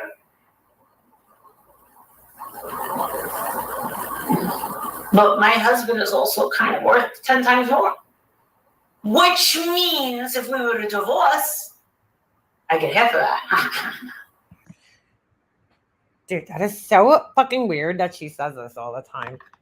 Like, I don't even think about that kind of shit. Because, first of all, I don't even, like, divorce isn't even, like, ever a thought in my head about my husband. The only kind of thought I have about me and my husband is not being together is, like, what if something happens to one of us? You know? Something happens to him, something happens to me. But, like, I don't think of divorce and, like, oh, I'd get half of everything. Ha ha ha. To be honest with you, I don't want a fucking half of everything. Like, because I wouldn't want to get divorced. Well, it's like fantasizes about it. What's funny is those assholes over on YouTube are like, they're divorced. Are you sure you want me to get divorced? Nobody fucking cares if you get divorced or not. Nobody cares if you are divorced or not.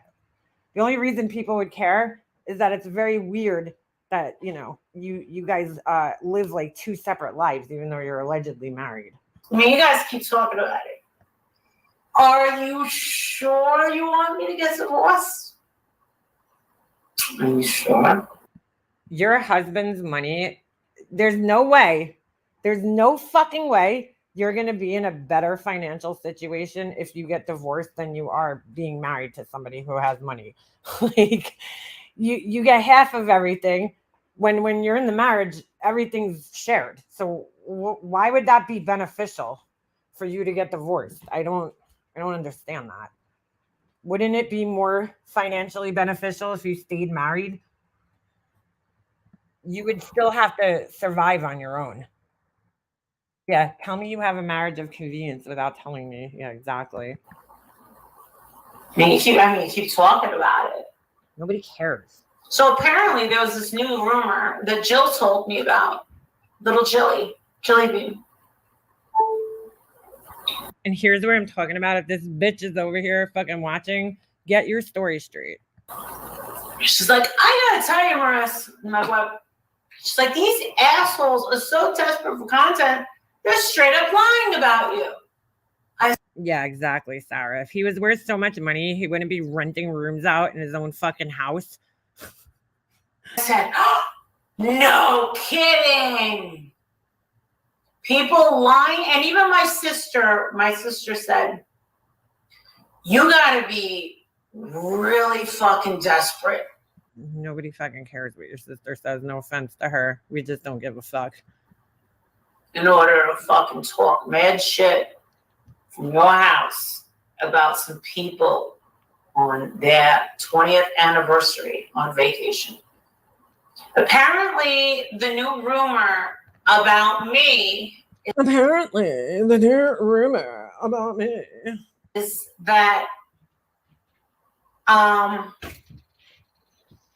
don't even know if most people I tell them. I tell Laura, I tell Justin, I tell everyone. I tell my Patreons, if you like me and you respect me, don't tell me anything these people are saying because I don't fucking care. So basically, she just said that Jilly Bean disrespected her. Oh my god. Oh my god. What else is new? Oh, this is a real doozy. I mean, this is so fucking pathetic. It's fucking unreal. The new rumor is that I wasn't on my 20-year anniversary in Curacao with my husband. Me and my husband went to... Who said that? Who said that? Mexico for me to get cheek implants. Who said this? Who said this?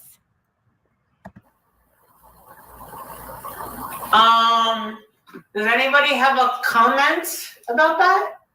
Dollface. Oh shit, she's here. I do. I don't know who the fuck you're talking about. Hey. Hi, Cora. Hi, thank you. Thank you for the follow.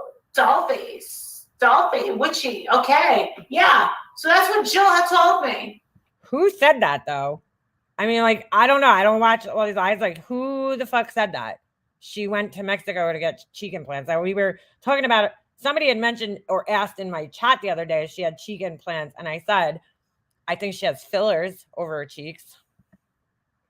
Jilly Bean, she goes, Marissa, I gotta just fucking tell you. And I'm like, cheek implants. Well, a lot of people do ask me if I have had cheek implants. That's absolutely fine. Me and Blair are... What is with the tongue, bro? Sound like fucking implants. That's absolutely fine. Me and Blair are always asked if we are, oh my God, people need to get a life. Well, apparently, I did not see this, and she's the only person that told me about this rumor. But I assure you, I was in Curacao, not Mexico. There's nothing wrong with going to Mexico on holiday or vacation, but just remember that my husband is on a whole other level with traveling. He's on a whole other level with traveling. He went to like the cheapest fucking place you could go to for a Caribbean vacation. That's so next level, dude. Like she was staying like in one of those like fucking huts that like the Kardashians stay in when they go to like I don't even know what the fucking name of the place is. Those like fancy, like Tijuana. No, not Tijuana. That's in fucking Mexico. What the fuck is the name of that place where they always go? And it's like you got to be rich, super rich to go there. Like she was in her own private island off of the coast of fucking what's that city? Fuck. I'm having total brain farts right now. In Saudi Arabia. What the fuck is the name of that place? You guys know what I'm talking about. That like crazy Tahiti, right? Tahiti, Bora Bora, Fiji. What's that fucking city? Holy shit. I could see it in my head. All the buildings, the modern buildings, and I cannot fucking remember what the name of it is. I mean, like, dude, you were in Curacao. Wow. Dubai. There you go. Like, she was in her own private island in Dubai. Like, girl, you were in, like, a place that a lot of people go.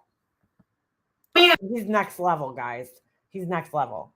I've been to Mexico many, many, many times. Wow. Where do we send your trophy? You better believe that if Adrienne was planning Bro, the pedestal that she puts her fucking husband up on, like when he's just so fucking ultra ordinary, it's like amazing. Like she wants us to believe that this guy has some kind of fucking superpowers or some shit. I don't know. It's fucking weird. It is. It's fucking weird. On a 20-year anniversary. I mean, we were supposed to go to Bora Bora, but we're not vaccinated. And you're not that rich. He wanted to bring me somewhere He wanted to bring you somewhere more affordable, which is why you ended up in Curacao. Was gonna be really fucking amazing, and it was. We were gonna go to a fucking country that no one's fucking probably ever heard of, which is Curacao. What? And one of my nobody's ever heard of. It's like right in the fucking Caribbean, next to a bunch of other places like Aruba, where everybody fucking else goes, dude. Like from America, they're like, oh, where can we go? Jamaica, the Bahamas, fucking Aruba. Like Curacao, like that's not that rare, I guess. My Patreons in South Africa, she had been there. She knew exactly where I fucking was. She's like, you gotta walk across. Wow. The bridge. This is fucking guy. And I was like, might as well go across the bridge. If you would have been to Turks and Caicos, then I might have been a little bit impressed because that's like really fucking expensive to go there. When I was pricing out vacations a couple of years ago, I was like, holy shit. The fucking price of Turks and Caicos is fucking crazy. As compared to like if you're going to Jamaica or like one of the other islands in the Caribbean. He loves it. People are bored and jealous. Yeah, I guess. There's nothing to be jealous. Do the same thing. No one's stopping you. Oh, I know what's stopping you. Oh, I'll tell you what's stopping me is I spend money on my child and not myself. You're a fucking gossip channel. You have a fucking personality. I don't know who the fuck she's talking to right here, but if it's me, girl, at least I have a channel. Where are you again? Oh yeah, that's right. On some bullshit meme kick. You're not funny. I'm not funny, guys. I'm not funny. You're not engaging. I'm not engaging, guys. I'm not. Smart. Yeah. I'm not smart either, guys. I'm totally stupid. Because she says so. So that means it's true. No talent. All you do is talk shit about someone that doesn't give a fuck about you. Okay. That's all I do, guys. I don't have any other life. Yeah, exactly. Priorities are stopping me from vacationing. I'd rather take the $10,000 that I would spend on vacationing to go to my son's hockey. So we prioritize kids over us, you know? Sorry. I mean, enough is fucking enough. So yeah, I guess I'm supposed to. There you go. So she kind of forgets, I guess. Maybe she was like super high. But a couple of months ago, she made a video. Well, it might have been more than months now at this point. Who knows? She made a video of herself going into the place and getting her fucking injections done. You could clearly see they injected something in her fucking face, bro. So like your cheekbones, yes, your cheekbones are where they are. I mean, you can't change that. Cheek implants are not. But you have fillers over your cheeks, girl. Like, who are you trying to fucking fool? Nobody's cheeks are naturally shaped like that. Implants, no. They're not even done well. They're done bad. They're overfilled. Your nose overfilled. Your lips overfilled. Oh. Your eyebrows overfilled. You look like you're in a constant state of surprise. There you go. I don't have cheek implants. These are my real cheeks. I was born with them. There you go. Yes, you were born with the bones that came under your cheeks. Not implants, fillers. Her eyeballs are starting to look concave from all the fillers. Yep. There you go. And I wasn't in Mexico. I was in Curacao. It's called Curacao. Sadly, I don't have a passport stamp to show you because they fucking stopped doing that. And I have to say that kind of shit is... Was anybody doubting she was where she says she was, though? Like, really, really sad that we can no longer get stamps in our passport. Dude, that's like her biggest accomplishment in life is a fucking stamp in her passport. Like, I feel so bad for this woman. And there's no reason to be jealous. Just make your own life. Make a plan of action and she acts like she's the only person who's ever fucking traveled. Go and do the same fucking thing. Why? I have no desire to go to Curacao. You can have the same quality of life. I've given these idiots. You could be a lonely housewife too. Step 1, find yourself a really unattractive guy who has money. Step 2, get breast implants and stretch marks. It's the proper tools to get where they want to make money. Do they fucking listen? She's given everybody the proper tools. You know, the lady that sits in her fucking living room e-begging for money. She's giving us all the proper tools. She's so successful, guys. She's the most successful woman I know. I think I saw her on the Forbes list last year. No. She's done so much.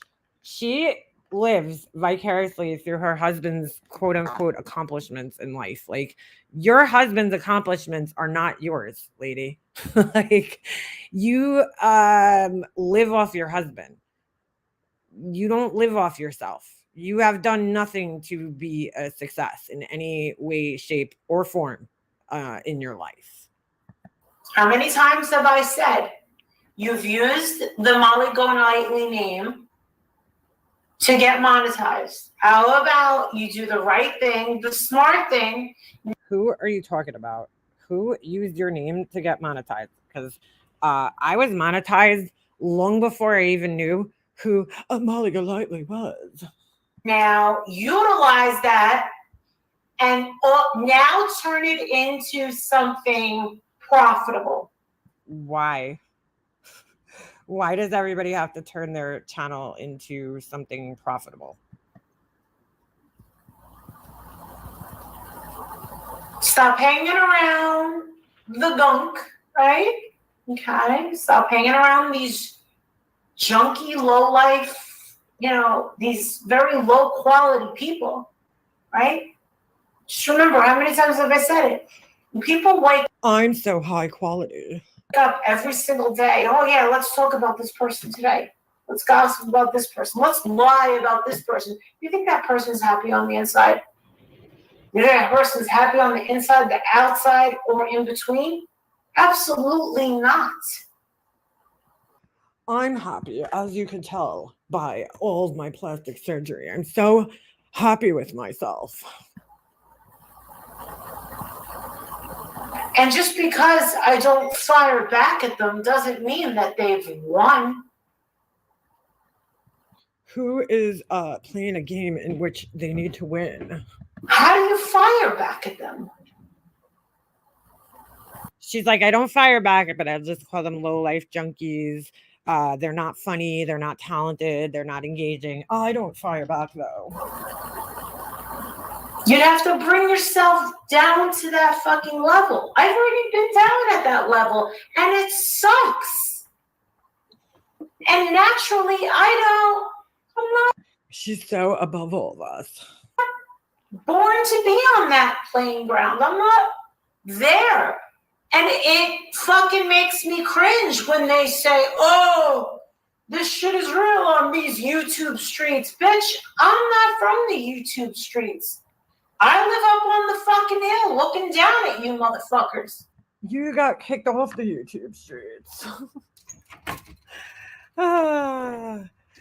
She's not on the YouTube streets because her big fucking mouth got her taken off the YouTube streets. That's why. And now she's on some fucking, again, bullshit platform where she's getting like 20 people in her chat, from what I understand. She's so above us, though. Sorry.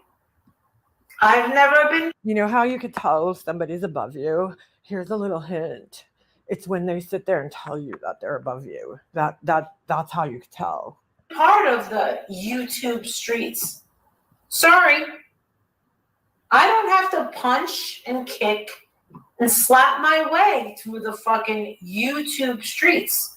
You're not on YouTube anymore. I don't know if you noticed. I paid my dues. Fuck that. I paid my dues. Okay, and then you got your channel taken. She's like so delusional, this woman. It's entertaining, to say the least.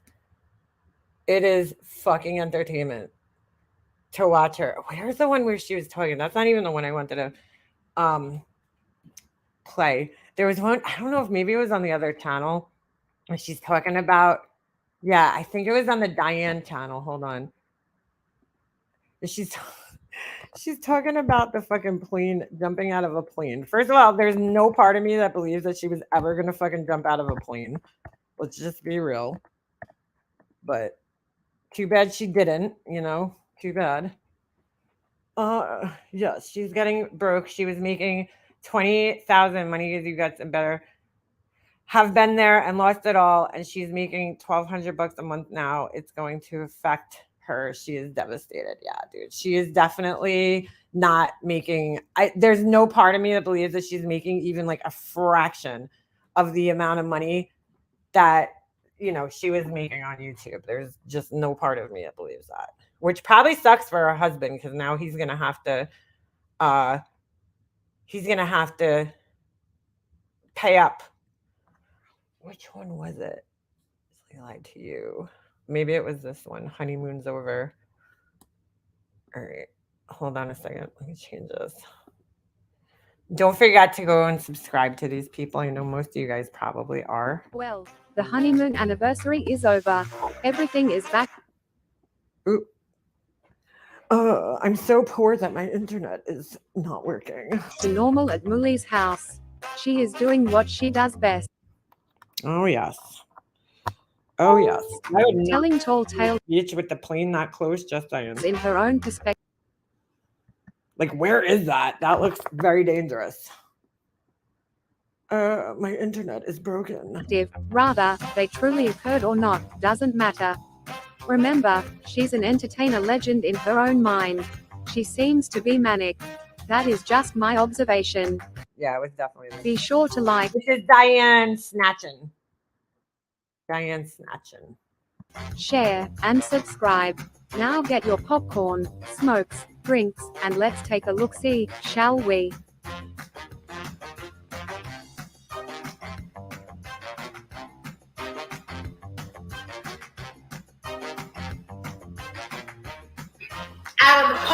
Hills, which is the mountains, or we can jump in Philadelphia. Did she just sit? Oh. And we can't jump together.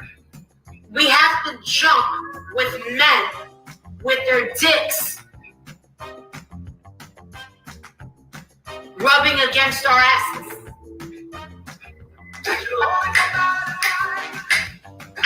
So I guess this is when she got home and she's like high off of, she probably couldn't wait to get home to her pills. I'm okay with that. So is she. I'm sure she is. She's like, I'm okay with that. Yeah. It's the only dick that's going to come anywhere near you. We can't jump together because neither of us are trained. It gets better and better. Wait till I get to the Gianni Versace mansion that I know you guys are waiting for. Nobody gives a fuck.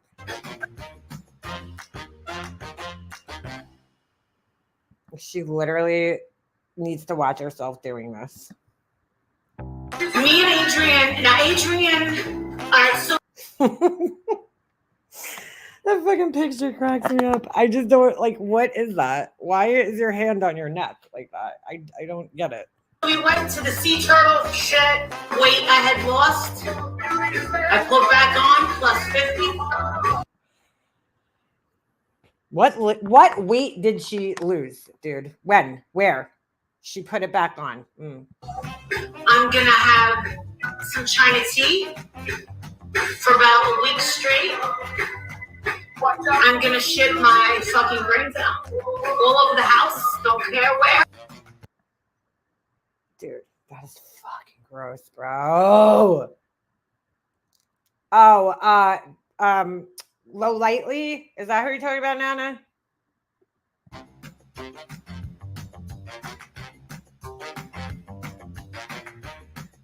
Wait, what? This is the video 4 people were watching? And be proud. I've never seen somebody so obsessed with shitting. It is fucking weird how much this woman is obsessed with shitting. I look like a cracker right now. I am so flaky. I am red. Look at this fuck shit. I don't like tan lines. I got them anyway. I am in an itch phase right now. I'm scratching like I have fleas. Dude, why didn't you use sunblock? Fucking so stupid. Oh, and You probably do have fleas, though. stay in Miami Beach. Adrian said, I'm going to make it up to you, my darling. And tell What did he have to make up to her? I missed that part of the story. me at the very last minute. I'm going to cheer you up. Wait till you hear it. You're going to love this fucking story. At the Gianni Versace mansion restaurant. And I'm like, oh my God. Oh my God, I'm carrying this shitty Louis Vuitton purse. Oh my God. I'm carrying this crappy Louis Vuitton purse that's 20 years old. I got this Target white dress on. My hair's not done. I barely have any makeup on. I got all these flaky. Oh my God, I am so embarrassed. So she just described what she was like, what was going on with her before she went to this Versace mansion, yet she still sat there and judged everybody. It's amazing. Holy fuck shit. Holy fuck shit. Now, I'm not judgmental. Oh my God. So they sit us right in front of the Gianni Versace pool.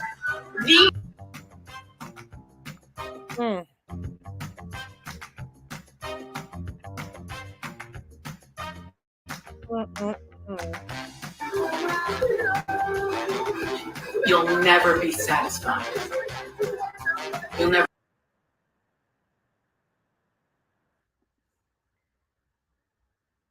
Oh. What happened here? I don't know. It paused for some unknown reason. She's like, you'll never be satisfied. Her saying that about other people is just fucking hilarious. Be satisfied with a picture, which means you'll never be satisfied with your looks, with yourself, with anybody else, with anything. Said Adrian.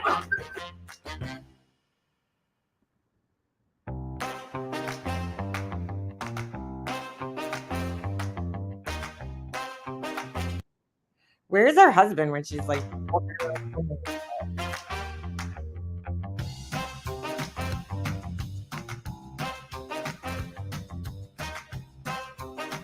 this is so weird.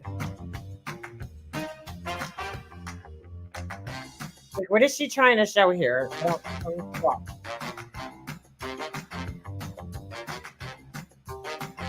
What a self-obsessed narcissist looks like.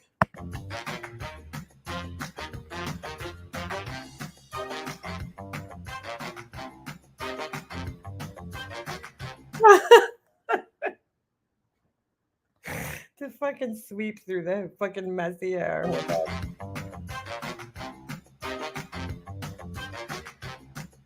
So weird. What are you doing?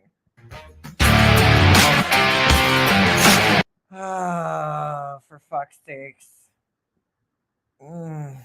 Walter probably left the room before she got up. Yeah. I have a feeling like he went out and like adventured while she fucking here, just to prove to you guys, this is the whole picture. Oh my God, bro. Running through her last 20 hairs. Yeah, exactly. Here. This is the picture with no filter. Look at the fucking stretch marks, dude. And the fucking nasty, well, somebody was saying before it looked like, what's her name? Fucking, look at that. And like, you're going to sit there and like, oh, what are those warts on her arms right there? Ugh.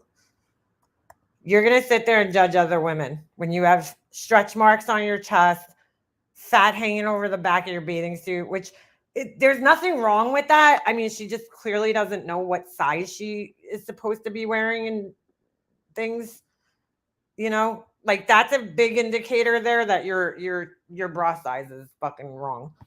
If your back fat is hanging over your bra, you need to go like a size up, or your bathing suit or whatever. Wonder if that extra boob on her back has a nipple. But like, you're like, women who didn't have their breasts done, and your breasts are done and they look like shit, dude. They look like saggy fucking stretch marked. Dude, fuck that. If you get stretch marks from breast implants, no thanks. I would never get them. I would fucking not want. And again, there's nothing wrong with stretch marks. People have them, you know, a lot of people have them. But if I knew I was going to do something to my body that was going to cause them, besides being pregnant, I would, nope, sorry, not doing it. Not doing it.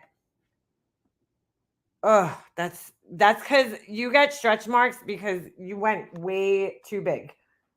And your boobs are sagging, and that's the stretch marks are from. But you're going to sit there and judge everybody else. I mean, you have some fucking balls. Some fucking balls. She didn't even bother to shave her armpits. She's got dirt on her right here. I don't know what the fuck that's from. And she's going to sit here and judge all these other women at the Versace mansion. Where's Walter? Is he here? Let's see. See the reflection in her bathing suit. She's like not even on the beach. It looks like she's like hanging out in like a restaurant or something. Is that Walter right there? His little head. Or is that him? No, that's not him. What do people think? Oh no, that's a woman. Never mind. I think. I don't know. It's hard to tell. Reflection. I mean, who the fuck do you think you are, bitch? Yeah, she's got the same cotton candy hair that what's her name has. Betty Bullhorn. That's because like I don't know, dude. That's why you don't dye your whole entire fucking head or bleach it. Because like you're risking more breakage. You know? If you do highlights, you're only, you know, dyeing like, let's just say half of your hair or like 65% of your hair. When you do like a full bleach, you're dyeing every fucking hair on your head, dude. You know how much damage that does? It's like the worst thing you could do when you have really naturally dark hair. I mean, my hair is like broken and damaged too because I bleach it. I would be nicer about your back fat. You trashed my dead John nephew and his family behind my back as it happened. She's a piece of shit. You busted 8-pack of hot dogs. Get right with Jesus. Yeah, she needs to. She needs to. So much for nap time this morning. As soon as I put her down, she was wide awake. Anyway, I guess I don't have time to watch live. Oh, girl, I feel your pain. She sounds a lot like Jesse was when he was a baby.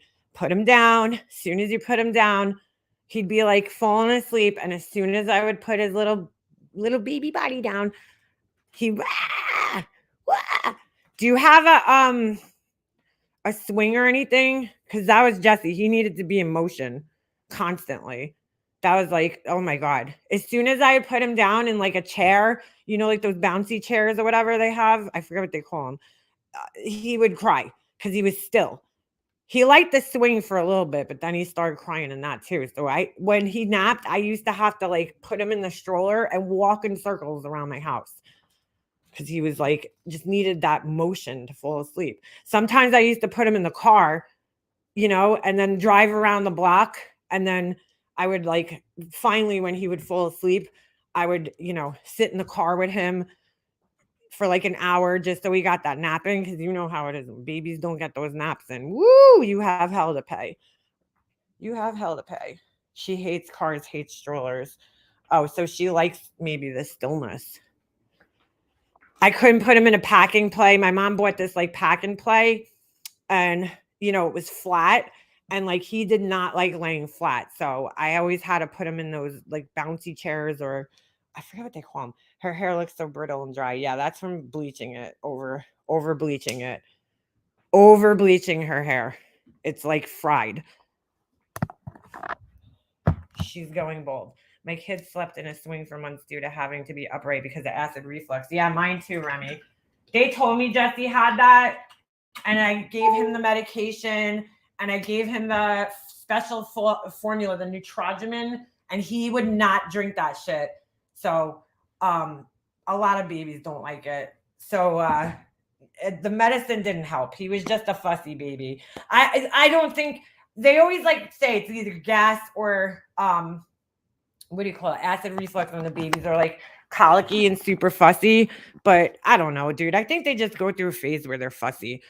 Thank God he's not a fussy kid. I have to say, I'm happy that he was a fussy baby and not a fussy kid.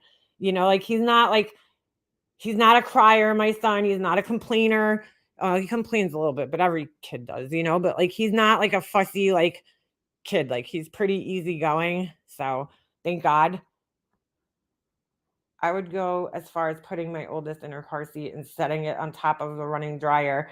Ooh, yeah. Sometimes I help. Sometimes they just need that nap, you know? My son was very colicky and it was fucking hard, dude. Like if you don't have a colicky baby, then you don't understand. You don't understand how hard it is when they cry. I remember calling my mom up and just being like, Mom, why is he crying so much? Like this isn't normal. You know, I hadn't really ever like been around babies. Like, you know, I had my little cousins and stuff, but when they were babies, I was like a teenager. And I guess you know, you don't pay attention to like the care of a baby is what I'm saying. Like I hadn't really been around babies when I had Jesse. So like everything was like new to me, you know? And I was just like, what the fuck? Like he cried so much, this kid. I mean, it was like, I felt like I was doing something wrong constantly, you know? And I was like, am I even cut out for this? Like, it is hard, dude. Those first couple of months is why I told you, Purple Ring. God bless you. Because I'll babysit your 2-year-old, no problem. But an infant, a newborn, no way.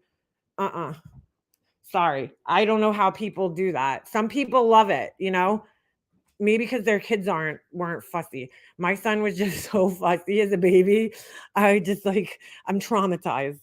I'm traumatized. And I see people that have like babies that are just so good. They take their naps. That was not my son. Not my son.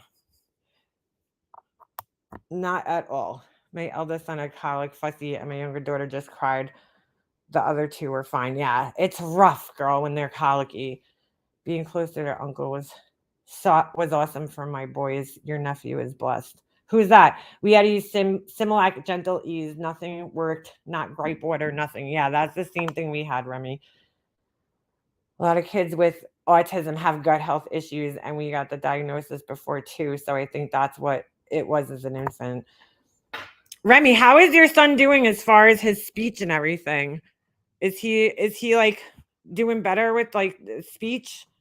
Because I know he was like nonverbal years ago. Is there any improvement with that in regards to that?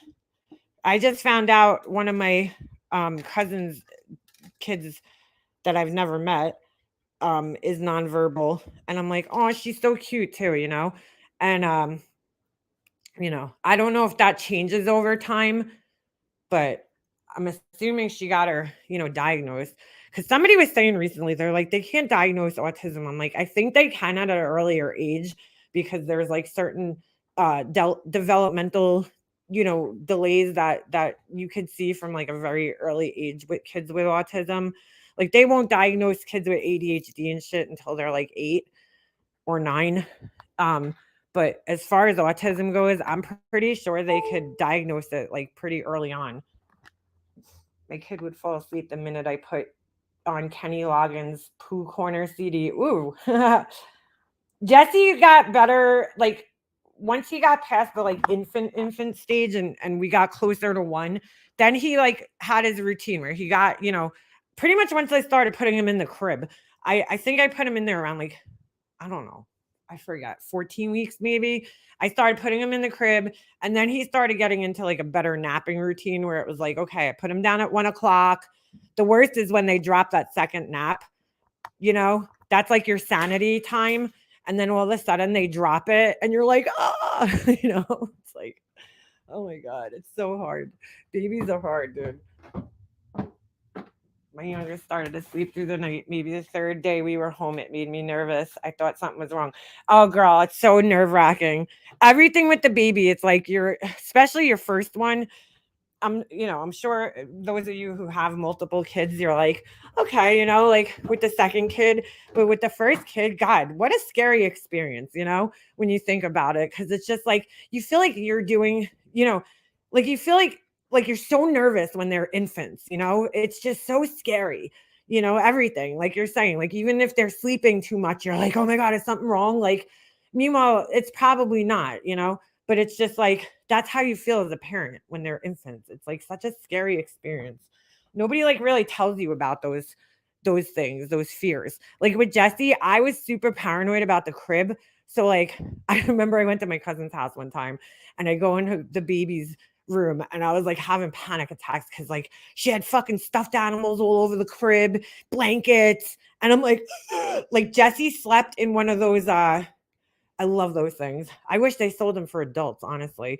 It's like a zipper, like sack that you basically put the baby in and it has like the sleeves. Well, it has no sleeves, so you put them in their pajamas and then you zipper them into like the sack and like they can move their legs and shit. It's not like the swaddle things, which I also swore by. Those things were great too. The little swaddlers. But this thing was like more for when they're a little older, like. Anyway, I put him in that thing and that's it. No pillow, no blanket, no bumpers in the crib, just sheets. That was it. He had sheets on his crib and that was it. No, nothing else. I was so paranoid about putting anything in his crib or a blanket or anything. So he slept in, I called him the sleepy sack. I don't know what the name is, but that's what I called it. And I love that thing. I would wear one, if they made them. The burrito, my first child, the night feeds killed me. Oh yeah, my son, the night feedings were, I remember one night just like losing my shit because I was like so deprived of sleep. I mean, he woke up every 2 hours on the dot. So it had been like a month in and I hadn't slept more than 2 hours at a time, like, because like to really get sleep, you have to sleep for like at least 4 or 5 hours, to get like an actual restful sleep. So I was like, my husband was sleeping upstairs because he had to get up early for work. So I was like sleeping in our room with Jesse with the little, what the fuck did that thing called. It was like it's almost like a little cradle. I don't even know if they sell them anymore. It like rocked back and forth. And I was just so fucking sleep deprived. I remember I like freaked out one night on my husband. Like he probably was like, holy shit, my wife's a psycho. I probably looked like a psycho because I was just like hormonal, sleep deprived, like just the whole, thing. And I'm like, I need to fucking sleep. Because everybody's like, oh, nap when they nap. Well, okay, if I nap when he naps, that's still only going to give me like 2 hours of sleep. Like you need to get consecutive hours of sleep to actually like benefit from it, So sleeping 2 hours and then 2 hours and then 2 hours, like that doesn't do anything. I remember one time I fell asleep with him. That was another thing. I was like so paranoid. I fell asleep with him in my arms, like, oh my God. And I woke up and his like head's like smushed in the blanket next to me. And I was like freaking out because I was just so tired. I woke up in the middle of the night feeding him. And I guess I fell back to sleep while I was feeding him. Cause like I know people do like the co-sleeping thing. That terrified me. Like, I don't know. I was just terrified of him like suffocating, I guess, in his sleep. So that's like one of the biggest fears I had when he was like an infant was just like, they can't move their heads. And it's just, oh God, it's so scary. My son had an undershirt that said, let's make a deal. You sleep when I do. I remember that just as you manage to doze off, they are awake. Yep. And the whole sleep when they sleep is absolutely impossible, especially when you have more than one child. Housework to take care of, general life things to take care of. I know I used to get so fucking mad when people would tell me that, they'd be like, well, sleep when he sleeps. I'm like, okay. And then when am I supposed to do everything else that I need to do in life? Like take a shower, or do the dishes, or, you know what I'm saying? Like anything that I have to do, clean his bottles, do his laundry. I have to do that when he's sleeping. So, because I didn't have the type of baby that you could just like put in a chair and he'd sit there. So, I remember just one thing I would do different though if I had a baby. Two things. I got a boppy pillow at my shower and I returned it, and that I would definitely keep because I thought you could only use that for breastfeeding. And I didn't realize like how in handy it would have came just for like, putting him on my bed or something to kind of keep him like steady. That's one thing. And the other thing I definitely would have gotten that I didn't get was like a baby wearing.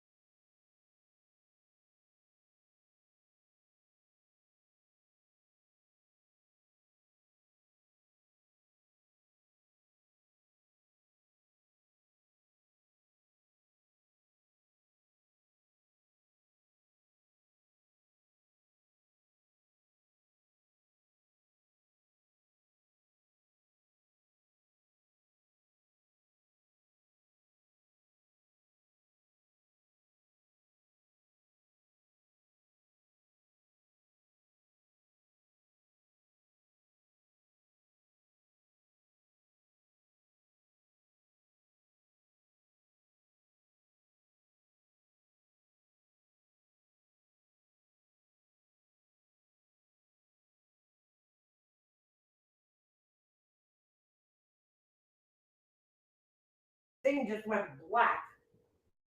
Where's my phone? I just had it in my hand and now I can't find it.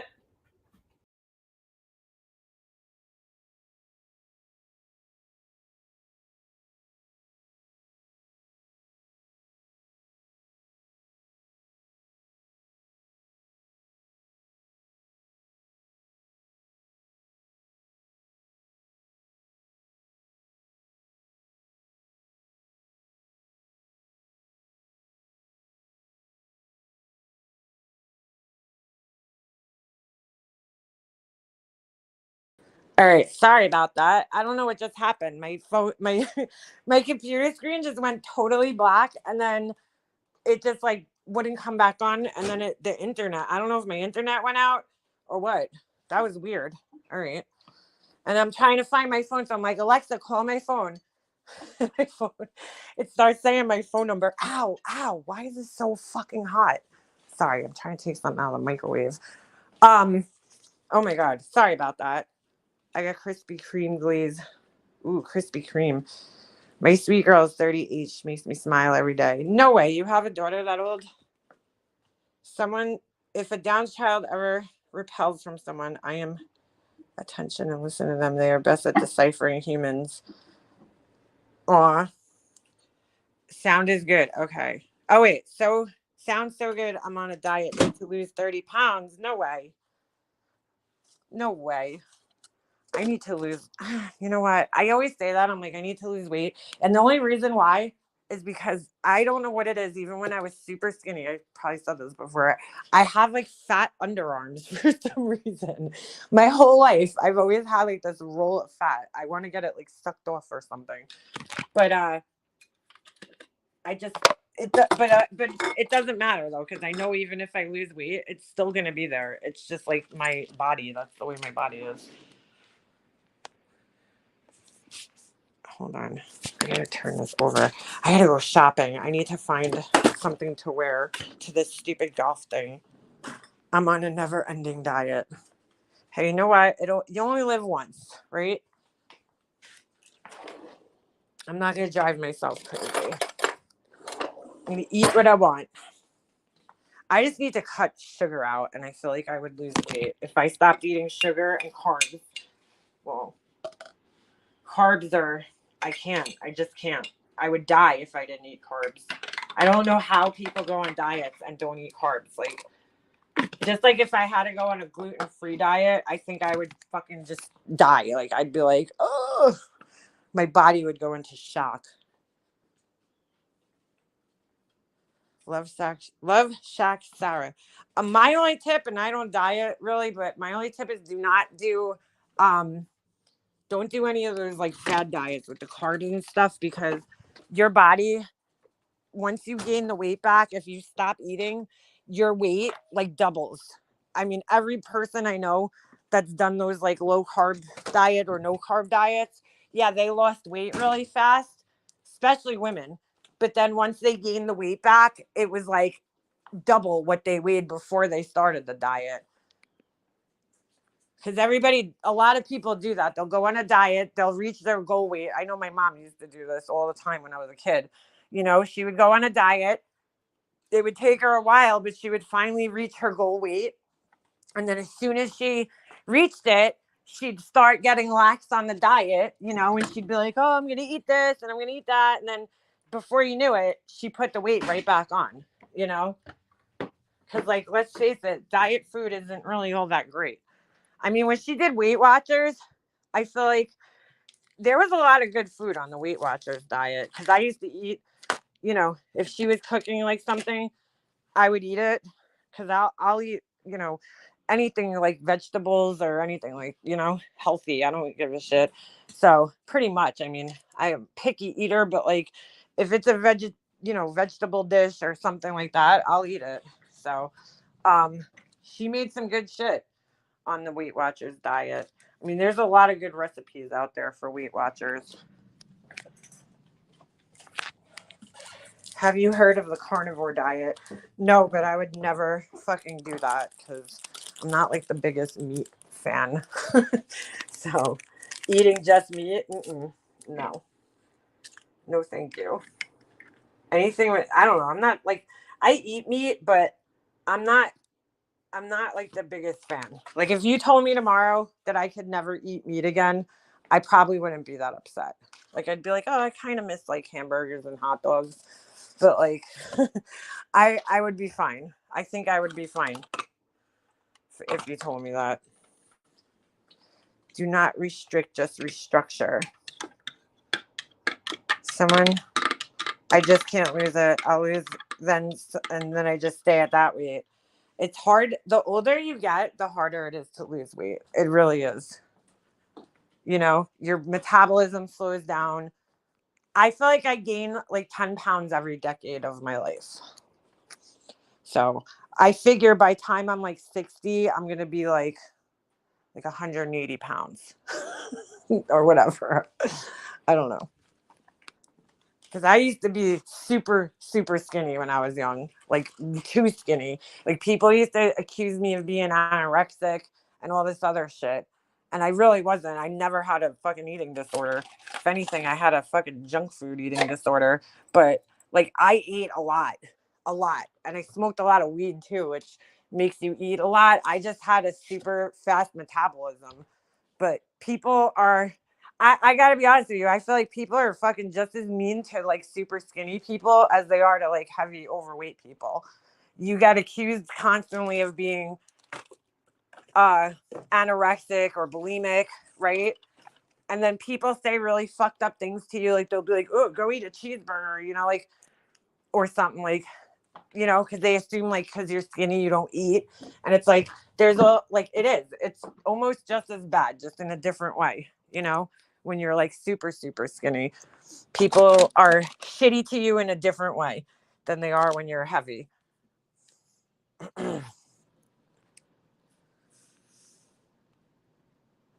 Same. I was always just really skinny, now I'm really fat.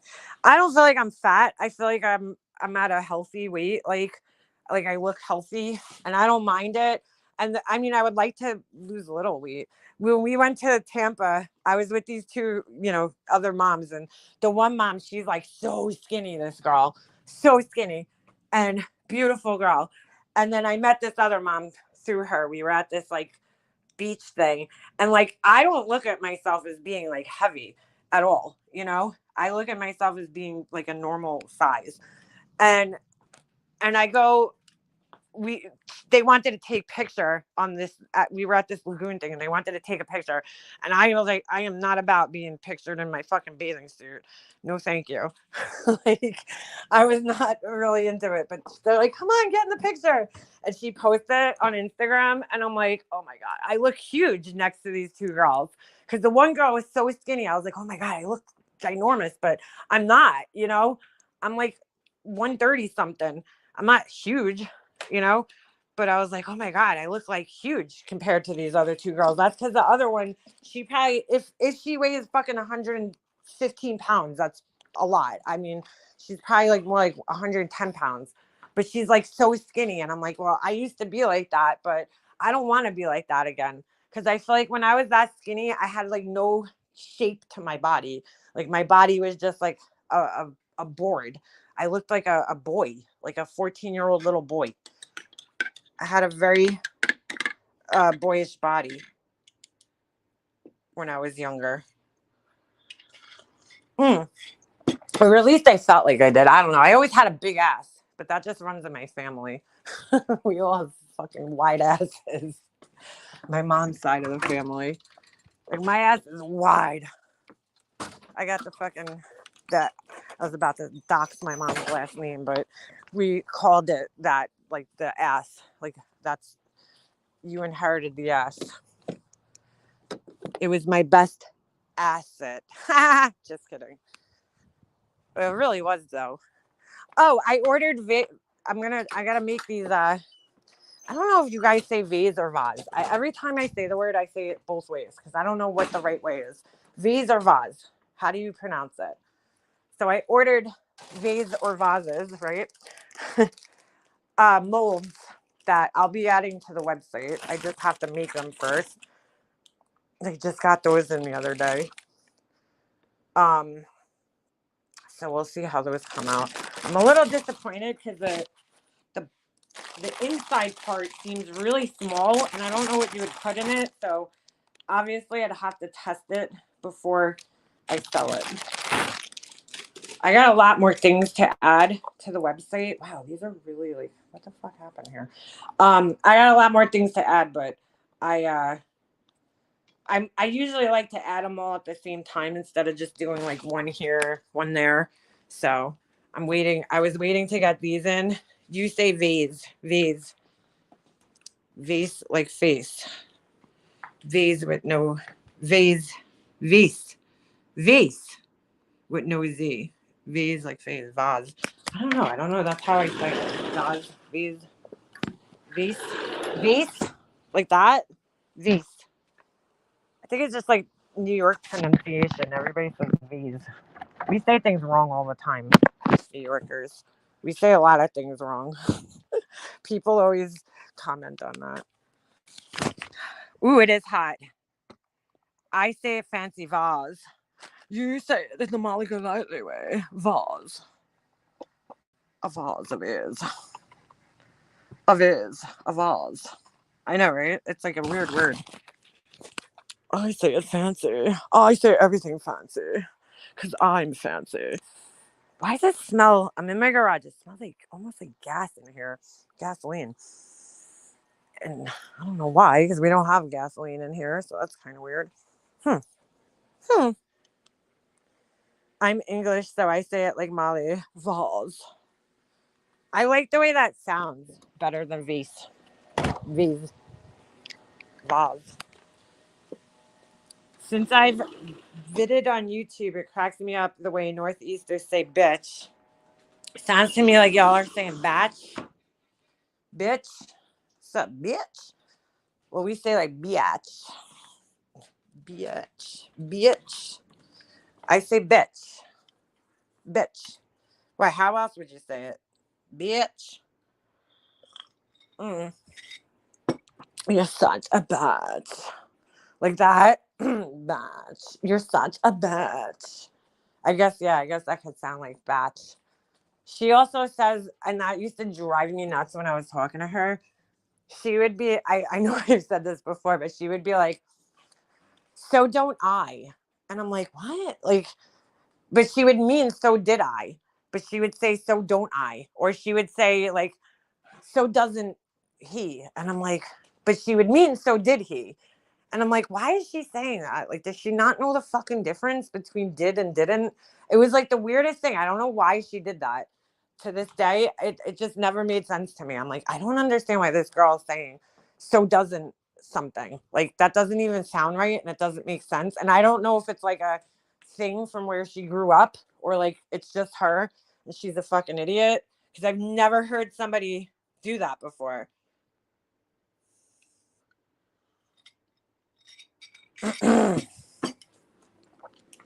She'd be like, so doesn't I. I say it bitch most of the time. I say bitch. Bitch. TM, that drove me crazy. Yeah, Cheyenne, TM. She used to be like, yeah, she'd be like, so don't I. But she would mean, so do I. Like, because in the context that we were speaking, I'd be like, oh, I love, I don't know, flags. And she'd be like, so don't I. But she would mean, so do I. You know, like, it just didn't make sense. I'm like, why does she do that? Like, I've never gotten an explanation for why she does that. I'm just like really fucking curious why she does that. Ugh, I could never fucking sit there and listen to her. Somebody told me her and Laura did a live together, and I was like, no fucking thank you, dude. Will I sit there and listen to those two assholes? Ugh.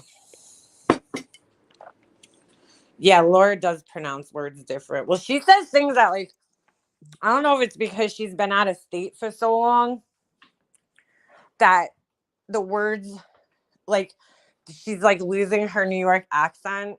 Because some of the words that she says, I'm like, that does not sound like how I would say it. But I have, like my husband, he has a hardcore Long Island accent. Like, he says pizza instead of pizza, you know? Like, he does the whole ER and the A flip thing. I just, like, I don't know. I just say pizza. He goes pizza. I always laugh. Like, my accent is a little different from his, and I think it's because, you know, you learn to speak from your parents, right? Like, my son's accent, I don't know where the fuck he's from. So he don't sound like he's from New York at all. He says orange, you know, instead of orange. So, like, he says a lot of things weird, my son, but I think it's from, like, watching YouTube or something. I don't know. He says words, like, he has no detectable New York accent, my son. Like, me, if you listen to a video of me when I was a little kid, I sound even probably more like I'm from New York than I do now. And it's probably because my parents, you know, my mom was raised in Brooklyn and then my dad was raised in the Bronx. So I have like a mixture of a Brooklyn and Bronx accent. you know, where my husband, he was probably, I think both of his parents, even though they both came from, I think his dad came from the city at one point, lived in the city, but I don't think he like grew up there. I think that his parents mainly grew up on the island, where my parents like lived in the city until they were adults, you know, and then moved out here. So I think his parents have a more Long Islandy accent. And I know that sounds crazy because to people that probably aren't from here, we probably all sound the same. But there's like slight variations in the way that people say things. Like my mom and all her family from Brooklyn, whenever they say anything that starts with a TW, they make it a CH sound for some reason. So like twins, they say twins. It's so weird. Twins. She would say twins.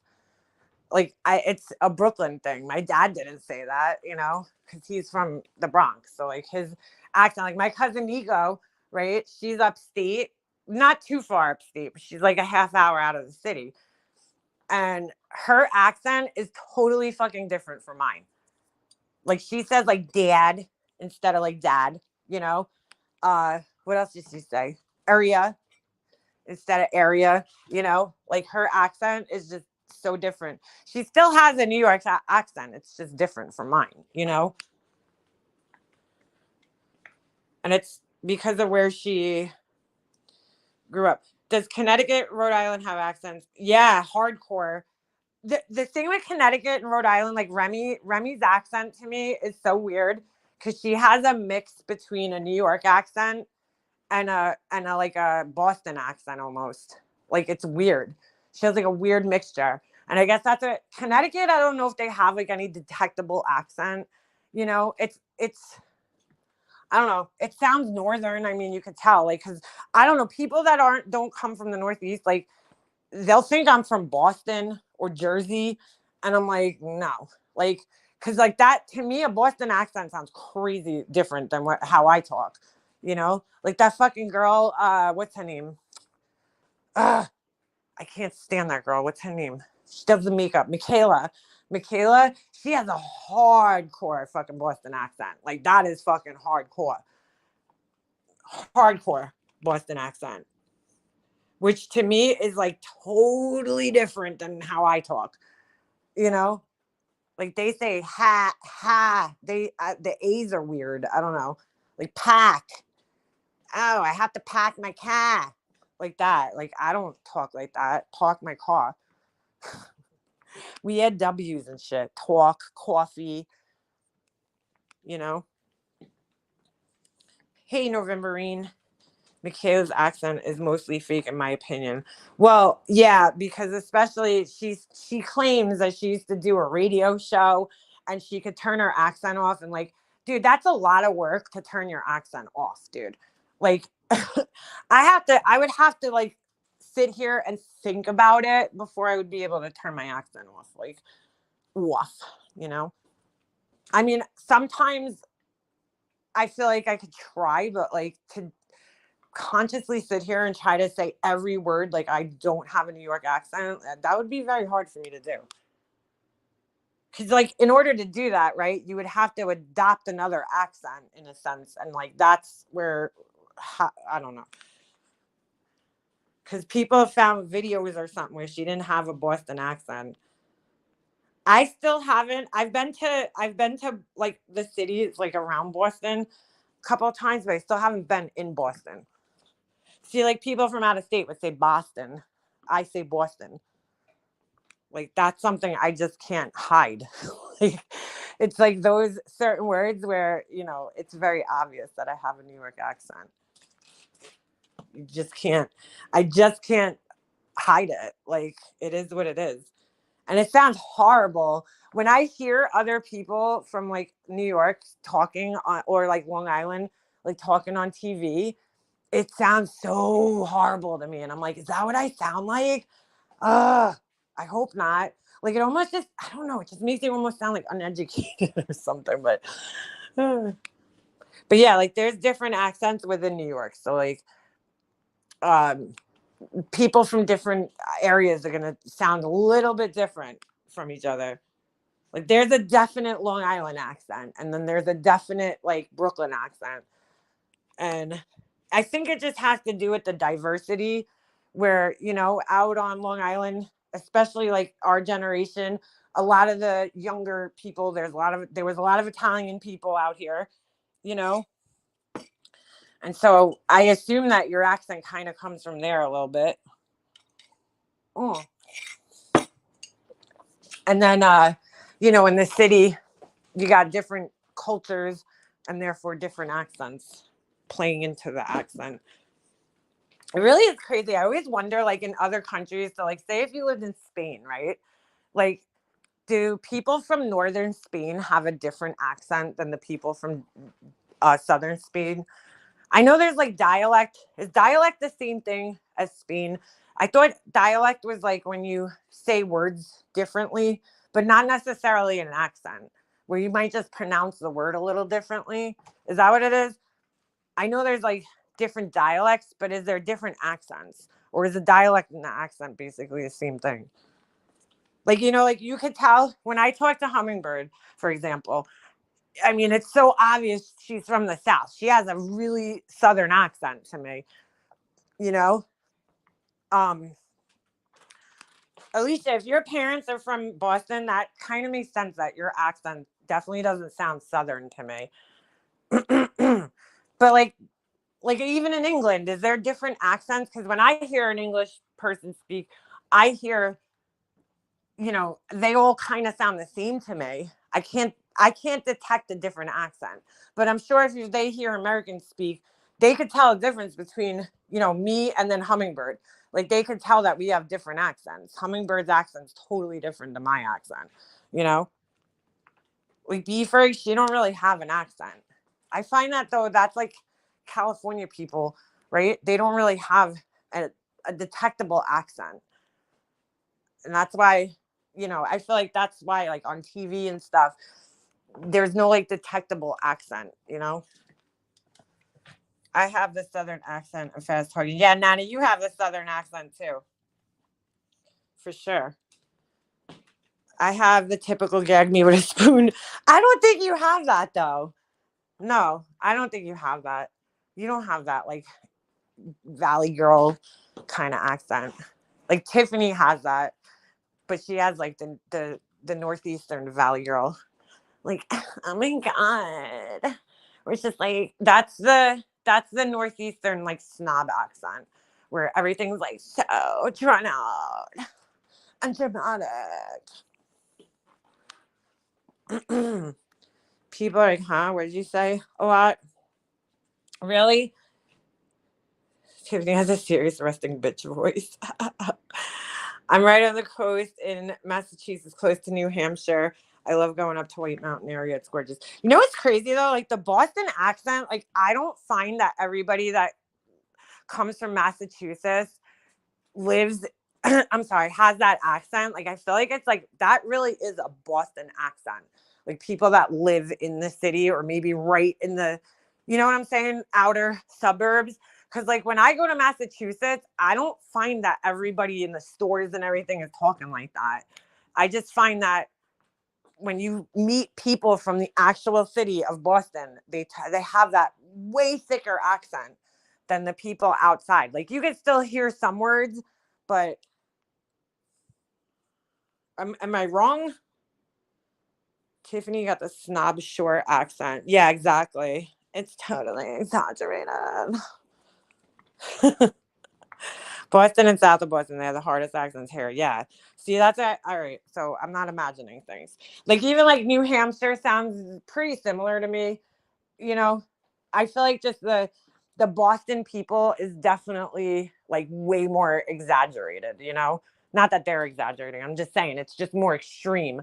Just like if you went to Brooklyn here, the New York accent is so much more thick, you know, than it is out here. Like people in Brooklyn. So it's kind of like the same deal, I guess. I'm from Salem in the North Shore. Mine is soft. That's where I've been. Salem.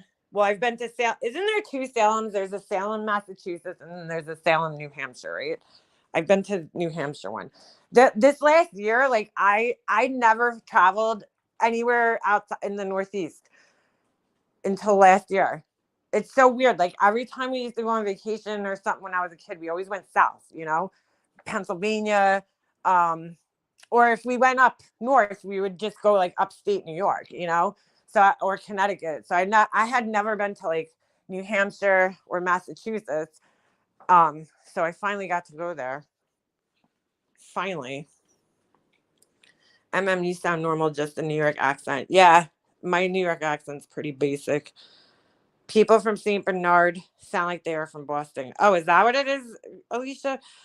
Because your accent, when I first heard you talking, I thought you were from like, you know, the Northeast. You had like there's certain words you pronounce. The other words are definitely, you know, I could tell not from the Northeast, but you definitely don't sound like Southern. Like Hummingbird, she sounds Southern to me.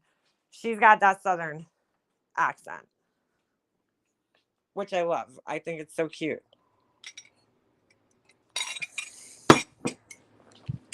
Southern New Hampshire is Flatlanders. I was talking to people when I was away in Tampa, and they had the coolest like Southern accent. I'm like, you guys sound so cool. Like, I'm like, it sounds so innocent, you know? I don't know. Southern New Hampshire.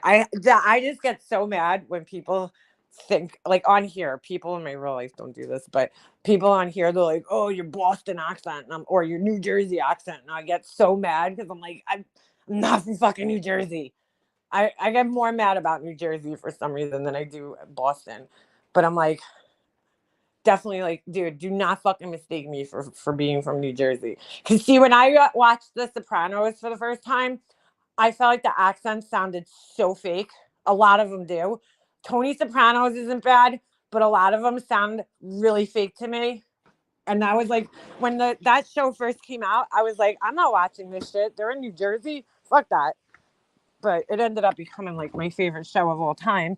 But what do you call it? But like a lot of the accents on that show are just so obviously fake. Cause like I don't know. I feel like I could always tell when somebody's faking a New York accent. Cause it is not, it just, I don't know. It just doesn't come across genuine when they try to do a real New York accent. And you could always tell like an actor or actress who's faking their New York accent. It's very obvious. I mean, a lot of the actors on The Sopranos are from New York or like New Jersey, but some of them aren't, and you can tell the ones that aren't. Like, for instance, Edie Falco, it just sounds fake, her accent, although she's a really great actress. Oh my God, you guys know what I watched the other night? I fucking sat here and watched Titanic. James Cameron is probably getting like a fucking, well, no, actually he's not. He gave up all the rights to Titanic. I was going to say he's probably getting a lot of royalties right now because I guarantee you I'm not the only one who, rented or rewatched Titanic recently because of that story with the submersible. And I've been getting into all these like Titanic stories, And I was like, finally the other night, I was like, I just want to watch the movie because like there's a whole bunch of shit in the movie that I didn't know was like real, or at least based on real things that actually happened. Like as far as characters go, like the captain, I mean, they did a really good job of making him look like the actual captain of the Titanic, Murdoch, he was a real person that was really, obviously the story is fake with Leonardo DiCaprio, but I watched it, I was like, wow, this is just such a great movie. Like oh my God. I mean, just the way they put the whole thing together, it's really crazy though, because I remember when it came out in like 1997, I think it was, and you watched it and you're like, dude, this shit looks so real. Like you can't tell like what's CGI and what's like, like back then. Now you can. Now looking at it, it looks, fake. A lot of it, like a lot of the scenery looks fake. You could tell. But back then, that was like the most high-tech movie graphics that ever came out. But you want to hear the crazy thing? So I'm now, I guess, because I watched that and I've been watching a lot of like Titanic, movies. he gave up the rights to Titanic. Yeah, so because he went so much over budget, I just watched an interview. It's the only reason I know this. He's a fascinating person, I have to say, James Cameron. Fascinating individual. So he basically, because he went so far over budget, he gave up all his like money that he made from Titanic, basically basically to prove that like he wasn't making the movie just to like spend the money. So, just for the money, I guess. But did you know he started off as a truck driver, right? In California. He was just like a regular dude, truck driver. And what he did was he never went to film school or anything like that. He just he went to like, I guess, I don't know what it was exactly, if it was like a library or something, but he basically just like read books about, different aspects of movie making, and photocopied them and all this shit. And he didn't, in the interview I watched, he didn't really specify as to how he got like into producing movies, but like he was just like a regular dude who was just really interested. And he like photocopied all these books and spent like $120. That was his investment in his like movie making education at the time. And then he went on to make obviously tons of, really famous movies like Terminator movies, and then Titanic. What's that other one? Avatar. That's his movies. But the attention to detail that he put into Titanic is just like amazing, from like the set that they built to everything, the outfits, the clothing. Like it's pretty historically accurate for the time period. The only thing that's not is like the makeup, because at that point in time, people really weren't wearing makeup like that. Women, bright red lipsticks, like you were considered a lady of the night, like a whore if you were wearing bright red lipstick at that time. So that maybe is like the only part about the movie that's not really so historically accurate. It's about 3 hours, Queenie. Yeah. Looking back on it though, I'm like, I wonder if he made Titanic nowadays, if the same like love story would have worked, in today's age. Because I feel like the love story is kind of like fucking crazy when you really think about it. They meet on a ship, right? She's like about to jump off because she's so sick of her life, the rich life that she's living, and being like in this small little crowd where everybody's telling you what to do, what to wear, how to act, She runs to the back of the ship and he tries to talk her off the ledge, and then all of a sudden they fall in love, and she's like leaving her fiance within like 2 days, because they were, realistically, they were only on the ship for what, 2 or 3 days at the most before it sank. So it's like, okay, but he said he makes movies to pay for his ocean explorations. Well, here's the thing. I watched an interview yesterday. Like, he wasn't even originally interested in doing ocean exploration. And it wasn't until, I think until that other guy, Bob, whatever his name is, found the Titanic in 1985 that he, like, became interested in it. But, yeah, he's gone to, like, I think he holds the record for going to the deepest depths of the ocean in the Mariana Trench, like by himself in a submersible. Fucking pretty, like, that's what I'm saying. He's like a fascinating person. I watched this other thing yesterday. It was pretty cool. Well, 2 things. One thing was that when I found a clip of Kate Winslet, who I think is absolutely beautiful, and was, I mean, nobody else could have played that part, that role. It was her and Jeremy Sisto. Now, if you don't know who that is, Jeremy Sisto was the guy from Clueless, the boyfriend or whatever. He was in Clueless, and he was playing the role. It was a screen test for Kate Winslet, and Jeremy Sisto had tried out for the part of Jack, and so it was a screen test with her and Jeremy Sisto, and I was like, oh my god, this guy like so doesn't fit this role, like, at all. like whatever. I love Leonardo DiCaprio. I think he's one of the best actors of our lifetime. I mean, he's been in so many different movies with like such a variation in the characters that he plays. Like he's not like pigeonholed into a character. I just think he's got such like a range when it comes to, you know, characters. And he's just amazing, honestly. Like, but whatever it was that he brought to that role, he's the only person that could have been in that role. So that was interesting. I love him. I've always loved Leonardo DiCaprio because what was the first movie I seen him in? Well, Basketball Diaries, like those are like his older movies. I know he was in what I think What's Eating Gilbert Grape, right? And then This Boy's Life, which was an HBO movie with him and Robert De Niro, and he just did such a great job in that movie, considering how young he was. Like, if you never saw that movie, check it out. It's called This Boy's Life.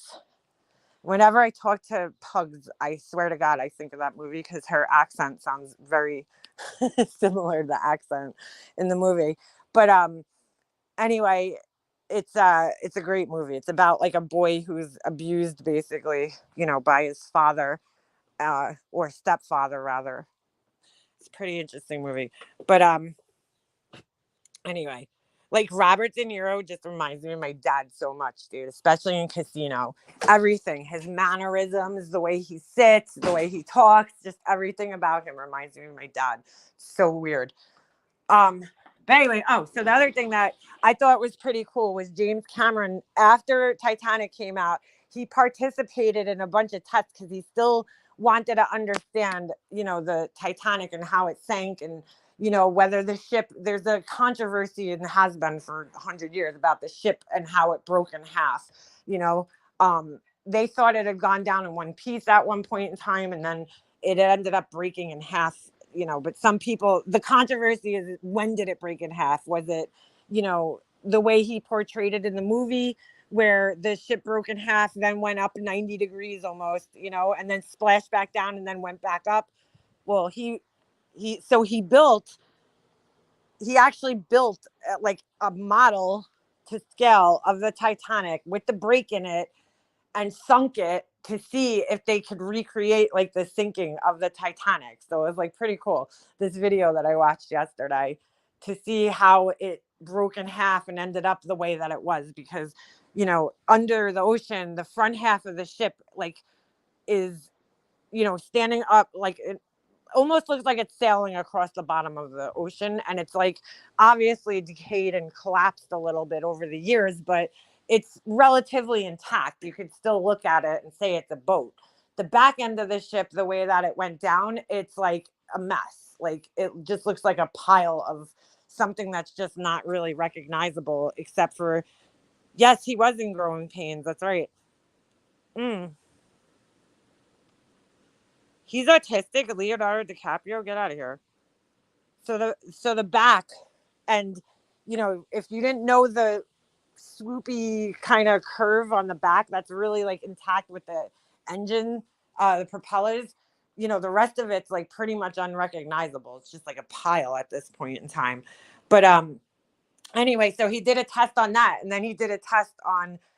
It's funny because he said in the movie, you know, after the movie came out and people criticized that Jack could have potentially lived at the end of the movie, that there was enough room on the door or whatever, the panel of wood that Rose was floating on, you know, waiting to be rescued. And so theoretically he could have lived had she shared the panel with him. And I remember thinking that when I watched the movie the first time, I was like, why wouldn't she just move over and he could get on the panel with her? So he actually conducted tests with a guy and a girl wearing the same exact clothes that they were wearing in the movie. And obviously he didn't want to give people hypothermia. So they put him in conditions, though, where like very cold water to see what would happen. Right. So basically bringing their bodies to the point right before they would get hypothermia. And you know, so he put them in a variation of different tests to see whether, you know, they both could have floated on the board and whether, you know, he could have survived, which was interesting. And it really came out that, yes, basically he could have survived if they would have both went on the board and just kept their core above water and not their legs, because that's the only way they would have both fit on the board. Oh, yeah, Gilbert Grape was autistic. Okay, I was going to say. So I love Robert De Niro. He's definitely like one of my favorite actors.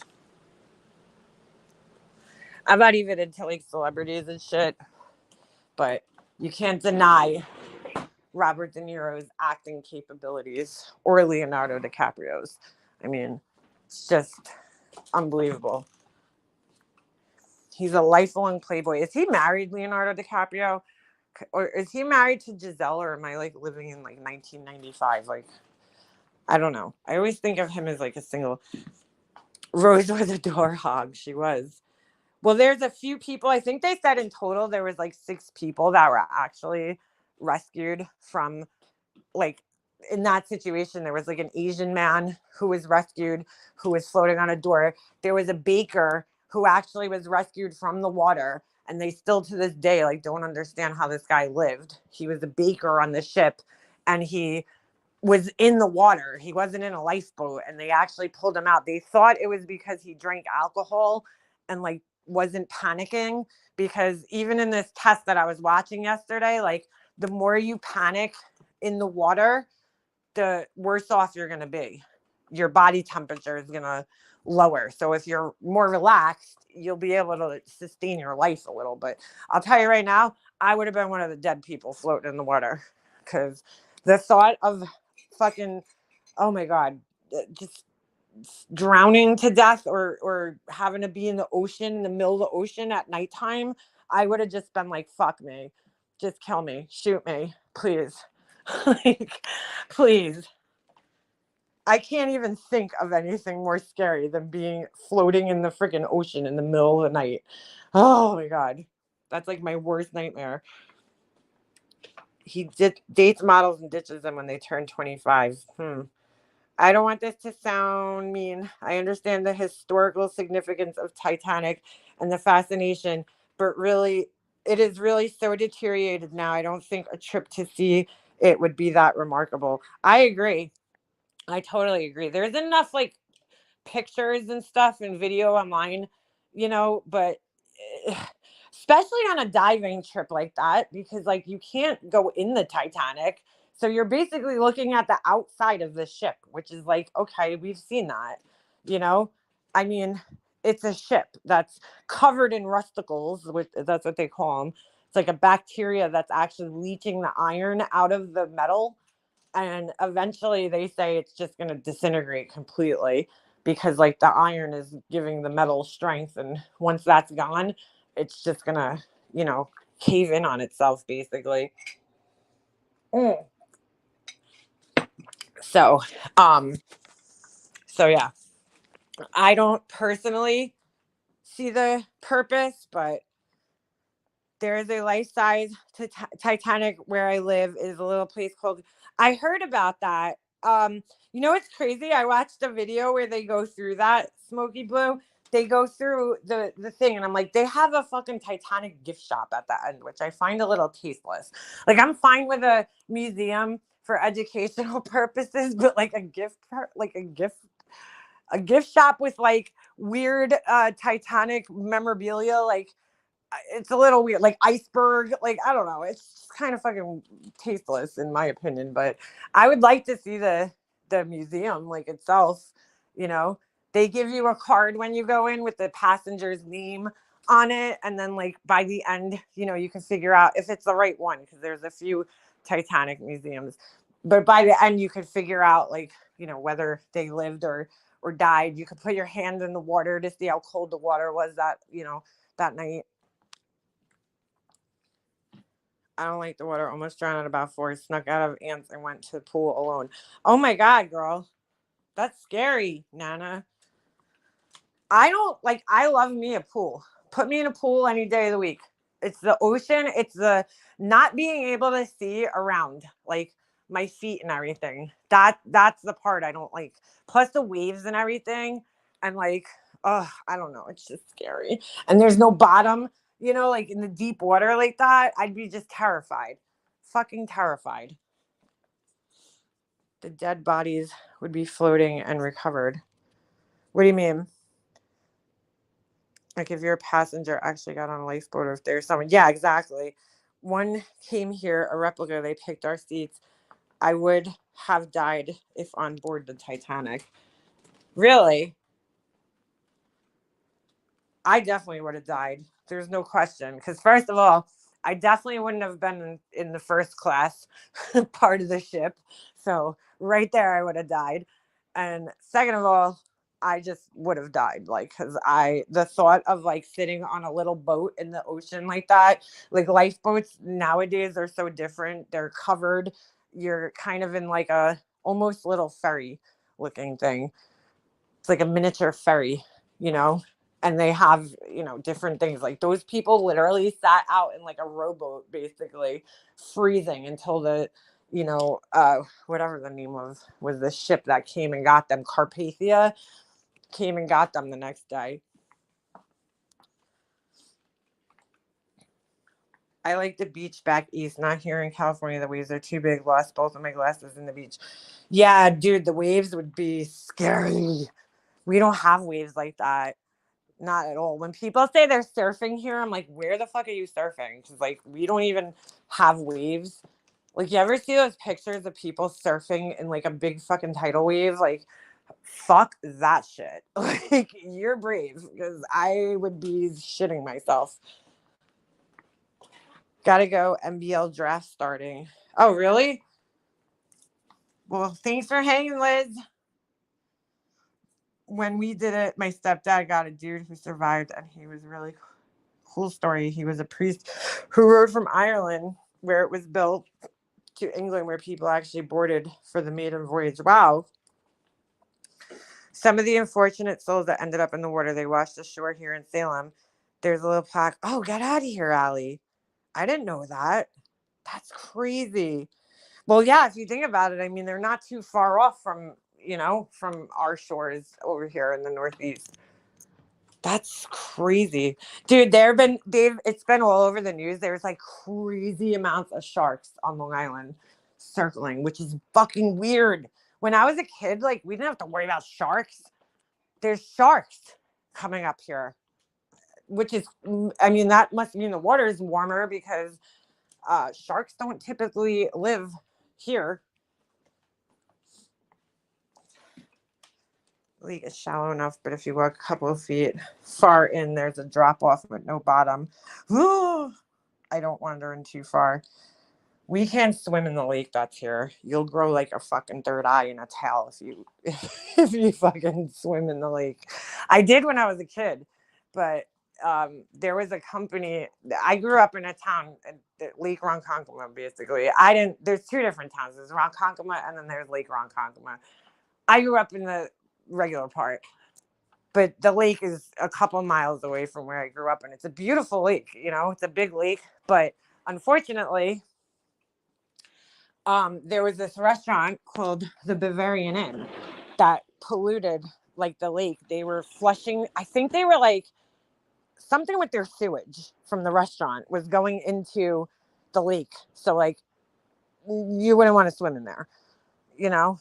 So to this day, I mean, people go in there every once in a while. I'll drive by and I'll see like people, but the people that grow in there, they're not the native people that grew up in my town, because no native person would go in there. And it's really sad because back in like the, you know, early 1900s and even, well, yeah, up until like probably the 60s, 70s, even in the 80s, but more so in the 50s and 60s, it was like a huge like resort town. Like all the houses, I have friends that live closer to the lake. So if you're closer to the lake, you know, the houses are like little bungalows because they're all like little vacation homes. And they had all these nice hotels and blah, blah, blah, blah, blah. I mean, I'm talking nice for like the early 1900s. Obviously, it's not anywhere close to today's hotels, you know. now they're just houses. They're basically like bed and breakfast type hotels, you know, where they look like houses, but they're hotels. And, you know, there was like a lot of activity. People from the city used to travel all the way out here to swim in the lake and vacation here. It was like the staycation type place. And it's really sad, you know, nowadays it's just like this body of water that sits there, you know. There's no activity. There's no boats. Well, you're not allowed to drive a boat with a motor in there. But there's no, you know, there's no activity. Like there's no kayaking. There's no people swimming. I mean, once in a blue moon, you'll drive by and see people swimming. But I mean, not to be mean, I'm just saying this because it's the truth. It's usually foreigners, you know, that are in there because they probably just don't know any better. And they're probably like in there like, how come we're the only ones in this lake? Like they don't know, you know, because unless you grew up in the town, like you're not going to know the history of the lake. So, yeah. It's sad though. It's very sad. I had to pause to go to work and I came back and you're saying that she has Eileen Wuornos hair. She did. She definitely did. I couldn't imagine though living anywhere without a waterfront. Me neither, ZZ. I go down to Cape here and there's nothing more nerve-wracking than a low-flying helicopter tracking the great whites swimming in too close for comfort. Yeah, scary shit. Scary shit. Great white sharks on Long Island. It's like, what? Like, what? I know, ZZ, I always say that. I'm like, I can't imagine. Like, I don't even go to the beach all that much. But it's just like the fact that I can go and it's like 20 minutes away from where I live. You know, like if I just go a little north, like maybe 10 minutes, I'm at the water. If I go a little south, and the water is like always like, I don't know, when I was younger, I used to like drive my car up to the docks and just like park there. You know, it's like a good place for contemplation and shit. It's just peaceful, you know? So I'm not like a beach bum by any stretch of the imagination, but it's just the whole fact that like I like having the option that if I wanted to go to the beach, I can. And I can't imagine living somewhere where there wasn't like a beach. Like that's so fucking weird. I know like people do lakes in the middle of the country, but like I don't know, it's just not the same as like the beach, like the ocean. My husband's not a beach person. That's probably more the reason. Like, I like going to the beach, but I'm not like one of like my ex. He fucking could like live on the beach for like a month. I couldn't do that. Like, I need to come home and like be in the air conditioning. He was a beach bum, but he grew up like that. You know, his family was always on boats and on the water. Like me, I'm not like a water person. So, but I like the beach. I like going there for a couple of hours, hanging out and then leaving. So, but now that I have a kid, the beach is just like the most nerve-wracking place ever. You know, I brought Jesse and it's just like, all I'm doing is worrying about him the whole time. So I feel like I can't even enjoy myself, you know, like terrified, like don't go too much into the water. Don't do this. Don't do that. Oh, you know. Don't dig a hole. Don't do this. I can only do clear mountain lakes and that's it. No rivers ever. I'd like to go on like a river. Like there's a river out here we could go, but it's not like rivers like you guys have. Like, you know, like big rivers. It's a small river that you could go kayaking on. And I've done that. And that's cool. I'm down for that. Nice, calm. But in most places in the river, first of all, it's like the calmest river ever. It almost looks like a lake. But, you know, in most places you could like get out and like stand. So it's not that scary. Like even when I went to Jamaica, you know, I was scared in the water. I prefer the beach. I hate being landlocked. Yeah, me too. I'm not into landlocked. I would love to live on the coast, but we could never afford that. Not here. Probably not anywhere, but definitely not here. We'd have to move to like South Carolina or some shit. I don't know. We can never afford to live on the coast here. It's so expensive. Waterfront property here goes for ridiculous amounts of money. So like no, that would never happen. We have river falls. I remember me and my brother, we went up to, well, not just me and my brother, me and my family. We went up to Connecticut. My uncle died, and we went up to his, his wake, and my brother and I took a walk, and like we ended up like we're like walking down the street, and we hear like water. We're like, what the fuck? So we go in the woods, and there was like this random waterfall, and I'm like, there's fucking waterfalls in Connecticut. It's like, what the fuck? Like, it was just so random. I was like, what the fuck? I had no idea there would be a waterfall in Connecticut. This is weird. Like, I don't know. I always think of like waterfalls as something that's just not around me. Because, like, there's no waterfalls here. Like, where the fuck would there be one? I almost fell down a waterfall when I was a kid, dude. Like, seriously, almost fucking lost my life on vacation in Jamaica. It was the scariest shit ever. We climbed up this river called Dunn's River Falls, and I'll never forget it. Oh my God. It's an excursion that you can do. It's a day excursion. And, I went there with my family when I was a kid, and we climbed up the waterfall, but it's like so dangerous because it's like super slippery. The rocks are, filled with like moss and everything. And it's really slippery. It's beautiful, but it's really slippery. So it's like you climb up a little, and then like you're in a flat, area, and then you climb up more and climb up more.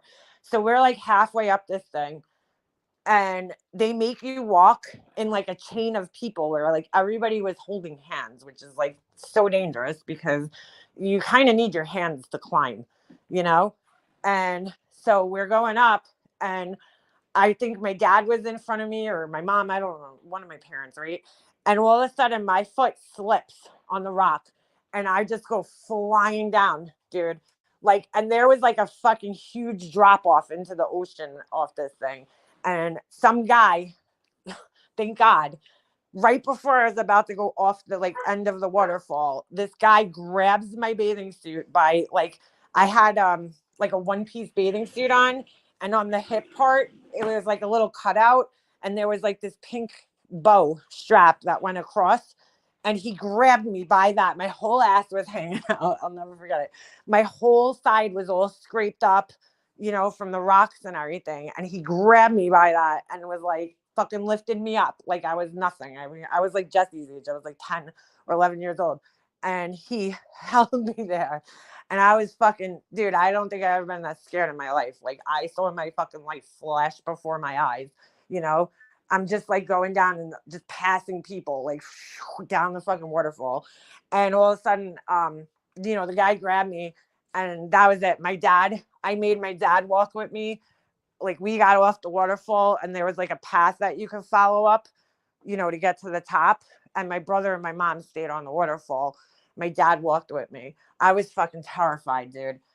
So when I was like in my early 20s, I went back to Jamaica, and I was like, I'm going to fucking do it. I'm beating Dunn's River Falls. And I did it. I actually climbed it up the whole way, made it up the whole way. When I went back, they didn't make you hold hands with people. Like, that was like the problem. I just lost my step because I'm like worried about holding people's hands, and I slipped and just went flying. So in my 20s, I'm like, I'm fucking going back, and I'm climbing that fucking waterfall to the top, doing it. And I went back and I did it. And it was awesome. Years ago, my dog almost fell off the pier with an undercurrent. I grabbed her by the hair. That's the other thing that scares the shit out of me about the ocean, the undercurrents. And like lately, and like that's another thing. I don't remember when I was a kid, like even thinking about that. But lately, we've been getting like severe like undercurrents that could just like suck you out into the ocean. No thanks. Yeah, Paige, it was scary shit. Very scary shit. That, like, almost drowning one time when I was boogie boarding at the beach with my aunt and my cousins. I think that's what like made me just like fuck the ocean. It's too dangerous for me. Almost falling down a waterfall. Well, not almost. I did fall down, but not the whole thing, thank God.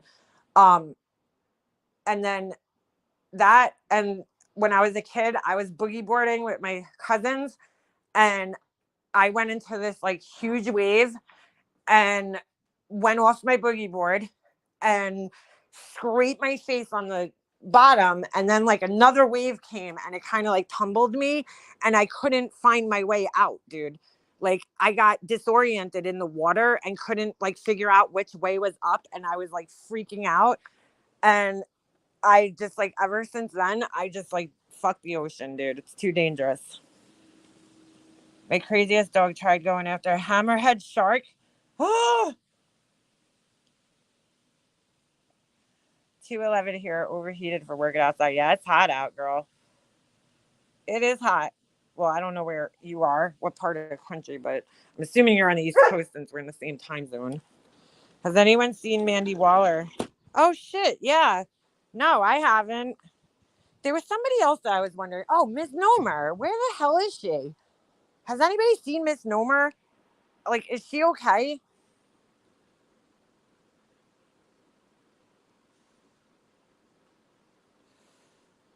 Lily, I feel like I've seen her more recently, but I haven't seen Ms. Nomer.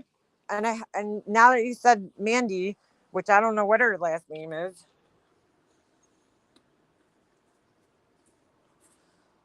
I do love the water, but it's terrifying. It is.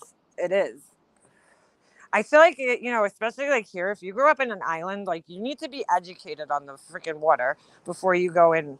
It's almost like a driver's license, like the ocean's dangerous, man. The Atlantic Ocean is a dangerous place. Fuck that shit. Even the bay, I'm scared of. Like, and that's not even like the ocean. I'm scared. I don't know what's in the ocean, but I do know I'm not going in there. That's how I feel. Santa Cruz, California Pier 1. Ooh, a shark. Ooh, she caught a shark. Then they got back to the store, had a heart attack. Oh my God. I forgot her name, but I haven't seen her either. I think Pugs' friends are her. Somebody's friends are her on Facebook. I could ask her and see if she knows. Because, yeah, now that you say it, I haven't seen her in a while.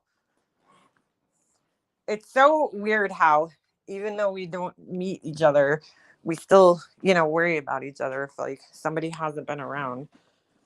I love Santa Cruz. I'd love anything in California. I would. I would love to move there. I forgot her newer name. Yeah, I don't know what her name is anymore. Huxton's still up there. Vaz. All right. Anyway, I'm gonna end this because I got some things to do before I gotta go pick my son up. I definitely got concerned. I'll be back sometime this week, I'm sure. But I'm gonna scooch out of here because I got some things to do. Excuse me, sir. You're not chewing on that because you're gonna choke on it. Give me this. No. Where'd you get a wheel from? Like a random Lego wheel. I don't know where he found this thing. All right. Anyway, I hope you guys all have a great day. I will be back sometime this week. I've got things to do. But yeah, I'll see you guys sometime this week. Stay safe out there. Stay out of the ocean. All right, I'm out.